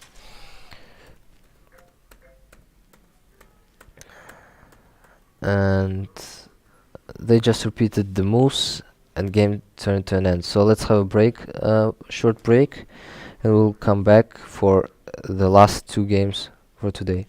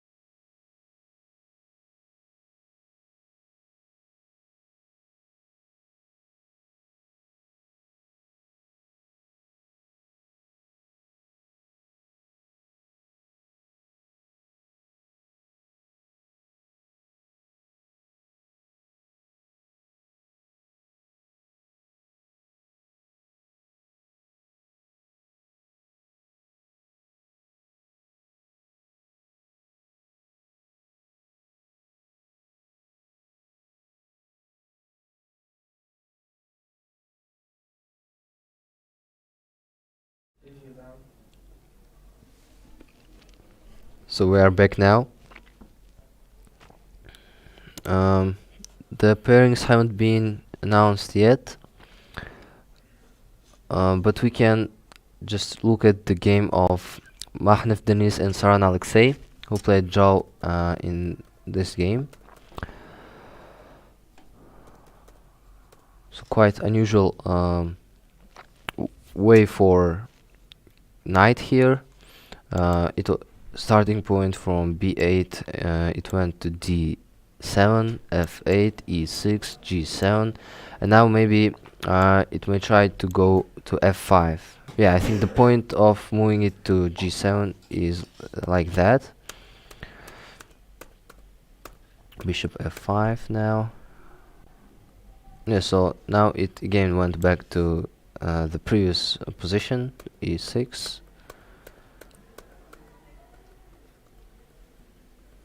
Knight d3. Just as you can see, Saran Alexei is just repeating the moves with his rook. As you can see, knight d8, not agreeing for exchange, because that would bring fork by pawn here, and either rook or queen is captured here. So Mahnev Denis is bringing his knight for FIDE. They've traded their rooks, and here there was a just perfect move for Mahnev Denis, which was really hard to see actually. If that moved here, there would follow a series of moves, which then would end up with a checkmate.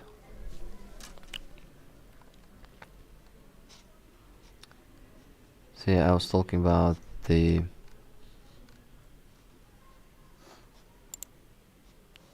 this position, and if king goes there, there will be jump with the knight here, and then with a possible checkmate here.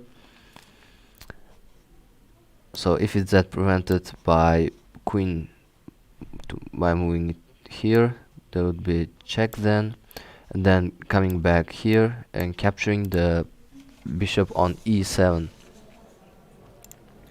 Korbov, Anton, and Bharat Subramaniam also agreed to draw here in this position. English opening was played, and that just followed the same course of actions. As you can see, equal positions at the beginning, like blunder by one person and not realize an ability to realize that by the second player, and finally ending up with a draw on the board. As you can see, they are trading their rooks, knights, pawns, and just here repeat it, still continuing to play. Both of them are trying to win this game.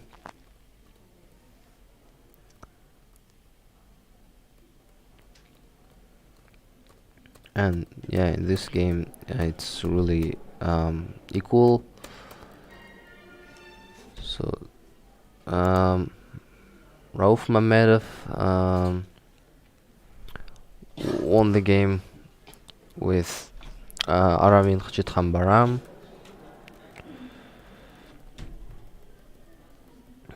They went for a trade of queens and bishops. So this was a mistake by Aravind Chithambaram, which was successfully realized by Azerbaijani grandmaster. As you can see now, these two knights are really powerful. This bishop is really poor here, and this knight here is just useless. So here Aravind Chithambaram just resigned the game. Vahidov Shamsuddin won the game against Vladimir Fedoseev. E4, G6, it followed,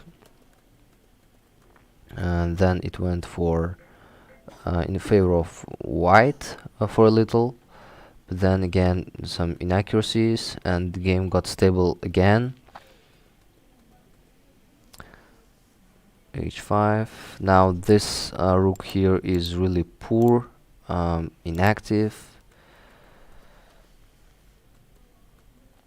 As you can see, the evaluation bar is really high, showing for white. Bishop f8, bishop f6. Now it's really poor for Fedoseev Vladimir. As you can see, Wahidov Shamsuddin even not accepting the rook given here. He's planning to give a check from f6 and then grab that bishop here, and then only capturing the rook at g7. So Fedoseev Vladimir just resigned the game, and let's see whether the round 11 has started. So Magnus Carlsen is playing against Nihal Sarin, and really young player from India, 19 years old, whereas Magnus Carlsen is 33. He was born in 1990. And let's see the leaders of the tournament so far. Danil Dubov, Magnus Carlsen, Yan Nepomniachtchi, Nihal Sarin, they all have 8 points so far, and they are leading the tournament, followed by Vladislav Artemiev, Shugir Sanan, Pragnanandha, Maxim Vashelograf, Arjun Erigaisi, and so on. On the second table, Dubov Daniil is playing against Yan Nepomniachtchi, another battle of Russian players. On the third one, it's another battle of Russian players. Vladislav Artemiev is playing against Shugir Sanan. So now, as you can see, there are 4 players in just 3 tables playing with each other, and 2 of them are leading, and another 2 are just half points behind that leaders. Maxim Vashelograf is playing against Pragnananda. Rauf Mamedov against another Indian player, Arjun Erigaisi.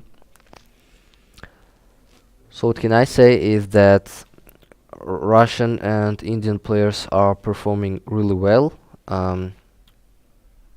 in terms of the whole team. Like Magnus Carlsen is performing well, but other Norwegian players such as Arjan Tari or Johann Sebastian are not doing so well.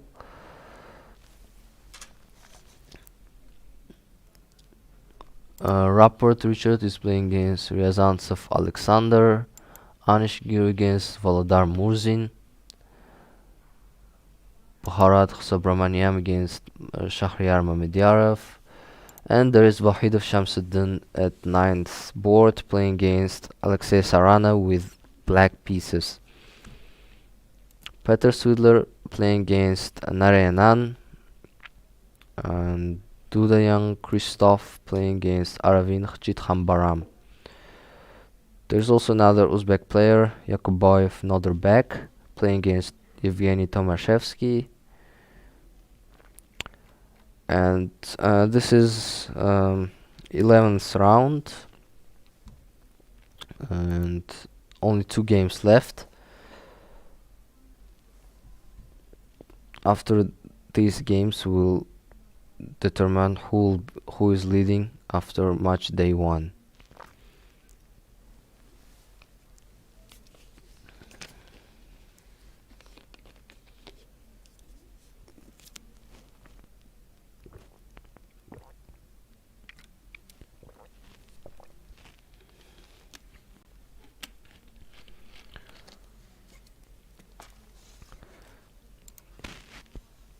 In that case, if games haven't started yet, let's see the game of other chess players played in round 10. Maybe by the game between Yu Yangyi and Sindarov Jawahir, e4, e5. So 4 knights on the table right from the beginning. Bishop g5, h6. As you can see, this is a really great force.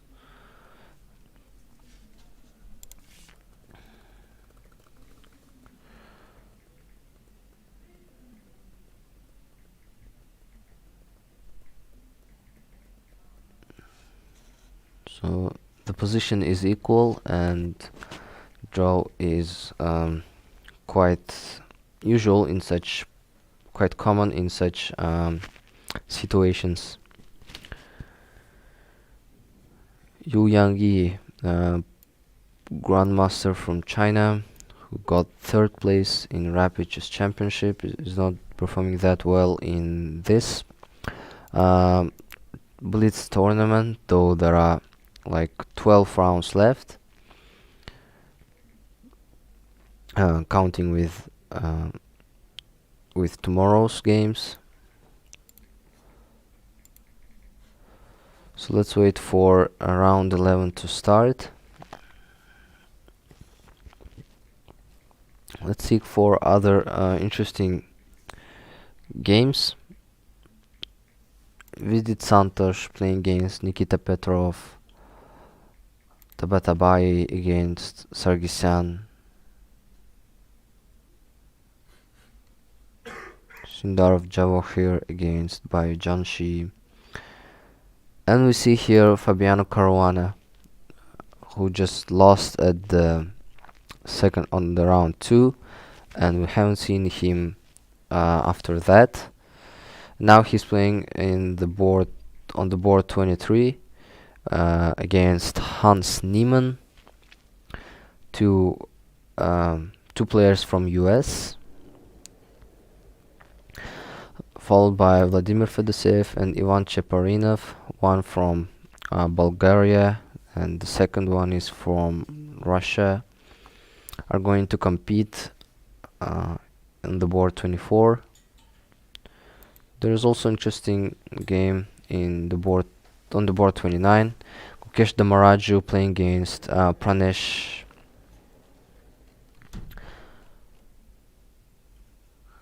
so in that case, let's play some match here. Let's play bullet, just very fastly, very quickly.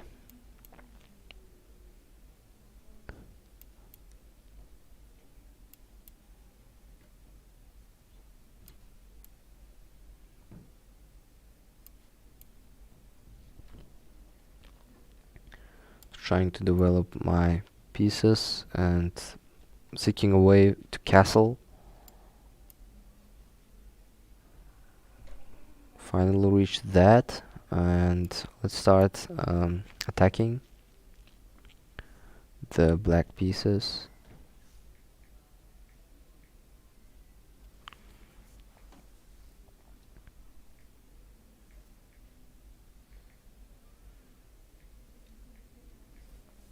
He decided to castle. Bishop d3. Now this knight is trapped here after b4, but there was like a check from b6 with the queen. My opponent didn't realize that. So now I'm pointing at this pawn here.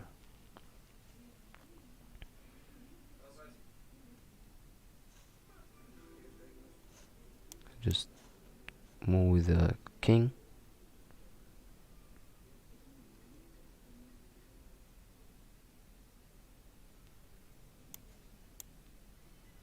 So that's winning for me, actually.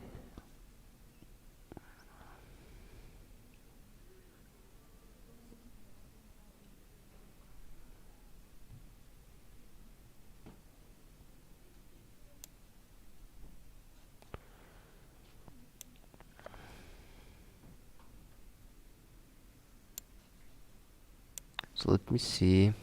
Let's risk then. King check from here.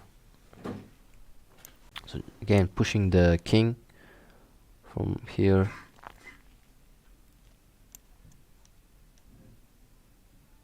F5 check. Another check.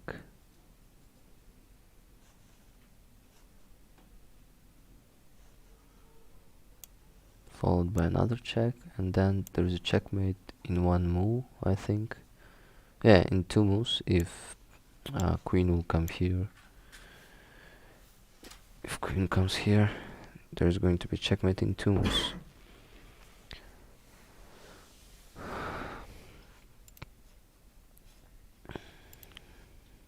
So the games have started. Let me just finish up with this. Magnus Carlsen started with e4. Halsarin responded with Sicilian defense. And Magnus Carlsen played here a rook g1. A bit unusual, because usually it's played either bishop e2 or f3 or f4 or bishop e3, and he played rook g1. Quite unusual. Knight c6, g4, start attacking the knight, and early trade again. So now this this pawn here is really weak and is soon going to be captured, and that's advantage for Magnus Carlsen. So Daniil Dubov and Jan Nepomniachtchi played some game abundant in mistakes and blunders. Let's see: knight f3, knight f6, knight d4, knight d5, knight b3, knight b6, knight c3.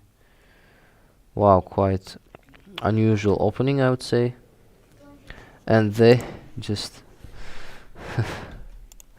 they just came back with their knight to the previous position and just agreed draw in this position. Just surprising game here. Looks like they've agreed to draw right from the right without moving. They just moved with their knights and came to the previous situation in which knights were positioned, and agreed to draw.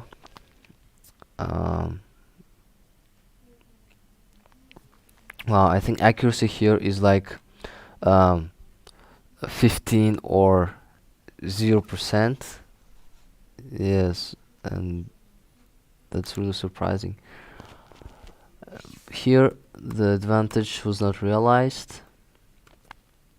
After bishop e6, Magnus Carlsen should have captured the pawn on d6, because it really looks delicious, but he chose to go with his bishop to g4, and queen g5 followed. So now there's a threat of giving a check from d3 or from e2, and now Magnus Carlsen has to take the bishop on e6.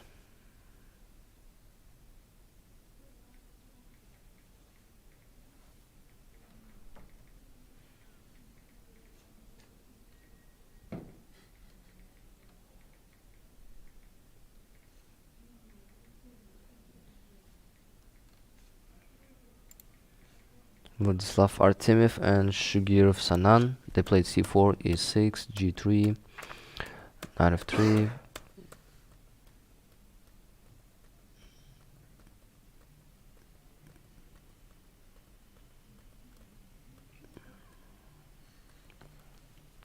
so far without mistakes, but with trades and exchanges.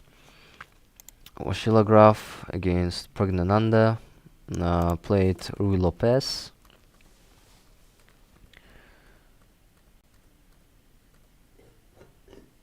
Bishop h4,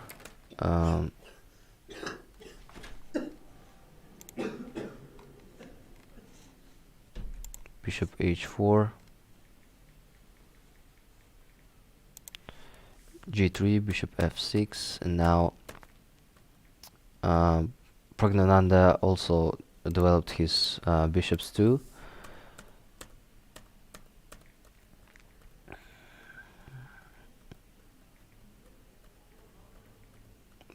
So they've repeated twice and did not for the third time. And here Maxim Vasilograph has a little advantage here, in my opinion, because his rooks are more active here. Bishops are same, as well as queens here, and he may start planning e5, breaking through this defense. Yeah, so I think this the point of this is e5. So Pragnananda prevented that by moving his rook to e8. On the board 8, the game has finished, in which Mamidyar Shahryar won the game against Bharat Subramaniam. If you remember, sorry, now, if you remember, in this position, it was played by bishop d3.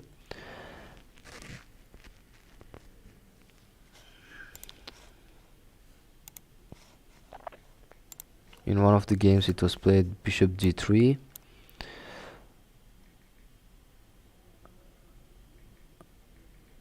And so after that bishop d3, after that d3, it was followed knight e5, and after that capture there was a checkmate. I think you remember that game quite well. So it didn't happen in this game.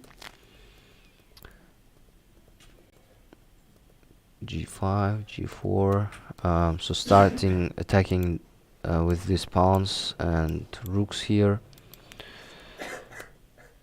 Bishop c1, queen f6, g5. So bringing another rook to g8, 6, as you can see. Starting slowly attacking. f4 was quite a mistake, and after that it turned to queen. That's winning for Mamidyar Shahryar. So the first board also played a draw. Nihal Sarin and Magnus Carlsen shared their points.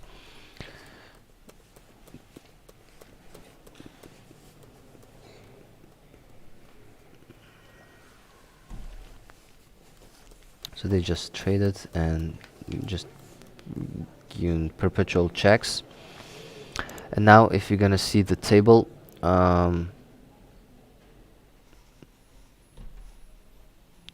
Maxim Vasilograph is a bit up in the leaderboard, who beat Pragnananda.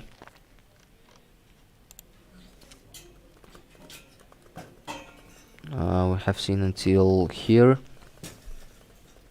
the game, and it was quite okay until this move. It was then answered by rook a5, and then queen f6. Bishop c3 was not that good move. After this, there is this one is really weak. It can be attacked by rook here, and that's really vulnerable. And bishop d5 was played here, and after queen c5, queen just took the pawn on g6 and finished just perfectly the game. On the third board, Vladislav Artemiev defeated Shigurov Sanan.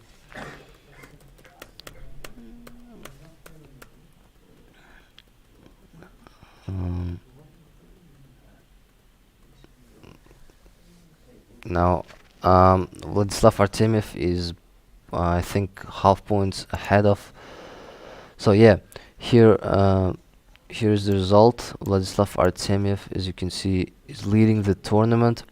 Daniil Dubov, Magnus Carlsen, Jan Nepomniachtchi, Maxim Vashilograf are pursuing the leader.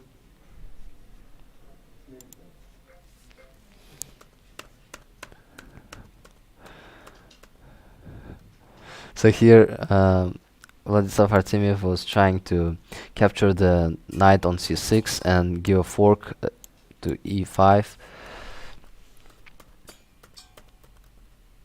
So moving rook to c6 was bad, because after that now knight is well, badly positioned here.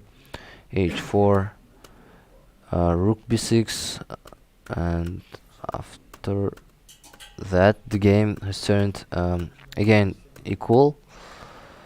They just moved with their knights, pawns, exchanged them,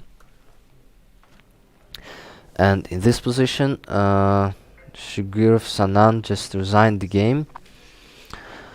I don't really know why, but maybe Shigurov Sanan gave an opportunity for his well, for his opponent, but for his maybe friend from Russia to final to finally Artemiev Vladislav give him a chance to win the tournament, maybe.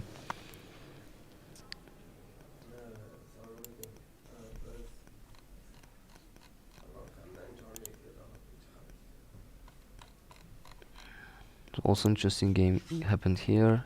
French defense was played in the game between Rauf Mamedov and Urigaisi Arjun.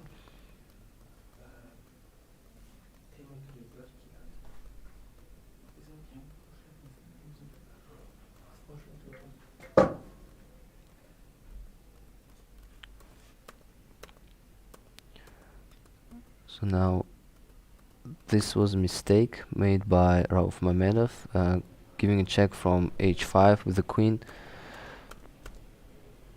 As you can see now, Arjun Urigaisi just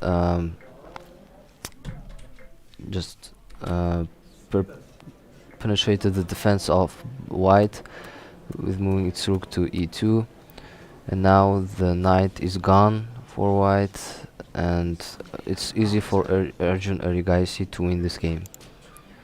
Richard Rapport surprisingly lost the game against Ryazantsev Alexander, in which Sicilian defense was played.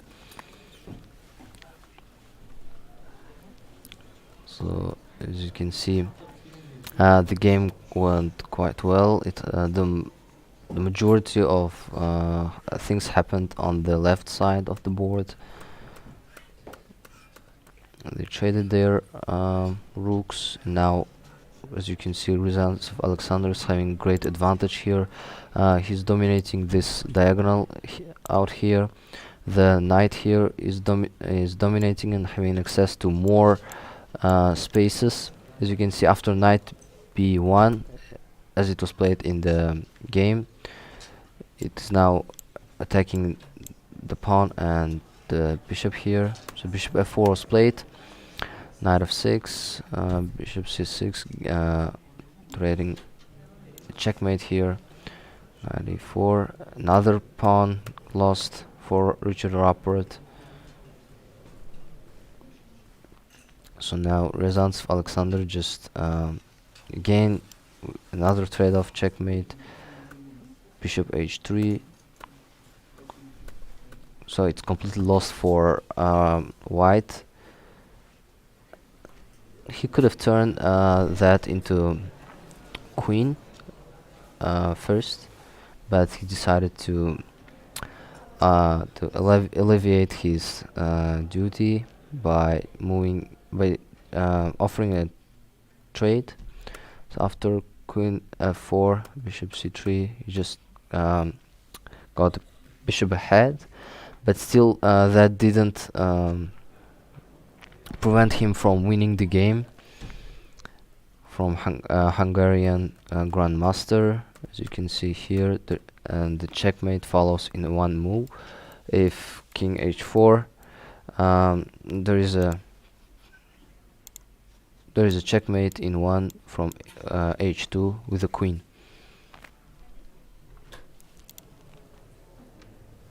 In another game, Murzin Valdar played draw with Anish Giri, d4, d5, knight f3.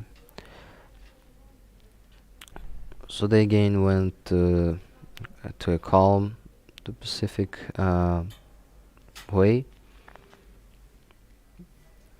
And as you see, they traded their knights, bishops, rooks, queens, almost all pieces except for except that they have knight and bishop, and that's completely draw for both sides here. Especially they have now blocked the ways for pieces, and that's a draw for both sides, as you can see.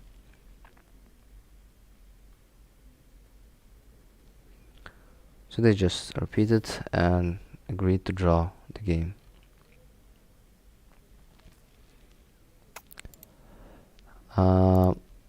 Sarana Alexei wants now one point ahead of Wahidov Shamsuddin after beating him. He played queen's pawn opening.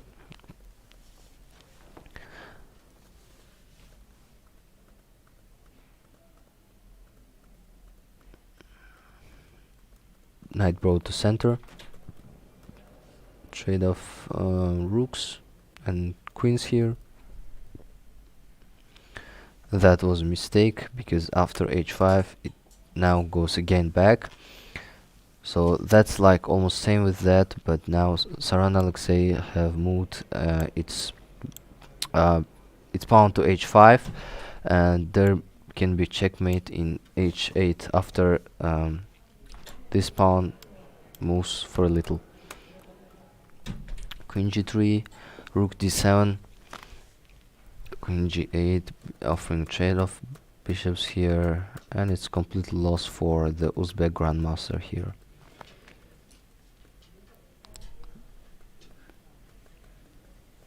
This position was draw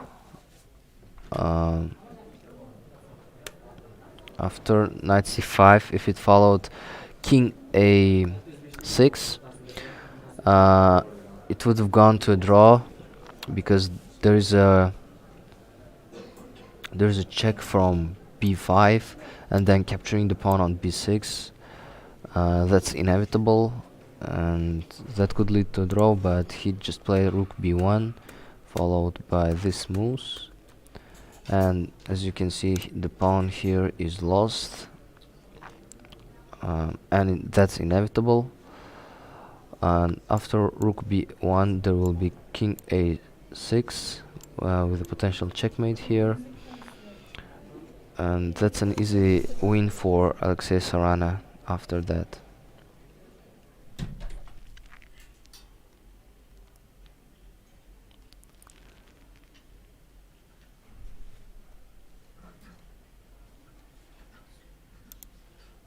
Sudler, Petr and Narayanan also agreed to share their points to something like Sicilian, but they played differently, and soon they agreed to draw. Yeah, this game also didn't go without any mistakes. Here Narayanan had an advantage of a pawn, but then after this move he just lost his advantage, and then they agreed to draw in this position.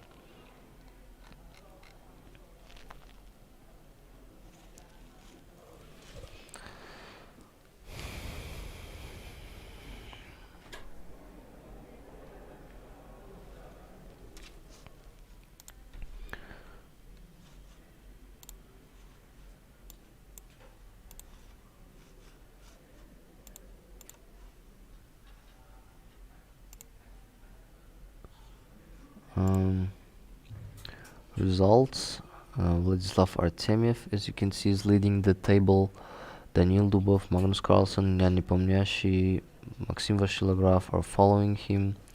So Vladislav Artemiev has now 8.5 points.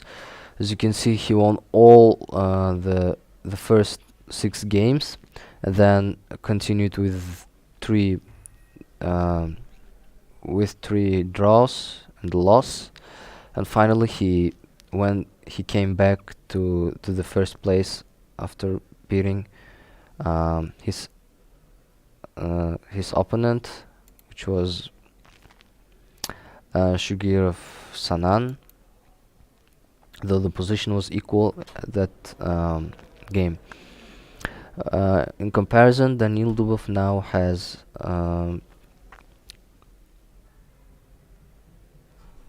now 4, 6, 7. It has also 8.5 points compared to Magnus Carlsen, which also have 8.5 points. Yan Nepomniachtchi also got the same amount of points here. Maxim Vasilograf, same. So there are like 5 players who are sharing the.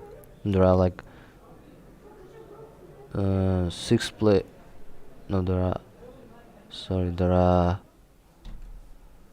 7 players who are leading, who have the same amount of points, 8.5 points,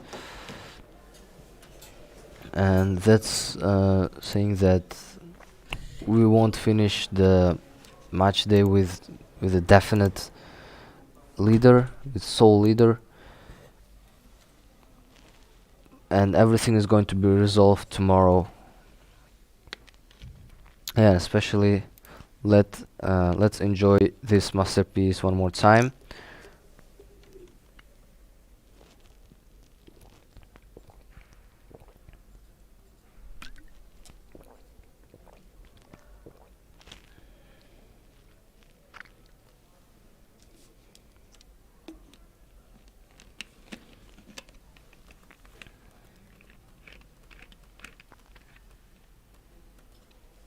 I think like this is the best game in the tournament, of course. I'm sure you also will agree with me.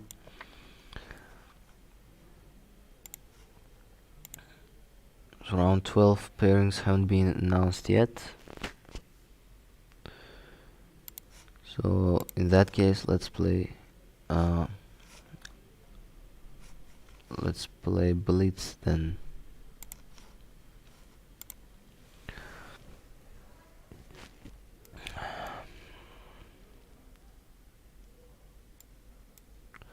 Sicilian defense here.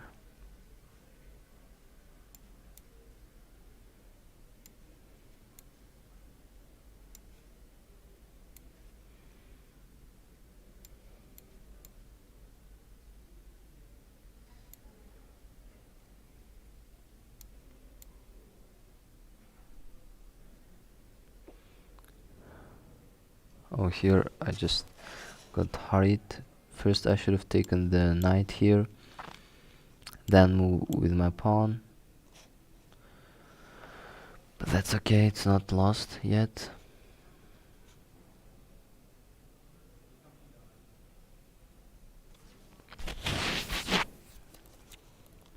So I'll take that.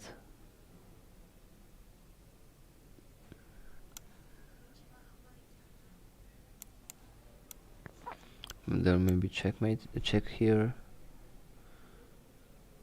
Then I'm going to play with my king.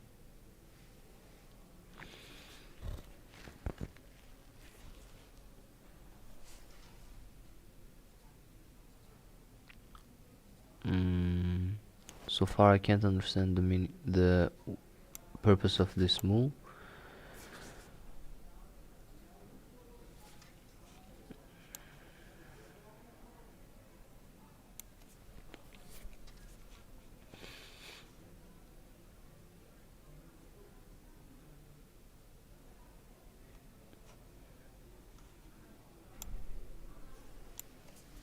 and check from there.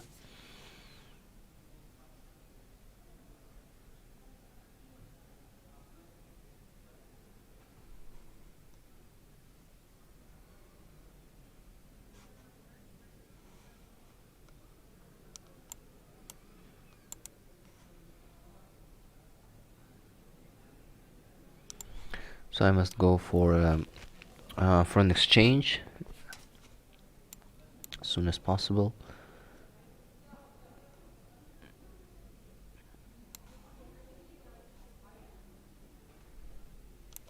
Queen d3. Now the exchange is inevitable, I think.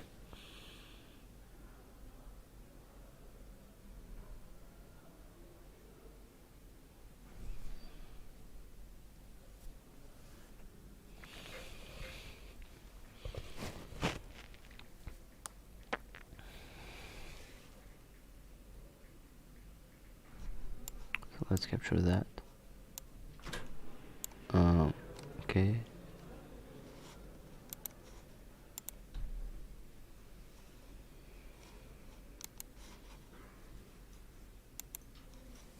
Let's seek for another opponent. Zillion.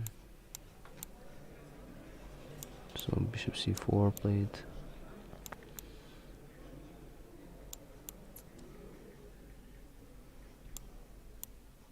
Capturing, castling.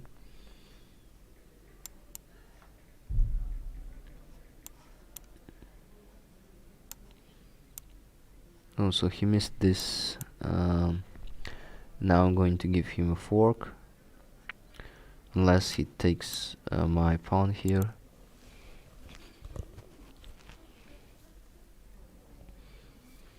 So yeah, d4 now.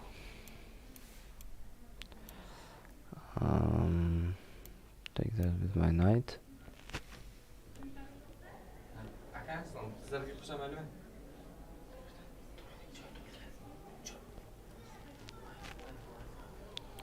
So here it's going with knight e5. That goes with queen c7.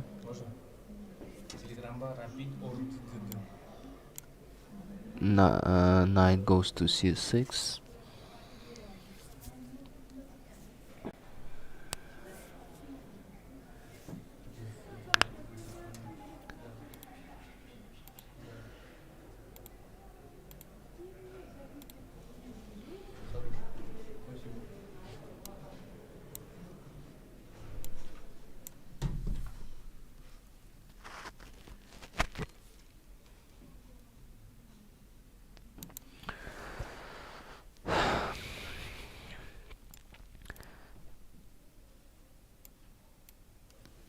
So the only thing I'm not liking in this tournament is that the time given for chess players is really a lot. Well, that's beneficial for the players themselves, but for us, like waiting for their match, and their pairings to be announced is really annoying.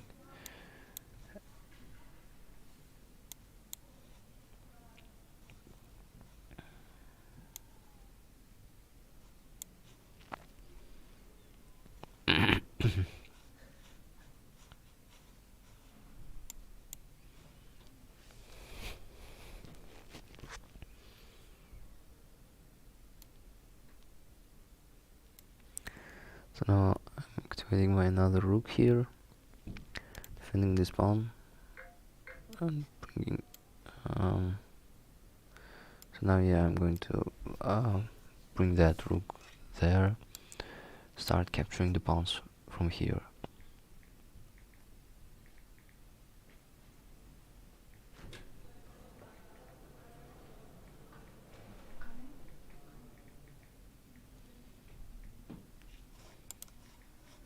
So pairings have been announced. Magnus Carlsen is going to face Yan Nepomniachtchi, Vladislav Artemiev, Arjun Erigaisi, and Nihal Sarin Dubov Daniil. So this is the battle of leaders.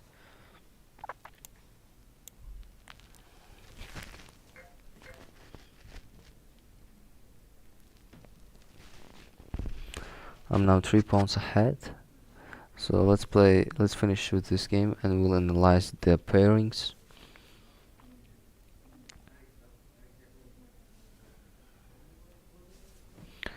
So that's stupid.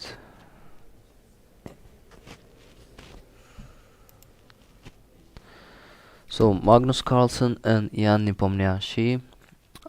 It may give us some vibes of 2022 when when these two players were fighting for the title of being the world chess champion from classics from classic, and on the second board, Arjun Erigaisi is facing Vladislav Artemiev. Dubov Daniil playing against Nihal Sarin, Shahryar Mamediyarov against Mashiela Graf, Ryazantsev Alexander against Sarana Alexei, Injich Alexander against Dudayan Christoph. So we are facing. So we are now again seeing this player from Poland. It's been a lot since we haven't seen him on top boards. Yu Yang-yi playing against Tidipov Zhamsaran, Anish Gir against Shimanov Alexander, Sindarov Jawahir against Swidler Peter, Shugirov Sanan against Salim Saleh, Prognanantha against Murzin Volodar, Tabatabai against Korobov Anton, Muradli Muhammad against Vidit Santosh Gujarati, Neranan Rauf Mamedov, and very interesting game here. Nodirbek Yakuboyev playing against Fabiano Caruana, Wahidov Shamsuddin against Rapport Richard. That's also going to be really interesting. They both like some kind of attacking that may be quite interesting to watch this game too. Rajabov Timur against Pansulaya, Tomaszewski Evgeny against Gukesh Damaraju, and so on.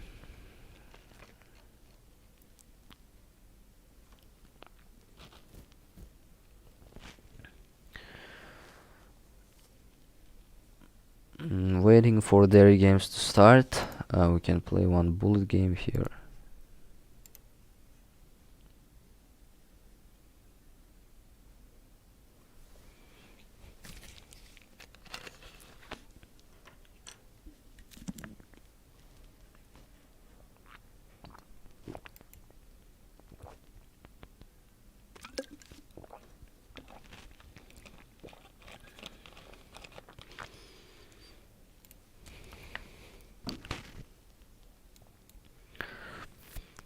So I know that that's incorrect move, but still, let's try out some different variations.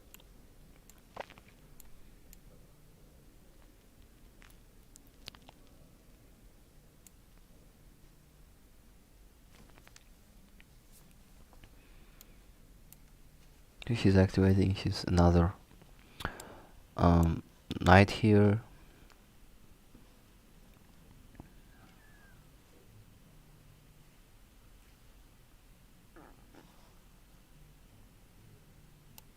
Capturing that with my pawn, activating my knight from here.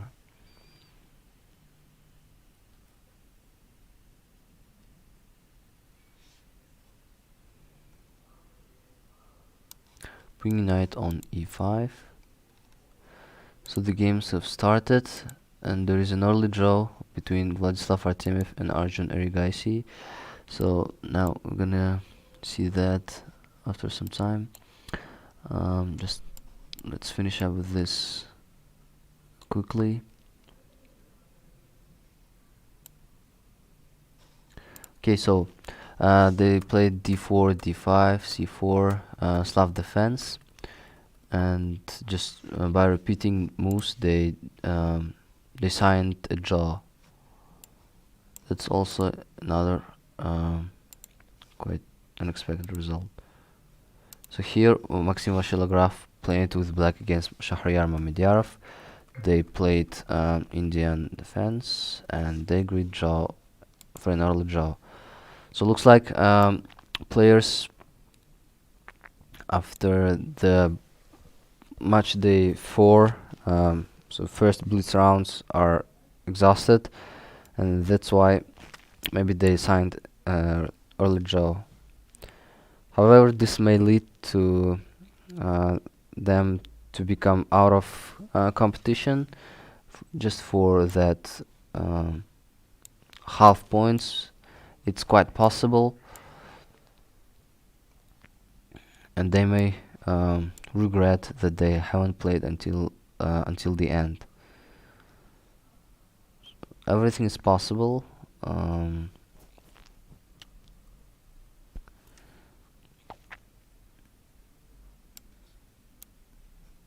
So if I were them, I would have played another early draw here.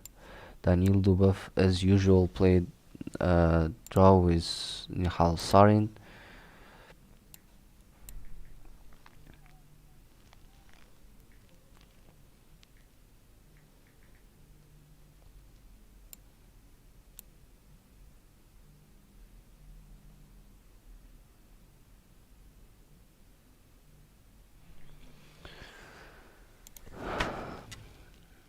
So it was played knight f3, knight f6, and just they shared their points right at the opening, and that's becoming common for the games of Daniil Dubov.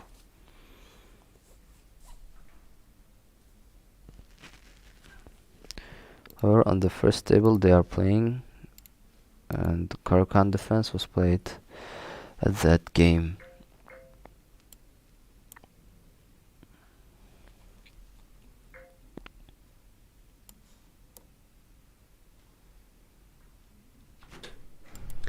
So yeah, let's see. They played Samarkand defense, e4, cs6, d4, d5. Exchanged their knights, and as you see, they both have one bishop, 2 rooks, and a queen each. And now the position is equal, but this pawn structure is giving a bit of advantage for Jan Nepomniachtchi. So as you see, second, third, and fourth board agreed to draw. So now the online as you can see, the online standing showing that Vladislav Artemiev is still leading, followed by Daniil Dubov, Maxim Vashilograph, Nihal Sarin, Arjun Erigaisi, and Magnus Carlsen and Jan Nepomniachtchi are still playing their games. So maybe if one of them wins the game, that person is going to become a sole leader after 12 rounds of Blitz Chess Championship. So on the other game, Ryazantsev Alexander is playing against Saran Alexei, and they're still in opening here. Smoothly turned to the middle game. So Anish Giri lost just really fast here. Shimanov Alexander chose to go for French defense. This h4 was quite bad. right at the opening. Looks like Anish Giri was planning something, but after this it didn't turn out to be true. Like if he had brought his with his queen to h5, there would be 9f6 and 9f6, and that would be just useless to bring queen here. So now this king here is really open, and as you can see there is a checkmate. There are a lot of possibilities to win the game just by giving check from here. Here you can bring also another bishop from there. So after that Anish Giri just resigned the game. Yu Yangyi played a draw against Tsitsipas Zahamsaran. So looks like they're all tired after 12 rounds.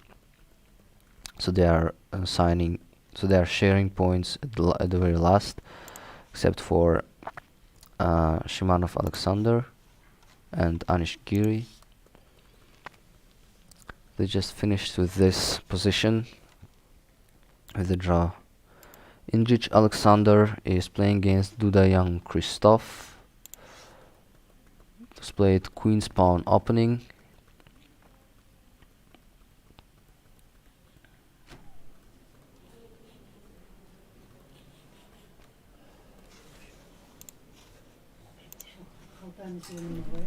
Queen's Pawn opening. And so now Dudayan Christoph is one pawn ahead, and this move was just the f5 moving pawn to f5 was really bad, was blunder, because after that it didn't give any advantage but rather increased the chance of black to win this game. And as you can see now, queen here is forced to defend this pawn on b2, as there is going to be a checkmate, and this queen is also forced here, but it's having a dominance over here, and there are some pass pawns here. This bishop here is blocking the way of this pawn, so that's advantageous for black. 7. And now that's after that move it's obvious who is going to win. That turned incorrectly after this move.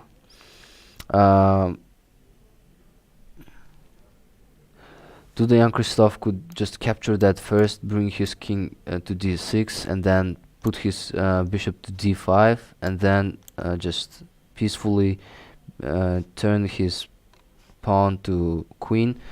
But he looks like he had like only 4 seconds on his on his clock, and that game turned to a draw.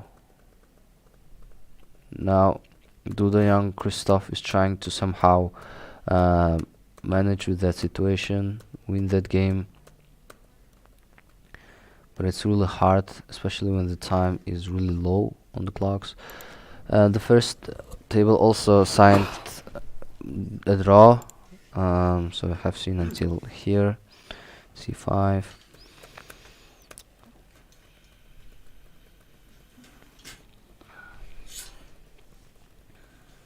They just traded their pieces. Here there was a chance for Jan Nepomniachtchi to win this game. And yeah, if instead of capturing the pawn on f7 he moved his pawn to f4, it would have been much better. After king e4 there is bishop f7, and these pawns are soon to be captured, but Jan Nepomniachtchi didn't realize that. He just took first with his bishop, and why f4 was better is that after king e4 and after capturing the pawn on f7, there is no capture of pawn on c6, as there will be fork to a king and a rook. So they agreed to draw. Now the list of leaders remained the same, 7 players, plus Ryazantsev Alexander Ryazantsev now also got um,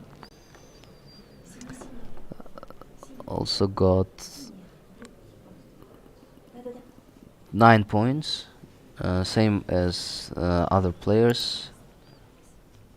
Let's see how he defeated his opponent. We have seen until here, until they traded their rooks. The position was equal, and looks like a blunder just made the position turn upside down. Bishop d4 and bishop d8 after rook f8. Now this is a pass pawn, and right after this, Ryazantsev Alexander made a mistake here also. He captured the pawn on g7, and here white just white is victorious here, though the position is equal. A lot of quite unusual results are happening just in the middle of the game, when the position is equal and maybe even favoring. They are just resigning the game. Maybe they are helping their friends to become a champion, maybe.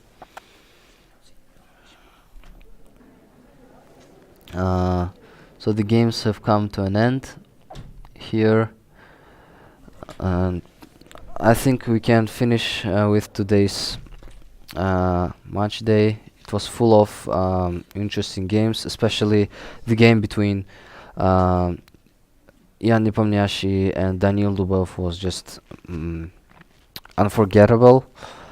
And now 8 players are sharing the first place after 12 rounds, and tomorrow another 9 rounds are going to take place, and in that games we are going to determine who will be the champion of Blitz Chess Championship in 2023. Thank you for your attention.